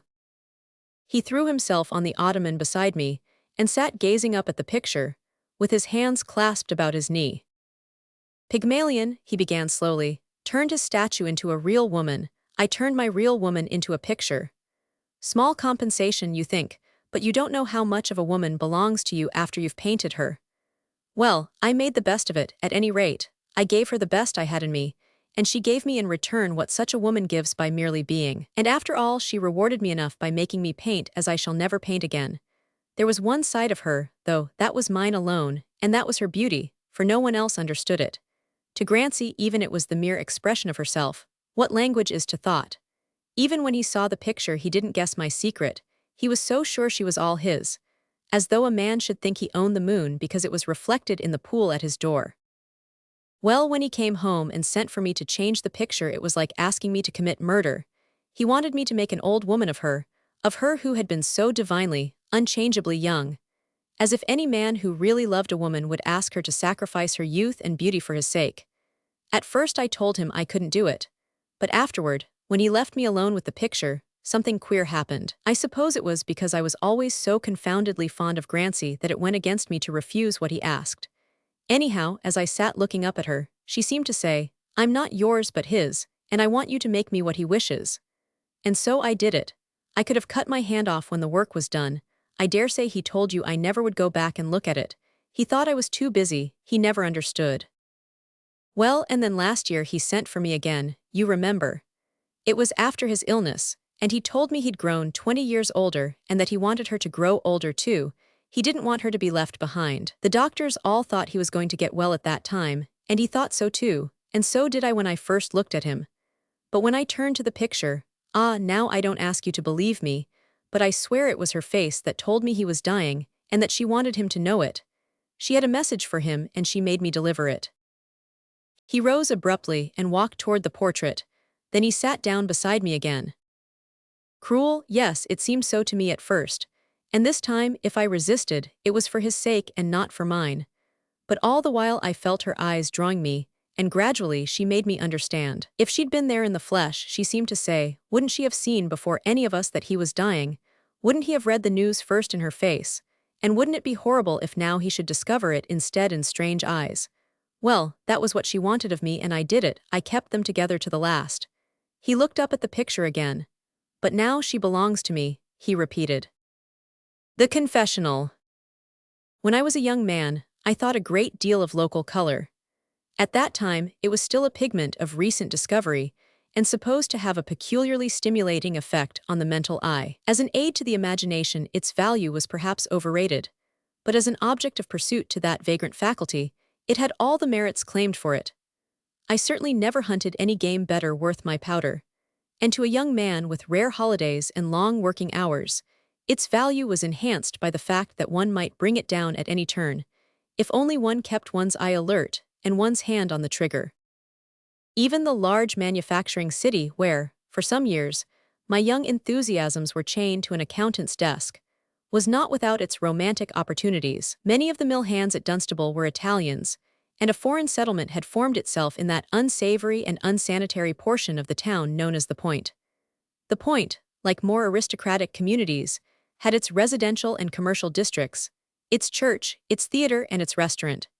When the craving for local color was on me, it was my habit to resort to the restaurant, a low-browed wooden building with the appetizing announcement, Aristide di Montone, pasted in one of its fly-blown window panes.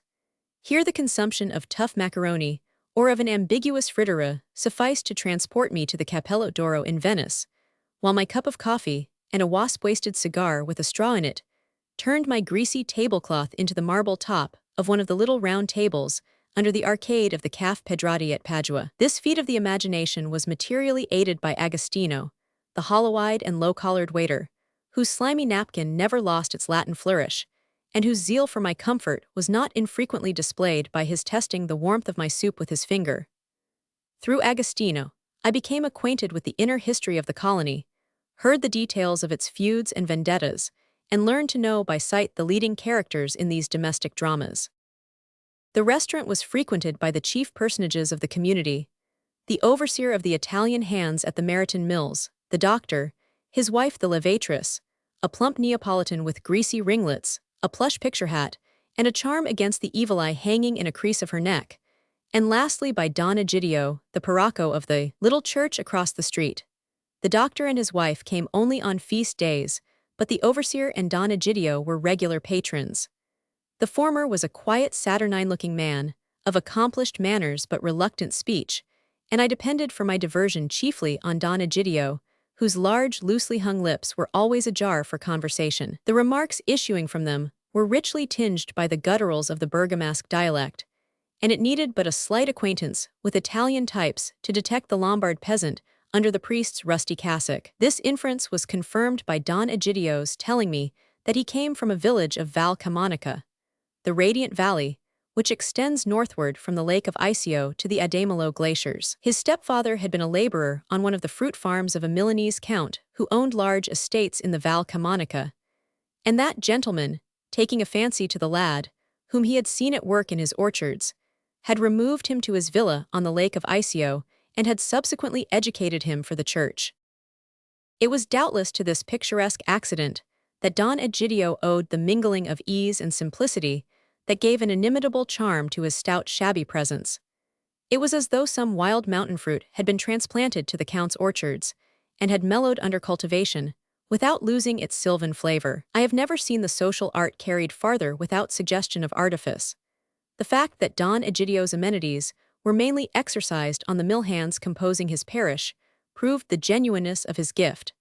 It is easier to simulate gentility among gentlemen than among navvies, and the plain man is a touchstone who draws out all the alloy in the gold.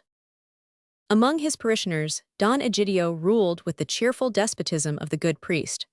On cardinal points he was inflexible, but in minor matters he had that elasticity of judgment which enables the Catholic discipline to fit itself to every inequality of the human conscience. There was no appeal from his verdict, but his judgment seat was a revolving chair from which he could view the same act at various angles. His influence was acknowledged not only by his flock, but by the policeman at the corner, the barkeep in the dive, the ward politician in the corner grocery.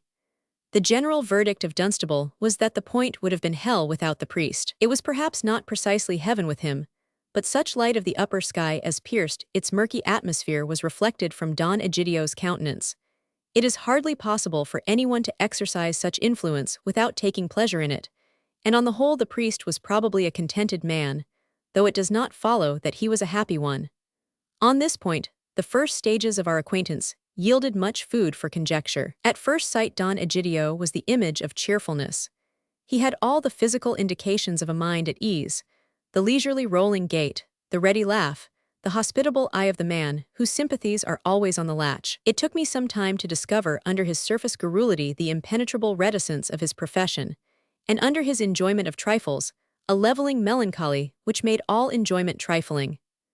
Don Egidio's aspect and conversation were so unsuggestive of psychological complexities that I set down this trait to poverty or homesickness. There are few classes of men more frugal in tastes and habit than the village priest in Italy.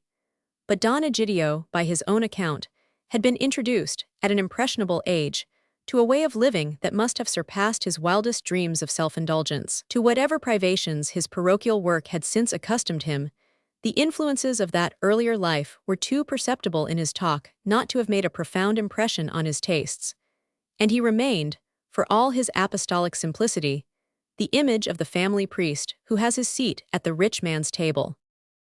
It chanced that I had used one of my short European holidays to explore afoot the romantic passes connecting the Valtelline with the Lake of Iseo, and my remembrance of that enchanting region made it seem impossible that Don Egidio should ever look without a reminiscent pang on the grimy perspective of his parochial streets.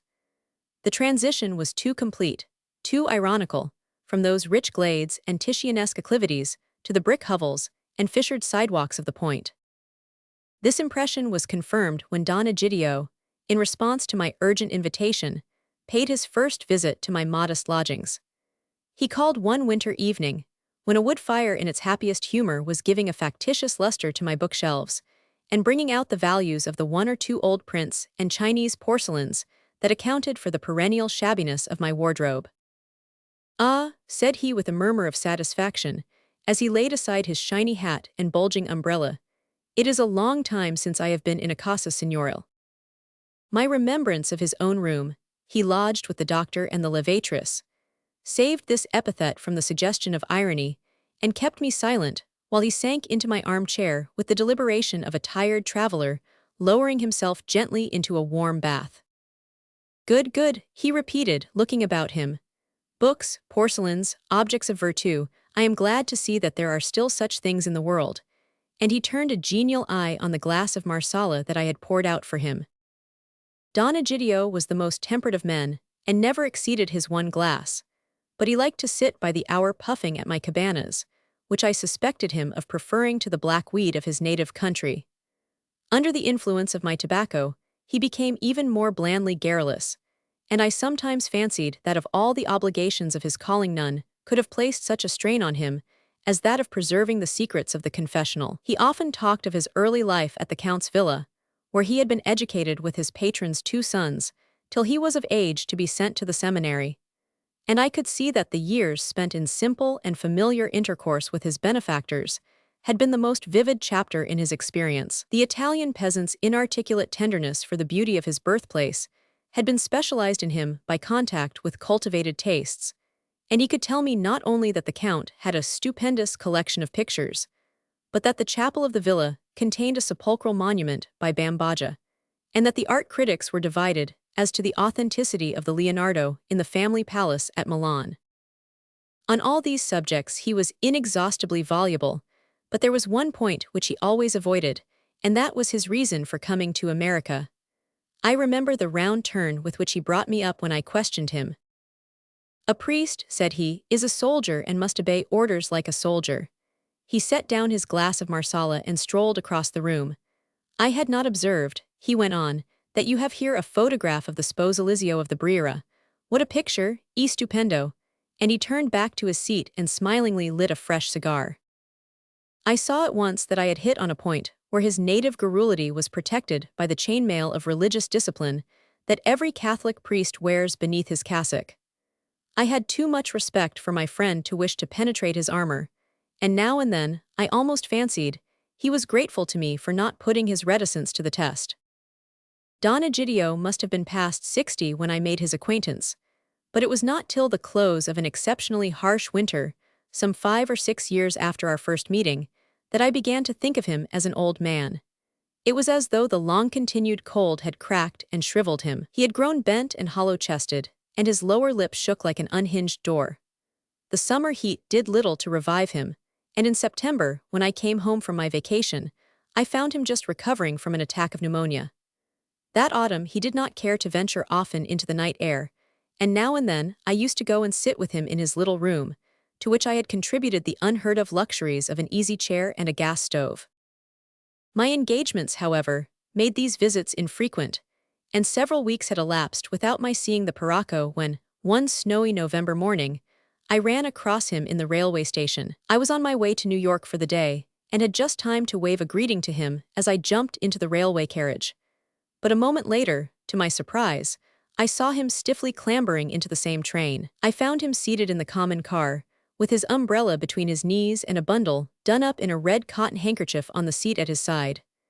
The caution with which, at my approach, he transferred this bundle to his arms caused me to glance at it in surprise, and he answered my look by saying with a smile, "They are flowers for the dead, the most exquisite flowers from the greenhouses of Mr. Meriton C. Figuri," and he waved a descriptive hand.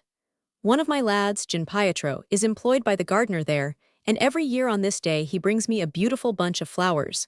For such a purpose it is no sin," he added, with the charming Italian pliancy of judgment. "And why are you traveling in this snowy weather, Signor Paracco?" I asked, as he ended with a cough. He fixed me gravely with his simple shallow eye. "Because it is the Day of the Dead, my son," he said, "and I go to place these on the grave of the noblest man that ever lived." "You are going to New York?" "To Brooklyn." I hesitated a moment, wishing to question him, yet uncertain whether his replies were curtailed by the persistency of his cough or by the desire to avoid interrogation. "This is no weather to be traveling with such a cough," I said at length. He made a deprecating gesture. "I have never missed the day, not once in 18 years, but for me he would have no one." He folded his hands on his umbrella and looked away from me to hide the trembling of his lip. I resolved on a last attempt to storm his confidence. "Your friend is buried in Calvary Cemetery." He signed an assent. "That is a long way for you to go alone, Signor Paracco. The streets are sure to be slippery, and there is an icy wind blowing. Give me your flowers, and let me send them to the cemetery by a messenger. I give you my word they shall reach their destination safely." He turned a quiet look on me. "My son, you are young," he said, "and you don't know how the dead need us." He drew his breviary from his pocket and opened it with a smile. "Mi scusi," he murmured. The business which had called me to town obliged me to part from him as soon as the train entered the station, And in my dash for the street, I left his unwieldy figure laboring far behind me through the crowd on the platform. Before we separated, however, I had learned that he was returning to Dunstable by the 4 o'clock train, and had resolved to dispatch my business in time to travel home with him. When I reached Wall Street, I was received with the news that the man I had appointed to meet was ill and detained in the country. My business was off, and I found myself with the rest of the day at my disposal. I had no difficulty in deciding how to employ my time. I was at an age when, in such contingencies, there is always a feminine alternative. And even now I don't know how it was that, on my way to a certain hospitable luncheon table, I suddenly found myself in a cab which was carrying me at full speed to the 23rd Street ferry. It was not till I had bought my ticket and seated myself in the varnished tunnel of the ferry boat that I was aware of having been diverted from my purpose by an overmastering anxiety for Don Egidio. I rapidly calculated that he had not more than an hour's advance on me, and that, allowing for my greater agility, and for the fact that I had a cab at my call, I was likely to reach the cemetery in time to see him under shelter before the gusts of sleet that were already sweeping across the river had thickened to a snowstorm. At the gates of the cemetery, I began to take a less sanguine view of my attempt. The commemorative anniversary had filled the silent avenues with visitors, and I felt the futility of my quest as I tried to fix the gatekeeper's attention on my delineation of a stout Italian priest with a bad cough and a bunch of flowers tied up in a red cotton handkerchief. The gatekeeper showed that delusive desire to oblige that is certain to send its victims in the wrong direction. But I had the presence of mind to go exactly contrary to his indication, and thanks to this precaution I came, after half an hour's search, on the figure of my poor Paracco, kneeling on the wet ground in one of the humblest byways of the great necropolis. The mound before which he knelt was strewn with the spoils of Mr. Meryton's conservatories, and on the weather-worn tablet at its head I read the inscription: Il Conte Siviano de Milano. Super flumina Babylonis, illic sedimus et flevimus. So engrossed was Don Egidio that for some moments I stood behind him unobserved, and when he rose and faced me, grief had left so little room for any minor emotion that he looked at me almost without surprise. Don Egidio, I said, I have a carriage waiting for you at the gate. You must come home with me. He nodded quietly, and I drew his hand through my arm. He turned back to the grave. One moment, my son, he said. It may be for the last time. He stood motionless, his eyes on the heaped-up flowers which were already bruised and blackened by the cold. To leave him alone after 60 years, but God is everywhere, he murmured as I led him away. On the journey home, he did not care to talk, and my chief concern was to keep him wrapped in my greatcoat, and to see that his bed was made ready as soon as I had restored him to his lodgings. The levatress brought a quilted coverlet from her own room, and hovered over him as gently as though he had been of the sex to require her services, while Agostino, at my summons, appeared with a bowl of hot soup that was heralded down the street by a reviving waft of garlic. To these ministrations I left the Paracco, intending to call for news of him the next evening, but an unexpected pressure of work kept me late at my desk, and the following day some fresh obstacle delayed me. On the third afternoon, as I was leaving the office, an agate-eyed infant from the Point hailed me with a message from the doctor. The Paracco was worse and had asked for me. I jumped into the nearest car, and 10 minutes later was running up the doctor's greasy stairs. To my dismay, I found Don Egidio's room cold and untenanted, but I was reassured a moment later by the appearance of the levatress, who announced that she had transferred the blessed man to her own apartment, where he could have the sunlight and a good bed to lie in. There in fact he lay, weak but smiling, in a setting which contrasted oddly enough with his own monastic surroundings.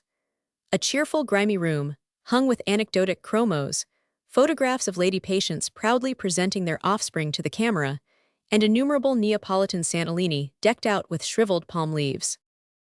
The levatress whispered that the good man had the pleurisy, and that, as she phrased it, he was nearing his last milestone. I saw that he was in fact in a bad way, but his condition did not indicate any pressing danger, and I had the presentiment that he would still, as the saying is, put up a good fight. It was clear, however, that he knew what turn the conflict must take, and the solemnity with which he welcomed me showed that my summons was a part of that spiritual strategy with which the Catholic opposes the surprise of death. My son, he said when the levatress had left us, I have a favor to ask you. You found me yesterday bidding goodbye to my best friend. His cough interrupted him. I have never told you, he went on, the name of the family in which I was brought up. It was Siviano, and that was the grave of the Count's eldest son with whom I grew up as a brother. For 18 years he has lain in that strange ground in terra aliena, and when I die there will be no one to care for his grave. I saw what he waited for. I will care for it, Signor Paracco. I knew I should have your promise, my child, and what you promise you keep.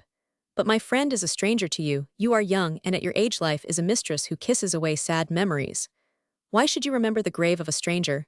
I cannot lay such a claim on you. But I will tell you his story, and then I think that neither joy nor grief will let you forget him. For when you rejoice you will remember how he sorrowed, and when you sorrow the thought of him will be like a friend's hand in yours. Roman 2. You tell me, Don Egidio began, that you know our little lake. And if you have seen it, you will understand why it always used to remind me of the garden enclosed of the Canticles.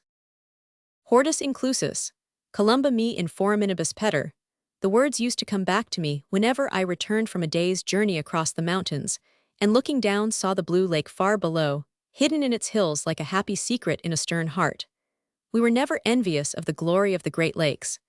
They are like the show pictures that some nobleman hangs in his public gallery, but our Isio is the treasure that he hides in his inner chamber. You tell me you saw it in summer, when it looks up like a saint's eye, reflecting the whole of heaven. It was then, too, that I first saw it. My future friend, the old Count, had found me at work on one of his fruit farms up the valley, and hearing that I was ill-treated by my stepfather, a drunken peddler from the Val Macelone, whom my poor mother a year or two earlier had come across at the fair of Lovra, he had taken me home with him to Isio. I used to serve mass in our hill village of Cervino, and the village children called me the little priest, because when my work was done I often crept back to the church to get away from my stepfather's blows and curses. I will make a real priest of him, the Count declared, and that afternoon, perched on the box of his traveling carriage, I was whirled away from the dark scenes of my childhood into a world, where, as it seemed to me, everyone was as happy as an angel on a presepio. I wonder if you remember the Count's villa.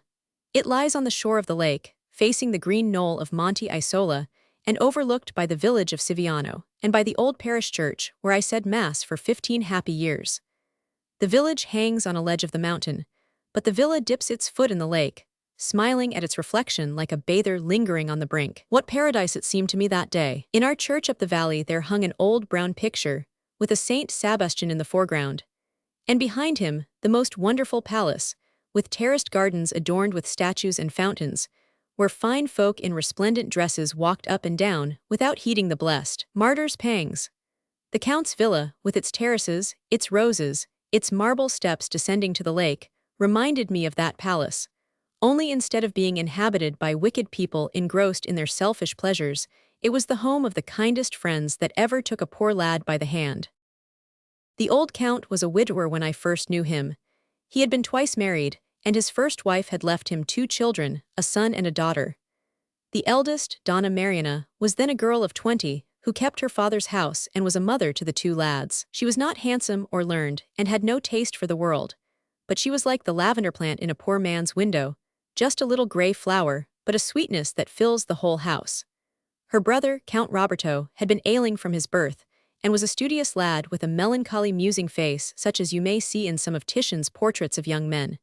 He looked like an exiled prince dressed in mourning. There was one child by the second marriage, Count Andrea, a boy of my own age, handsome as a St. George, but not as kind as the others. No doubt, being younger, he was less able to understand why an uncouth peasant lad should have been brought to his father's table, and the others were so fearful of hurting my feelings that, but for his teasing, I might never have mended my clumsy manners, or learned how to behave in the presence of my betters. Count Andrea was not sparing in such lessons, and Count Roberto, in spite of his weak arms, chastised his brother roundly when he thought the discipline had been too severe. But for my part, it seemed to me natural enough that such a godlike being should lord it over a poor clodhopper like myself. Well, I will not linger over the beginning of my new life, for my story has to do with its close. Only I should like to make you understand what the change meant to me, an ignorant peasant lad, coming from hard words and blows and a smoke-blackened hut in the hills, to that great house full of rare and beautiful things, and of beings who seemed to me even more rare and beautiful. Do you wonder I was ready to kiss the ground they trod, and would have given the last drop of my blood to serve them? In due course, I was sent to the seminary at Lodi, and on holidays, I used to visit the family in Milan. Count Andrea was growing up to be one of the handsomest young men imaginable, but a trifle wild, and the old count married him in haste to the daughter of a Venetian noble, who brought as her dower a great estate in Istria. The Countess Gemma, as this lady was called, was as light as thistledown and had an eye like a baby's. But while she was cooing for the moon, her pretty white hands were always stealing toward something within reach that she had not been meant to have. The old count was not alert enough to follow these maneuvers, and the countess hid her designs under a torrent of guileless chatter, as pickpockets wear long sleeves to conceal their movements. Her only fault, he used to say, was that one of her aunts had married an Austrian, and this event having taken place before she was born, he laughingly acquitted her of any direct share in it. She confirmed his good opinion of her by giving her husband 2 sons, and Roberto showing no inclination to marry, these boys naturally came to be looked on as the heirs of the house. Meanwhile, I had finished my course of studies, and the old count, on my 21st birthday, had appointed me priest of the parish of Siviano. It was the year of Count Andrea's marriage, and there were great festivities at the villa. 3 years later the old count died, to the sorrow of his 2 eldest children. Donna Mariana and Count Roberto closed their apartments in the palace at Milan and withdrew for a year to Siviano. It was then that I first began to know my friend. Before that I had loved him without understanding him. Now I learned of what metal he was made. His bookish tastes inclined him to a secluded way of living, and his younger brother perhaps fancied that he would not care to assume the charge of the estate. But if Andrea thought this, he was disappointed. Roberto resolutely took up the tradition of his father's rule, and, as if conscious of lacking the old count's easy way with the peasants, made up for it by a redoubled zeal for their welfare. I have seen him toil for days to adjust some trifling difficulty that his father would have set right with a ready word, like the sainted bishop who, when a beggar asked him for a penny, cried out, "Alas, my brother, I have not a penny in my purse, but here are 2 gold pieces, if they can be made to serve you instead." We had many conferences over the condition of his people, and he often sent me up the valley to look into the needs of the peasantry on the fruit farms. No grievance was too trifling for him to consider it, no abuse too deep-seated for him to root it out, and many an hour that other men of his rank would have given to books or pleasure was devoted to adjusting a quarrel about boundary lines or to weighing the merits of a complaint against the tax collector. I often said that he was as much his people's priest as I, and he smiled and answered that every landowner was a king, and that in old days the king was always a priest. Donna Mariana was urgent with him to marry, but he always declared that he had a family in his tenantry, and that, as for a wife, she had never let him feel the want of one. He had that musing temper which gives a man a name for coldness, though in fact he may all the while be storing fuel for a great conflagration. But to me, he whispered another reason for not marrying. A man, he said, does not take wife and rejoice while his mother is on her deathbed, and Italy, his mother, lay dying, with the foreign vultures waiting to tear her apart. You are too young to know anything of those days, my son, and how can anyone understand them who did not live through them? Italy lay dying indeed, but Lombardy was her heart, and the heart still beat, and sent the faint blood creeping to her cold extremities. Her torturers, weary of their work, had allowed her to fall into a painless stupor, but just as she was sinking from sleep to death, heaven sent Radetzky to scourge her back to consciousness, and at the first sting of his lash, she sprang maimed and bleeding to her feet. Ah, those days, my son. Italy, Italy was the word on our lips, but the thought in our hearts was just Austria.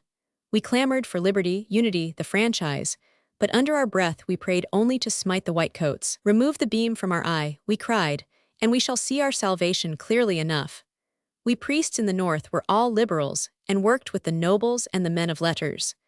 Gioberti was our breviary, and His Holiness the new Pope was soon to be the Tancred of our crusade. But meanwhile, mind you, all this went on in silence, underground as it were, while on the surface Lombardy still danced, feasted, married, and took office under the Austrian. In the iron mines up our valley, there used to be certain miners who stayed below ground for months at a time, and like one of these, Roberto remained buried in his purpose, while life went its way overhead. Though I was not in his confidence, I knew well enough where his thoughts were, for he went among us with the eye of a lover, the visionary look of one who hears a voice.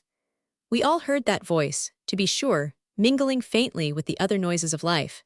But to Roberto it was already as the roar of mighty waters, drowning every other sound with its thunder. On the surface, as I have said, things looked smooth enough. An Austrian cardinal throned in Milan and an Austrian-hearted pope ruled in Rome. In Lombardy, Austria couched like a beast of prey, ready to spring at our throats if we stirred or struggled. The moderates, to whose party Count Roberto belonged, talked of prudence, compromise, the education of the masses. But if their words were a velvet sheath, their thought was a dagger.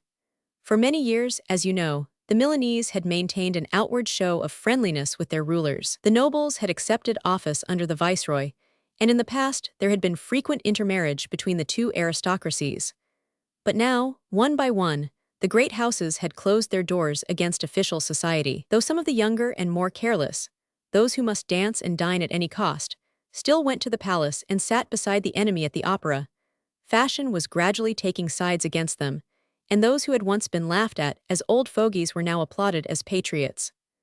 Among these, of course, was Count Roberto, who for several years had refused to associate with the Austrians, and had silently resented his easygoing brother's disregard of political distinctions. Andrea and Gemma belonged to the moth tribe, who flocked to the brightest light, and Gemma's Istrian possessions and her family's connection with the Austrian nobility gave them a pretext for fluttering about the viceregal candle.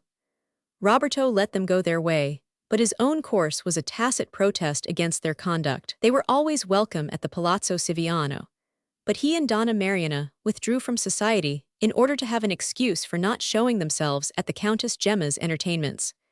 If Andrea and Gemma were aware of his disapproval, they were clever enough to ignore it.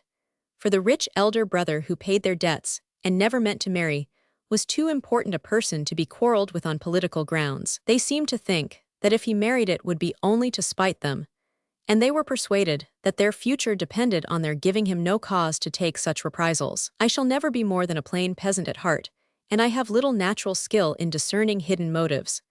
But the experience of the confessional gives every priest a certain insight into the secret springs of action, and I often wondered that the worldly wisdom of Andrea and Gemma did not help them to a clearer reading of their brother's character.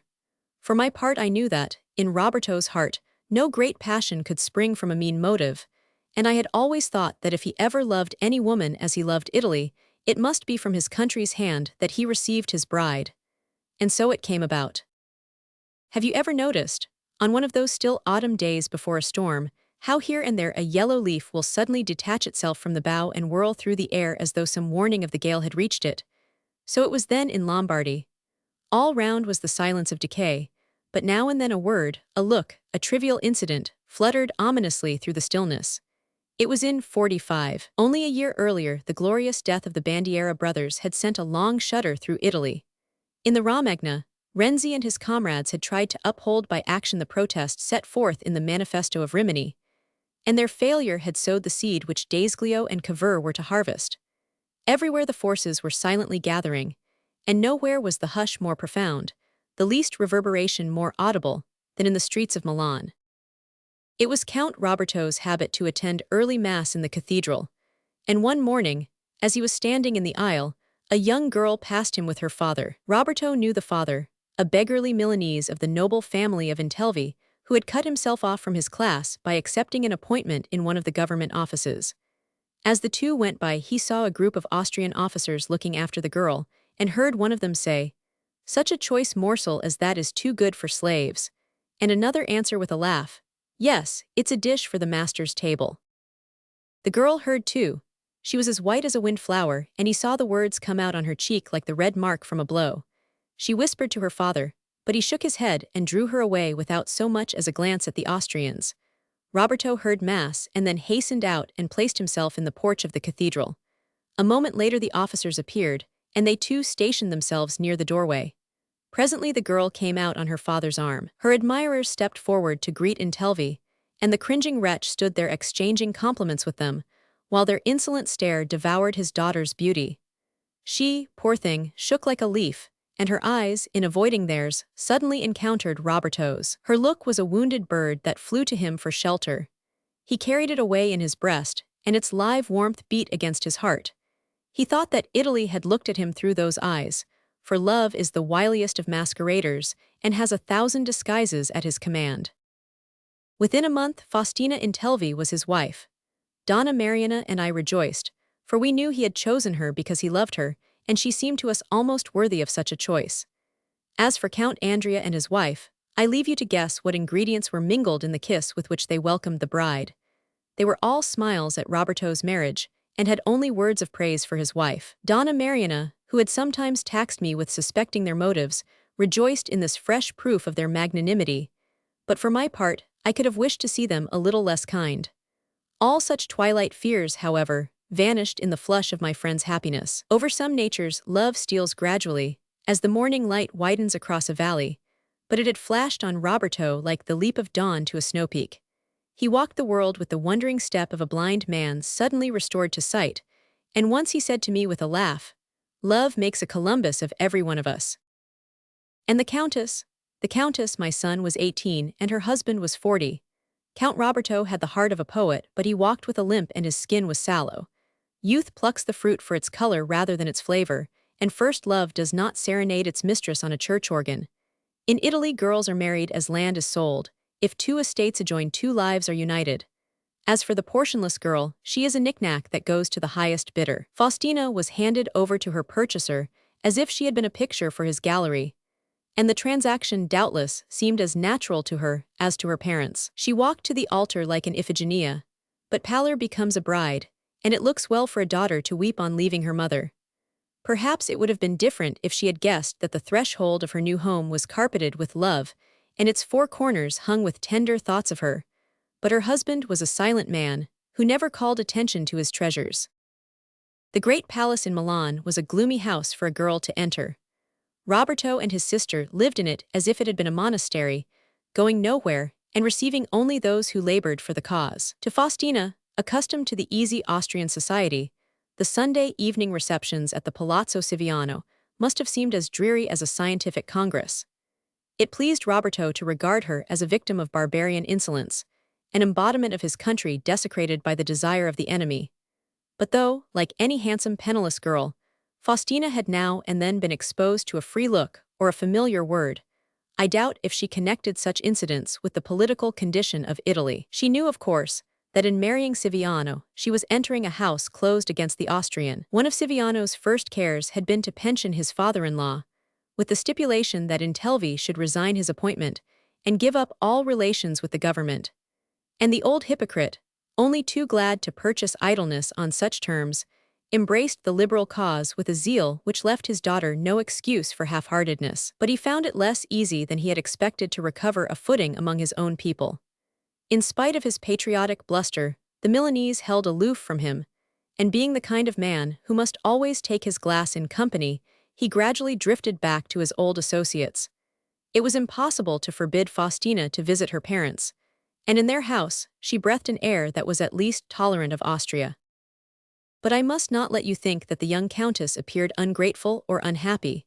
She was silent and shy, and it needed a more enterprising temper than Roberto's to break down the barrier between them.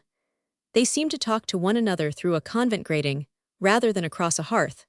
But if Roberto had asked more of her than she could give, outwardly she was a model wife. She chose me at once as her confessor, and I watched over the first steps of her new life. Never was younger sister tenderer to her elder than she to Donna Mariana. Never was young wife more mindful of her religious duties, kinder to her dependents, more charitable to the poor. Yet to be with her was like living in a room with shuttered windows. She was always the caged bird, the transplanted flower. For all Roberto's care, she never bloomed or sang. Donna Mariana was the first to speak of it. "The child needs more light and air," she said. "Light, air," Roberto repeated. "Does she not go to Mass every morning? Does she not drive on the Corso every evening?" Donna Mariana was not called clever, but her heart was wiser than most women's heads. "At our age, brother," said she, "the windows of the mind face north and look out on a landscape full of lengthening shadows. Faustina needs another outlook. She is as pale as a hyacinth grown in a cellar." Roberto himself turned pale, and I saw that she had uttered his own thought. "You want me to let her go to Gemma S?" he exclaimed. "Let her go wherever." There is a little careless laughter. Laughter now. he cried, with a gesture toward the somber line of portraits above his head. Let her laugh while she can, my brother. That evening after dinner, he called Faustina to him. My child, he said, go and put on your jewels. Your sister Gemma gives a ball tonight and the carriage waits to take you there. I am too much of a recluse to be at ease in such scenes, but I have sent word to your father to go with you. Andrea and Gemma welcomed their young sister-in-law with effusion, and from that time she was often in their company. Gemma forbade any mention of politics in her drawing room, and it was natural that Faustina should be glad to escape from the solemn conclaves of the Palazzo Siviano to a house where life went as gaily as in that villa above Florence, where Boccaccio's careless storytellers took refuge from the plague. But meanwhile the political distemper was rapidly spreading, and in spite of Gemma's Austrian affiliations, it was no longer possible for her to receive the enemy openly. It was whispered that her door was still ajar to her old friends, but the rumor may have risen from the fact that one of the Austrian cavalry officers stationed at Milan was her own cousin, the son of the aunt on whose misalliance the old count had so often bantered her. No one could blame the Countess Gemma for not turning her own flesh and blood out of doors, and the social famine to which the officers of the garrison were reduced made it natural that young Welkenstern should press the claims of consanguinity. All this must have reached Roberto's ears, but he made no sign and his wife came and went as she pleased. When they returned the following year to the old dusky villa at Siviano, she was like the voice of a brook in a twilight wood. One could not look at her without ransacking the spring for new similes to paint her freshness. With Roberto it was different. I found him older, more preoccupied and silent, but I guessed that his preoccupations were political, for when his eye rested on his wife, it cleared like the lake when a cloud shadow lifts from it.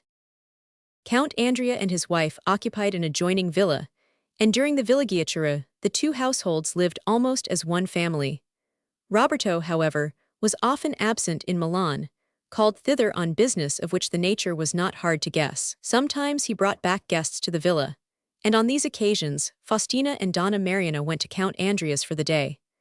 I have said that I was not in his confidence, but he knew my sympathies were with the liberals, and now and then he let fall a word of the work going on underground. Meanwhile the new pope had been elected, and from Piedmont to Calabria we hailed in him the banner that was to lead our hosts to war. So time passed, and we reached the last months of 47. The villa on Iseo had been closed since the end of August. Roberto had no great liking for his gloomy palace in Milan, and it had been his habit to spend 9 months of the year at Siviano. But he was now too much engrossed in his work to remain away from Milan, and his wife and sister had joined him there as soon as the midsummer heat was over. During the autumn he had called me once or twice to the city to consult me on business connected with his fruit farms, and in the course of our talks, he had sometimes let fall a hint of graver matters. It was in July of that year that a troop of Croats had marched into Ferrara, with muskets and cannon loaded. The lighted matches of their cannon had fired the sleeping hate of Austria, and the whole country now echoed the Lombard cry, "Out with the barbarian!" All talk of adjustment, compromise, reorganization, shriveled on lips that the live coal of patriotism had touched. Italy for the Italians, and then monarchy, federation, republic, it mattered not what. The oppressor's grip had tightened on our throats, and the clear-sighted saw well enough that Metternich's policy was to provoke a rebellion and then crush it under the Croat heel. But it was too late to cry prudence in Lombardy. With the first days of the new year the tobacco riots had drawn blood in Milan. Soon afterward the Lions Club was closed, and edicts were issued forbidding the singing of Pio Nonno's hymn, the wearing of white and blue, the collecting of subscriptions for the victims of the riots. To each prohibition, Milan returned a fresh defiance. The ladies of the nobility put on mourning for the rioters who had been shot down by the soldiery. Half the members of the Guardia Nobile resigned, and Count Borromeo sent back his golden fleece to the emperor. Fresh regiments were continually pouring into Milan, and it was no secret that Radetzky was strengthening the fortifications. Late in January, several leading liberals were arrested and sent into exile, and 2 weeks later martial law was proclaimed in Milan. At the first arrests, several members of the Liberal Party had hastily left Milan, and I was not surprised to hear, a few days later, that orders had been given to reopen the villa at Siviano. The Count and Countess arrived there early in February. It was 7 months since I had seen the Countess, and I was struck with the change in her appearance. She was paler than ever, and her step had lost its lightness. Yet she did not seem to share her husband's political anxieties. One would have said that she was hardly aware of them. She seemed wrapped in a veil of lassitude, like Icio on a still gray morning, when dawn is blood-red on the mountains but a mist blurs its reflection in the lake. I felt as though her soul were slipping away from me, and longed to win her back to my care. But she made her ill health a pretext for not coming to confession, and for the present, I could only wait and carry the thought of her to the altar. She had not been long at Siviano before I discovered that this drooping mood was only one phase of her humor. Now and then she flung back the cowl of melancholy and laughed life in the eye. But next moment she was in shadow again, and her muffled thoughts had given us the slip. She was like the lake on one of those days when the wind blows 20 ways, and every promontory holds a gust in ambush. Meanwhile, there was a continual coming and going of messengers between Siviano and the city. They came mostly at night, when the household slept, and were away again with the last shadows. But the news they brought stayed and widened, shining through every cranny of the old house. The whole of Lombardy was up. From Pavia to Mantua, from Como to Brescia, the streets ran blood like the arteries of one great body. At Pavia and Padua the universities were closed. The frightened viceroy was preparing to withdraw from Milan to Verona, and Radetzky continued to pour his men across the Alps, till 100,000 were massed between the Piave and the Ticino. And now every eye was turned to Turin. Ah, how we watched for the blue banner of Piedmont on the mountains! Charles Albert was pledged to our cause, his whole people had armed to rescue us, the streets echoed with Avanti, Savia, and yet Savoy was silent and hung back. Each day was a lifetime strained to the cracking point with hopes and disappointments. We reckoned the hours by rumors, the very minutes by hearsay. Then suddenly, it was worth living through. Word came to us that Vienna was in revolt. The points of the compass had shifted and our sun had risen in the north. I shall never forget that day at the villa. Roberto sent for me early, and I found him smiling and resolute, as becomes a soldier on the eve of action. He had made all his preparations to leave for Milan and was awaiting a summons from his party. The whole household felt that great events impended, and Donna Mariana, awed and tearful, had pleaded with her brother that they should all receive the sacrament together the next morning. Roberto and his sister had been to confession the previous day, but the Countess Faustina had again excused herself. I did not see her while I was with the Count, but as I left the house she met me in the Laurel Walk. The morning was damp and cold, and she had drawn a black scarf over her hair and walked with a listless dragging step. But at my approach she lifted her head quickly and signed to me to follow her into one of the recesses of clipped laurel that bordered the path. "Don Egidio," she said, "you have heard the news." I assented. "The Count goes to Milan tomorrow." "It seems probable, Your Excellency." "There will be fighting. We are on the eve of war, I mean." "We are in God's hands, Your Excellency." "In God's hands," she murmured. Her eyes wandered and for a moment we stood silent, then she drew a purse from her pocket. "I was forgetting," she exclaimed. "This is for that poor girl you spoke to me about the other day. What was her name? The girl who met the Austrian soldier at the fair at Peschiera." "Ah, Vanina," I said, "but she is dead, Your Excellency." "Dead?" She turned white and the purse dropped from her hand. I picked it up and held it out to her, but she put back my hand. "That is for masses, then," she said, and with that she moved away toward the house. I walked on to the gate, but before I had reached it, I heard her step behind me. "Don Egidio," she called, and I turned back. "You are coming to say Mass in the chapel tomorrow morning."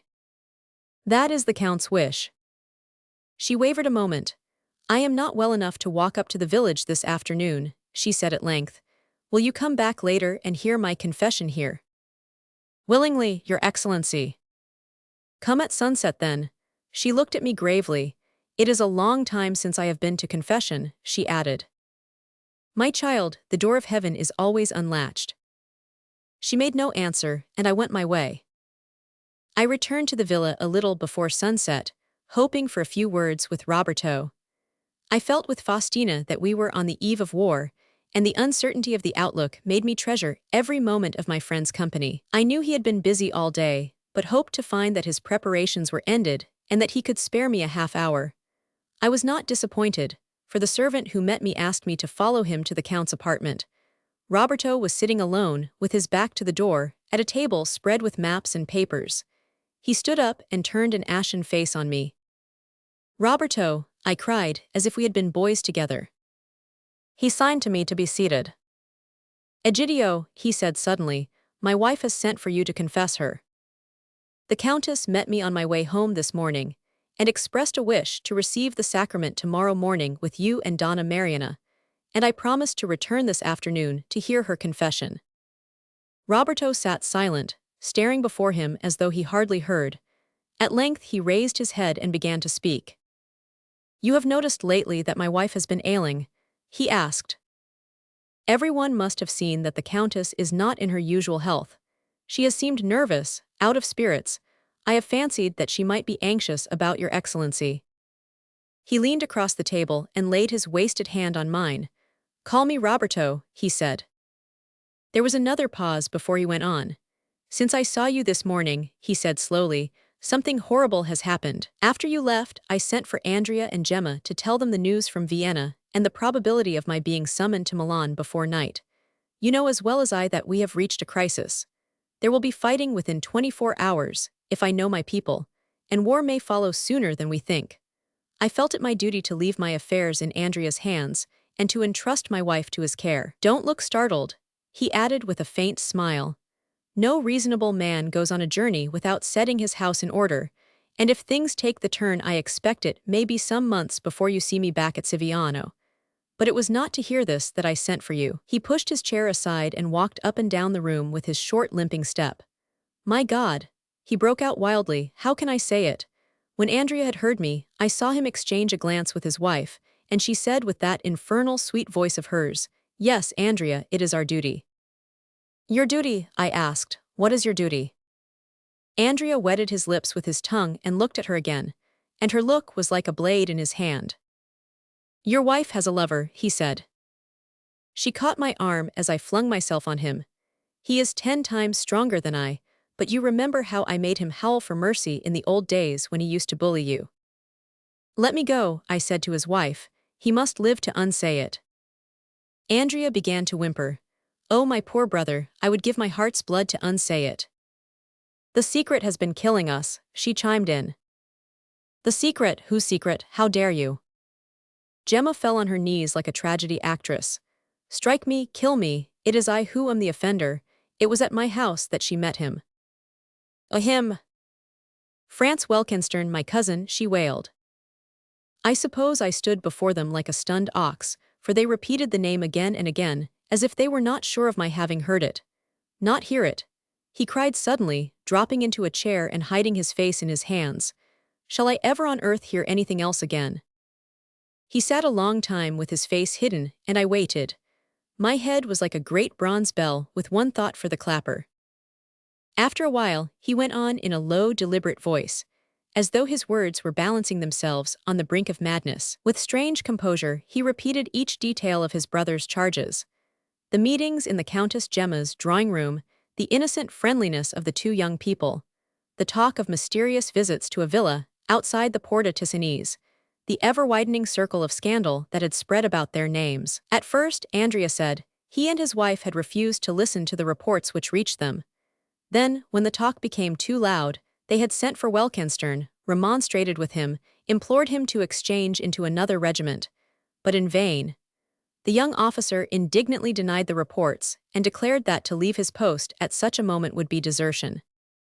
With a laborious accuracy, Roberto went on, detailing one by one each incident of the hateful story, till suddenly he cried out, springing from his chair, and now to leave her with this lie unburied. His cry was like the lifting of a gravestone from my breast. You must not leave her, I exclaimed. He shook his head. I am pledged. This is your first duty. It would be any other man's, not an Italian's. I was silent.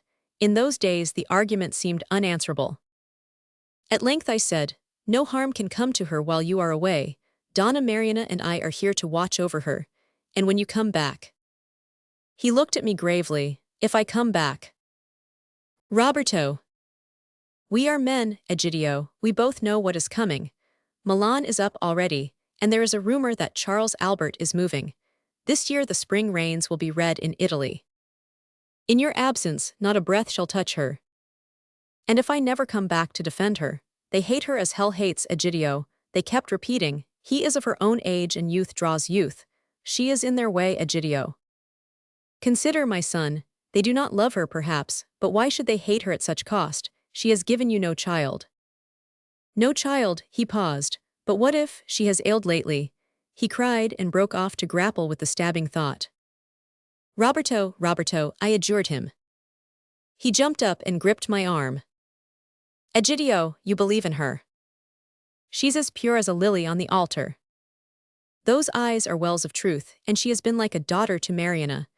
Egidio, do I look like an old man? Quiet yourself, Roberto, I entreated. Quiet myself, with this sting in my blood, a lover and an Austrian lover. Oh, Italy, Italy, my bride. I stake my life on her truth, I cried, and who knows better than I? Has her soul not lain before me like the bed of a clear stream? And if what you saw, there was only the reflection of your faith in her. My son, I am a priest, and the priest penetrates to the soul as the angel passed through the walls of Peter's prison. I see the truth in her heart as I see Christ in the host. No, no, she is false, he cried. I sprang up terrified. Roberto, be silent.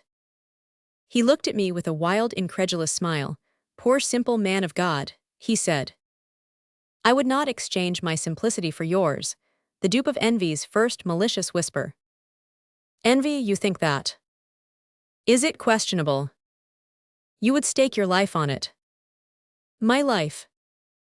Your faith. My faith. Your vows as a priest. My vows, I stopped and stared at him. He had risen and laid his hand on my shoulder. You see now what I would be at, he said quietly. I must take your place presently. My place. When my wife comes down, you understand me. Ah, now you are quite mad, I cried, breaking away from him. Am I? He returned, maintaining his strange composure. Consider a moment. She has not confessed to you before since our return from Milan. Her ill healths. He cut me short with a gesture. Yet today she sends for you.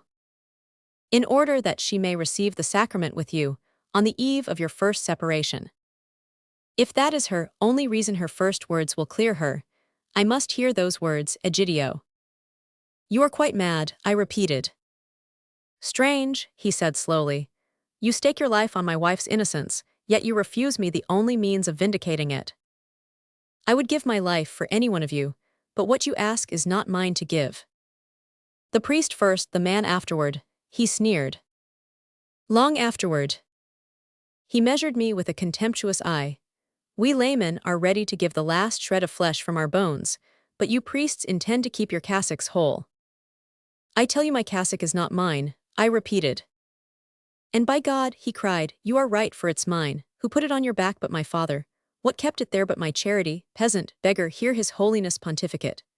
Yes, I said, I was a peasant and a beggar when your father found me, and if he had left me one I might have been excused for putting my hand to any ugly job that my betters required of me.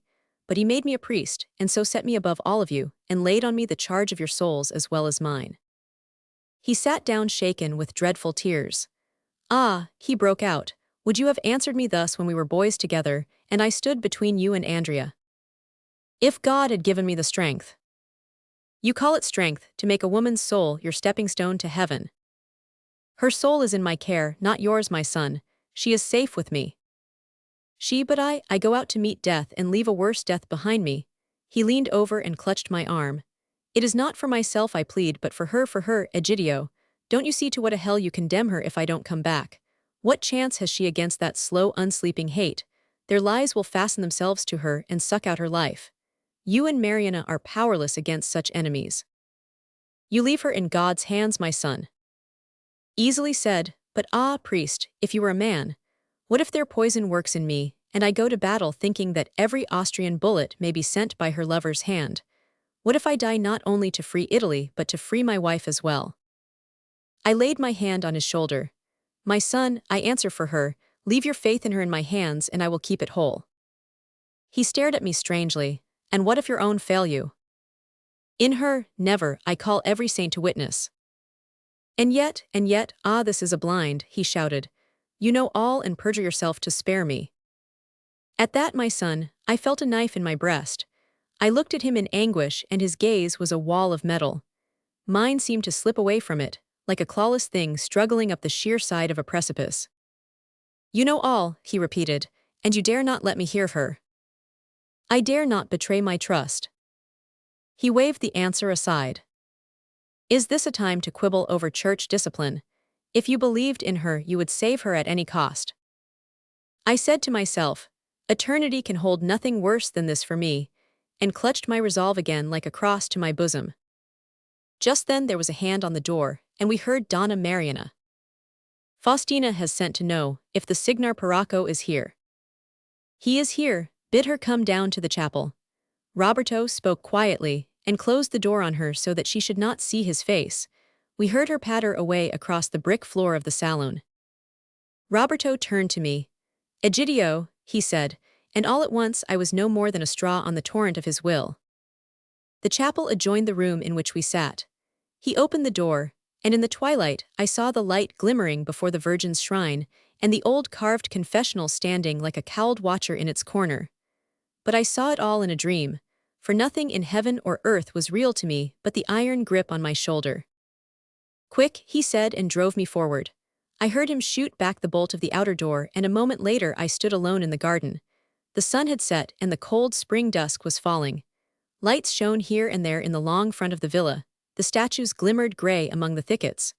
Through the window pane of the chapel, I caught the faint red gleam of the Virgin's lamp, but I turned my back on it and walked away. All night I lay like a heretic on the fire. Before dawn there came a call from the villa. The Count had received a second summons from Milan and was to set out in an hour. I hurried down the cold dewy path to the lake. All was new and hushed and strange as on the day of resurrection, and in the dark twilight of the garden alleys, the statues stared at me like the shrouded dead. In the salon, where the old Count's portrait hung, I found the family assembled. Andrea and Gemma sat together, a little pinched, I thought, but decent and self-contained, like mourners who expect to inherit. Donna Mariana drooped near them, with something black over her head and her face dim with weeping. Roberto received me calmly and then turned to his sister. "Go fetch my wife," he said. While she was gone there was silence. We could hear the cold drip of the garden fountain and the patter of rats in the wall. Andrea and his wife stared out of window, and Roberto sat in his father's carved seat at the head of the long table. Then the door opened, and Faustina entered. When I saw her I stopped breathing. She seemed no more than the shell of herself, a hollow thing that grief has voided. Her eyes returned our images like polished agate, but conveyed to her no sense of our presence. Mariana led her to a seat, and she crossed her hands and nailed her dull gaze on Roberto. I looked from one to another, and in that spectral light it seemed to me that we were all souls come to judgment, and naked to each other as to God. As to my own wrongdoing, it weighed on me no more than dust. The only feeling I had room for was fear, a fear that seemed to fill my throat and lungs and bubble coldly over my drowning head. Suddenly Roberto began to speak. His voice was clear and steady, and I clutched at his words to drag myself above the surface of my terror. He touched on the charge that had been made against his wife. He did not say by whom, the foul rumor that had made itself heard on the eve of their first parting. Duty, he said, had sent him a double summons, to fight for his country and for his wife. He must clear his wife's name before he was worthy to draw sword for Italy. There was no time to tame the slander before throttling it. He had to take the shortest way to its throat. At this point he looked at me and my soul shook. Then he turned to Andrea and Gemma. "When you came to me with this rumor," he said quietly, "you agreed to consider the family honor satisfied if I could induce Don Egidio to let me take his place and overhear my wife's confession, and if that confession convinced me of her innocence. Was this the understanding?" Andrea muttered something, and Gemma tapped a sullen foot. "After you had left," Roberto continued, "I laid the case before Don Egidio and threw myself on his mercy. He looked at me fixedly. So strong was his faith in my wife's innocence that for her sake he agreed to violate the sanctity of the confessional. I took his place." Mariana sobbed and crossed herself, and a strange look flitted over Faustina's face. There was a moment's pause. Then Roberto, rising, walked across the room to his wife and took her by the hand. "Your seat is beside me, Countess Siviano," he said, and led her to the empty chair by his own. Gemma started to her feet, but her husband pulled her down again. "Jesus, Mary," we heard Donna Mariana moan. Roberto raised his wife's hand to his lips. "You forgive me," he said, "the means I took to defend you." And turning to Andrea, he added slowly, "I declare my wife innocent and my honor satisfied. You swear to stand by my decision." What Andrea stammered out, what hissing serpents of speech Gemma's clenched teeth bit back, I never knew, for my eyes were on Faustina, and her face was a wonder to behold. She had let herself be led across the room like a blind woman, and had listened without change of feature to her husband's first words. But as he ceased, her frozen gaze broke, and her whole body seemed to melt against his breast. He put his arm out, but she slipped to his feet, and Mariana hastened forward to raise her up. At that moment, we heard the stroke of oars across the quiet water and saw the Count's boat touch the landing steps. 4 strong oarsmen from Monte Isola were to row him down to Iseo to take horse for Milan, and his servant, knapsack on shoulder, knocked warningly at the terrace window. "No time to lose, Excellency," he cried. Roberto turned and gripped my hand. "Pray for me," he said low, and with a brief gesture to the others ran down the terrace to the boat. Mariana was bathing Faustina with happy tears.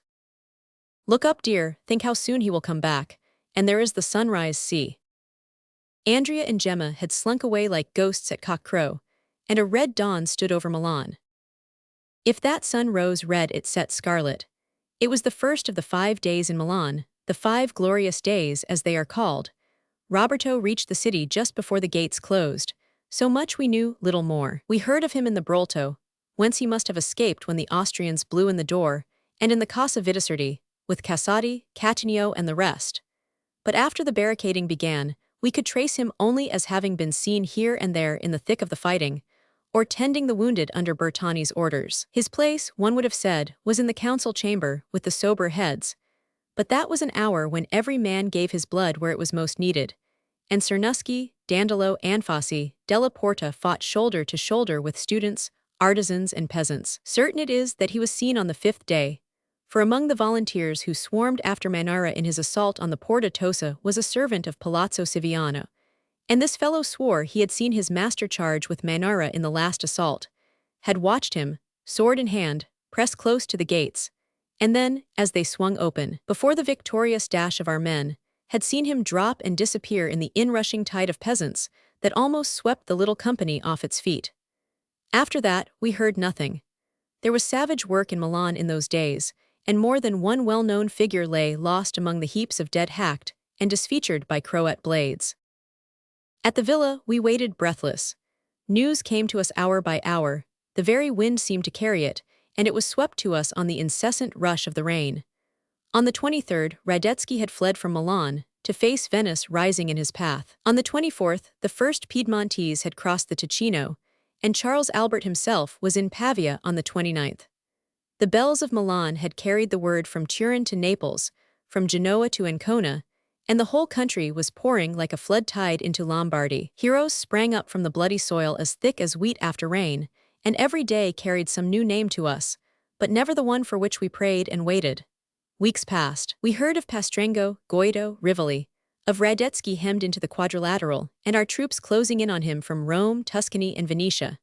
Months passed, and we heard of Custazza. We saw Charles Albert's broken forces flung back from the Mincio to the Oglio, from the Oglio to the Adda. We followed the dreadful retreat from Milan, and saw our rescuers dispersed like dust before the wind. But all the while no word came to us of Roberto.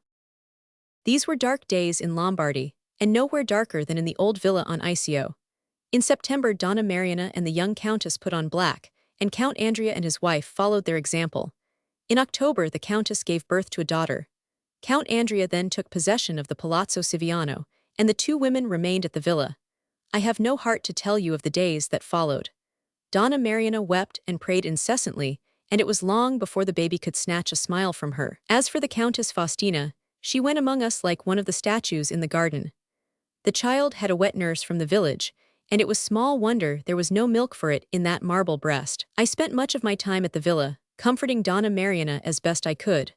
But sometimes, in the long winter evenings, when we 3 sat in the dimly lit salon with the old Count's portrait overhead, and I looked up and saw the Countess Faustina in the tall carved seat beside her husband's empty chair, my spine grew chill, and I felt a cold wind in my hair.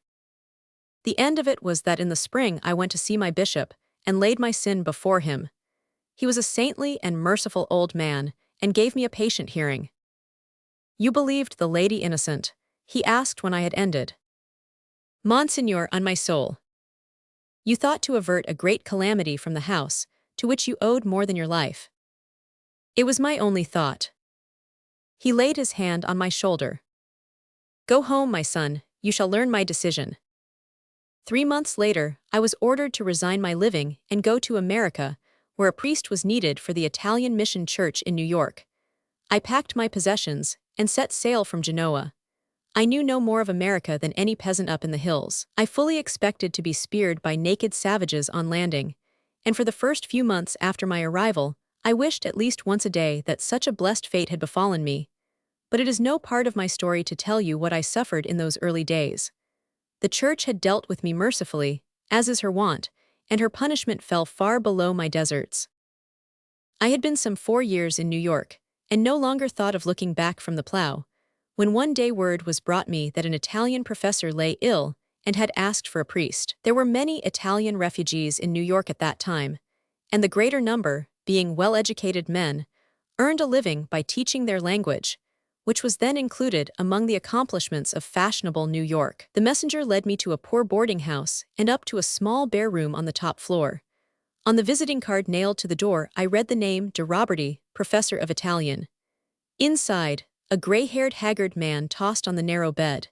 He turned a glazed eye on me as I entered, and I recognized Roberto Siviano. I steadied myself against the door-post and stood staring at him without a word. "What's the matter?" asked the doctor, who was bending over the bed. I stammered that the sick man was an old friend. "He wouldn't know his oldest friend just now," said the doctor. "The fever's on him, but it will go down toward sunset." I sat down at the head of the bed and took Roberto's hand in mine. "Is he going to die?" I asked. "I don't believe so, but he wants nursing." "I will nurse him." The doctor nodded and went out. I sat in the little room with Roberto's burning hand in mine. Gradually his skin cooled, the fingers grew quiet, and the flush faded from his sallow cheekbones. Toward dusk he looked up at me and smiled. "Egidio," he said quietly. I administered the sacrament, which he received with the most fervent devotion. Then he fell into a deep sleep. During the weeks that followed, I had no time to ask myself the meaning of it all. My one business was to keep him alive if I could. I fought the fever day and night, and at length it yielded. For the most part he raved or lay unconscious, but now and then he knew me for a moment, and whispered Egidio with a look of peace. I had stolen many hours from my duties to nurse him, and as soon as the danger was past, I had to go back to my parish work. Then it was that I began to ask myself what had brought him to America, but I dared not face the answer. On the 4th day, I snatched a moment from my work and climbed to his room. I found him sitting propped against his pillows, weak as a child but clear-eyed and quiet. I ran forward, but his look stopped me. "Signor Paracco," he said, "the doctor tells me that I owe my life to your nursing, and I have to thank you for the kindness you have shown to a friendless stranger." "A stranger," I gasped. He looked at me steadily. "I am not aware that we have met before," he said. For a moment, I thought the fever was on him, but a second glance convinced me that he was master of himself. "Roberto," I cried, trembling. "You have the advantage of me," he said civilly, "but my name is Roberti, not Roberto." The floor swam under me, and I had to lean against the wall. "You are not Count Roberto Siviano of Milan." "I am Tommaso de Roberti, professor of Italian from Modena." "And you have never seen me before?" "Never that I know of." "Were you never at Siviano, on the lake of Iseo?" I faltered. He said calmly, "I am unacquainted with that part of Italy." My heart grew cold and I was silent. "You mistook me for a friend, I suppose," he added. "Yes," I cried, "I mistook you for a friend," and with that I fell on my knees by his bed and cried like a child. Suddenly I felt a touch on my shoulder. "Egidio," said he in a broken voice, "look up." I raised my eyes, and there was his old smile above me, and we clung to each other without a word. Presently, however, he drew back and put me quietly aside. "Sit over there, Egidio. My bones are like water, and I am not good for much talking yet. Let us wait, Roberto. Sleep now, we can talk tomorrow." "No, what I have to say must be said at once." He examined me thoughtfully. "You have a parish here in New York." I assented. "And my work keeps me here. I have pupils. It is too late to make a change." "A change?" He continued to look at me calmly. "It would be difficult for me," he explained, "to find employment in a new place." "But why should you leave here?" "I shall have to," he returned deliberately, "if you persist in recognizing in me your former friend Count Siviano." "Roberto." He lifted his hand. "Egidio," he said, "I am alone here and without friends. The companionship, the sympathy of my parish priest would be a consolation in this strange city, but it must not be the companionship of the parrocho of Siviano. You understand." "Roberto," I cried, "it is too dreadful to understand." "Be a man, Egidio," said he with a touch of impatience. "The choice lies with you, and you must make it now. If you are willing to ask no questions, to name no names, to make no allusions to the past, let us live as friends together in God's name. If not, as soon as my legs can carry me, I must be off again. The world is wide, luckily, but why should we be parted?" I was on my knees at his side in an instant. "We must never be parted," I cried. "Do as you will with me. Give me your orders and I obey. Have I not always obeyed you?" I felt his hand close sharply on mine. "Egidio," he admonished me. "No, no, I shall remember. I shall say nothing." "Think nothing." "Think nothing," I said with a last effort. "God bless you," he answered. "My son, for 8 years I kept my word to him. We met daily almost, we ate and walked and talked together, we lived like David and Jonathan, but without so much as a glance at the past. How he had escaped from Milan, how he had reached New York, I never knew. We talked often of Italy's liberation, as what Italians would not, but never touched on his share in the work. Once only a word slipped from him, and that was when one day he asked me how it was that I had been sent to America. The blood rushed to my face, and before I could answer, he had raised a silencing hand. "I see," he said, "it was your penance too." During the first years he had plenty of work to do, but he lived so frugally that I guessed he had some secret use for his earnings. It was easy to conjecture what it was. All over the world Italian exiles were toiling and saving to further the great cause. He had political friends in New York, and sometimes he went to other cities to attend meetings and make addresses.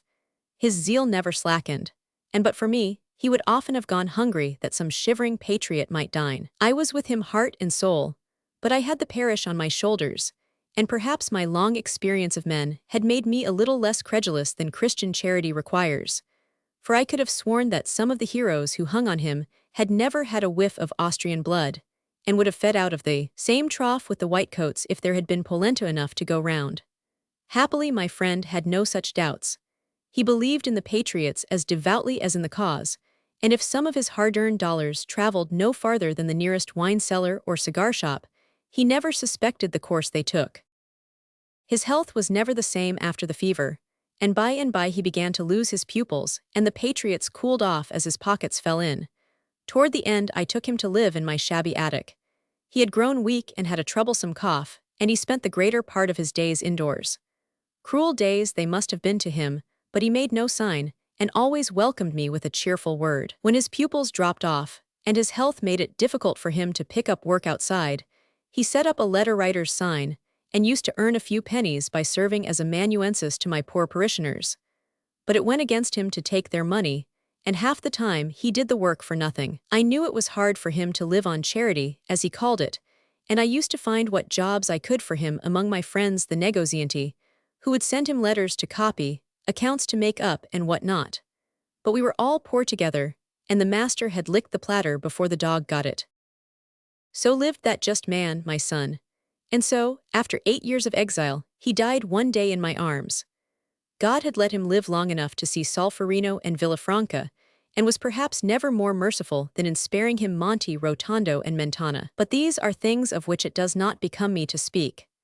The new Italy does not wear the face of our visions, but it is written that God shall know his own, and it cannot be that he shall misread the hearts of those who dreamed of fashioning her in his image. As for my friend, he is at peace, I doubt not, and his just life and holy death intercede for me, who sinned for his sake alone.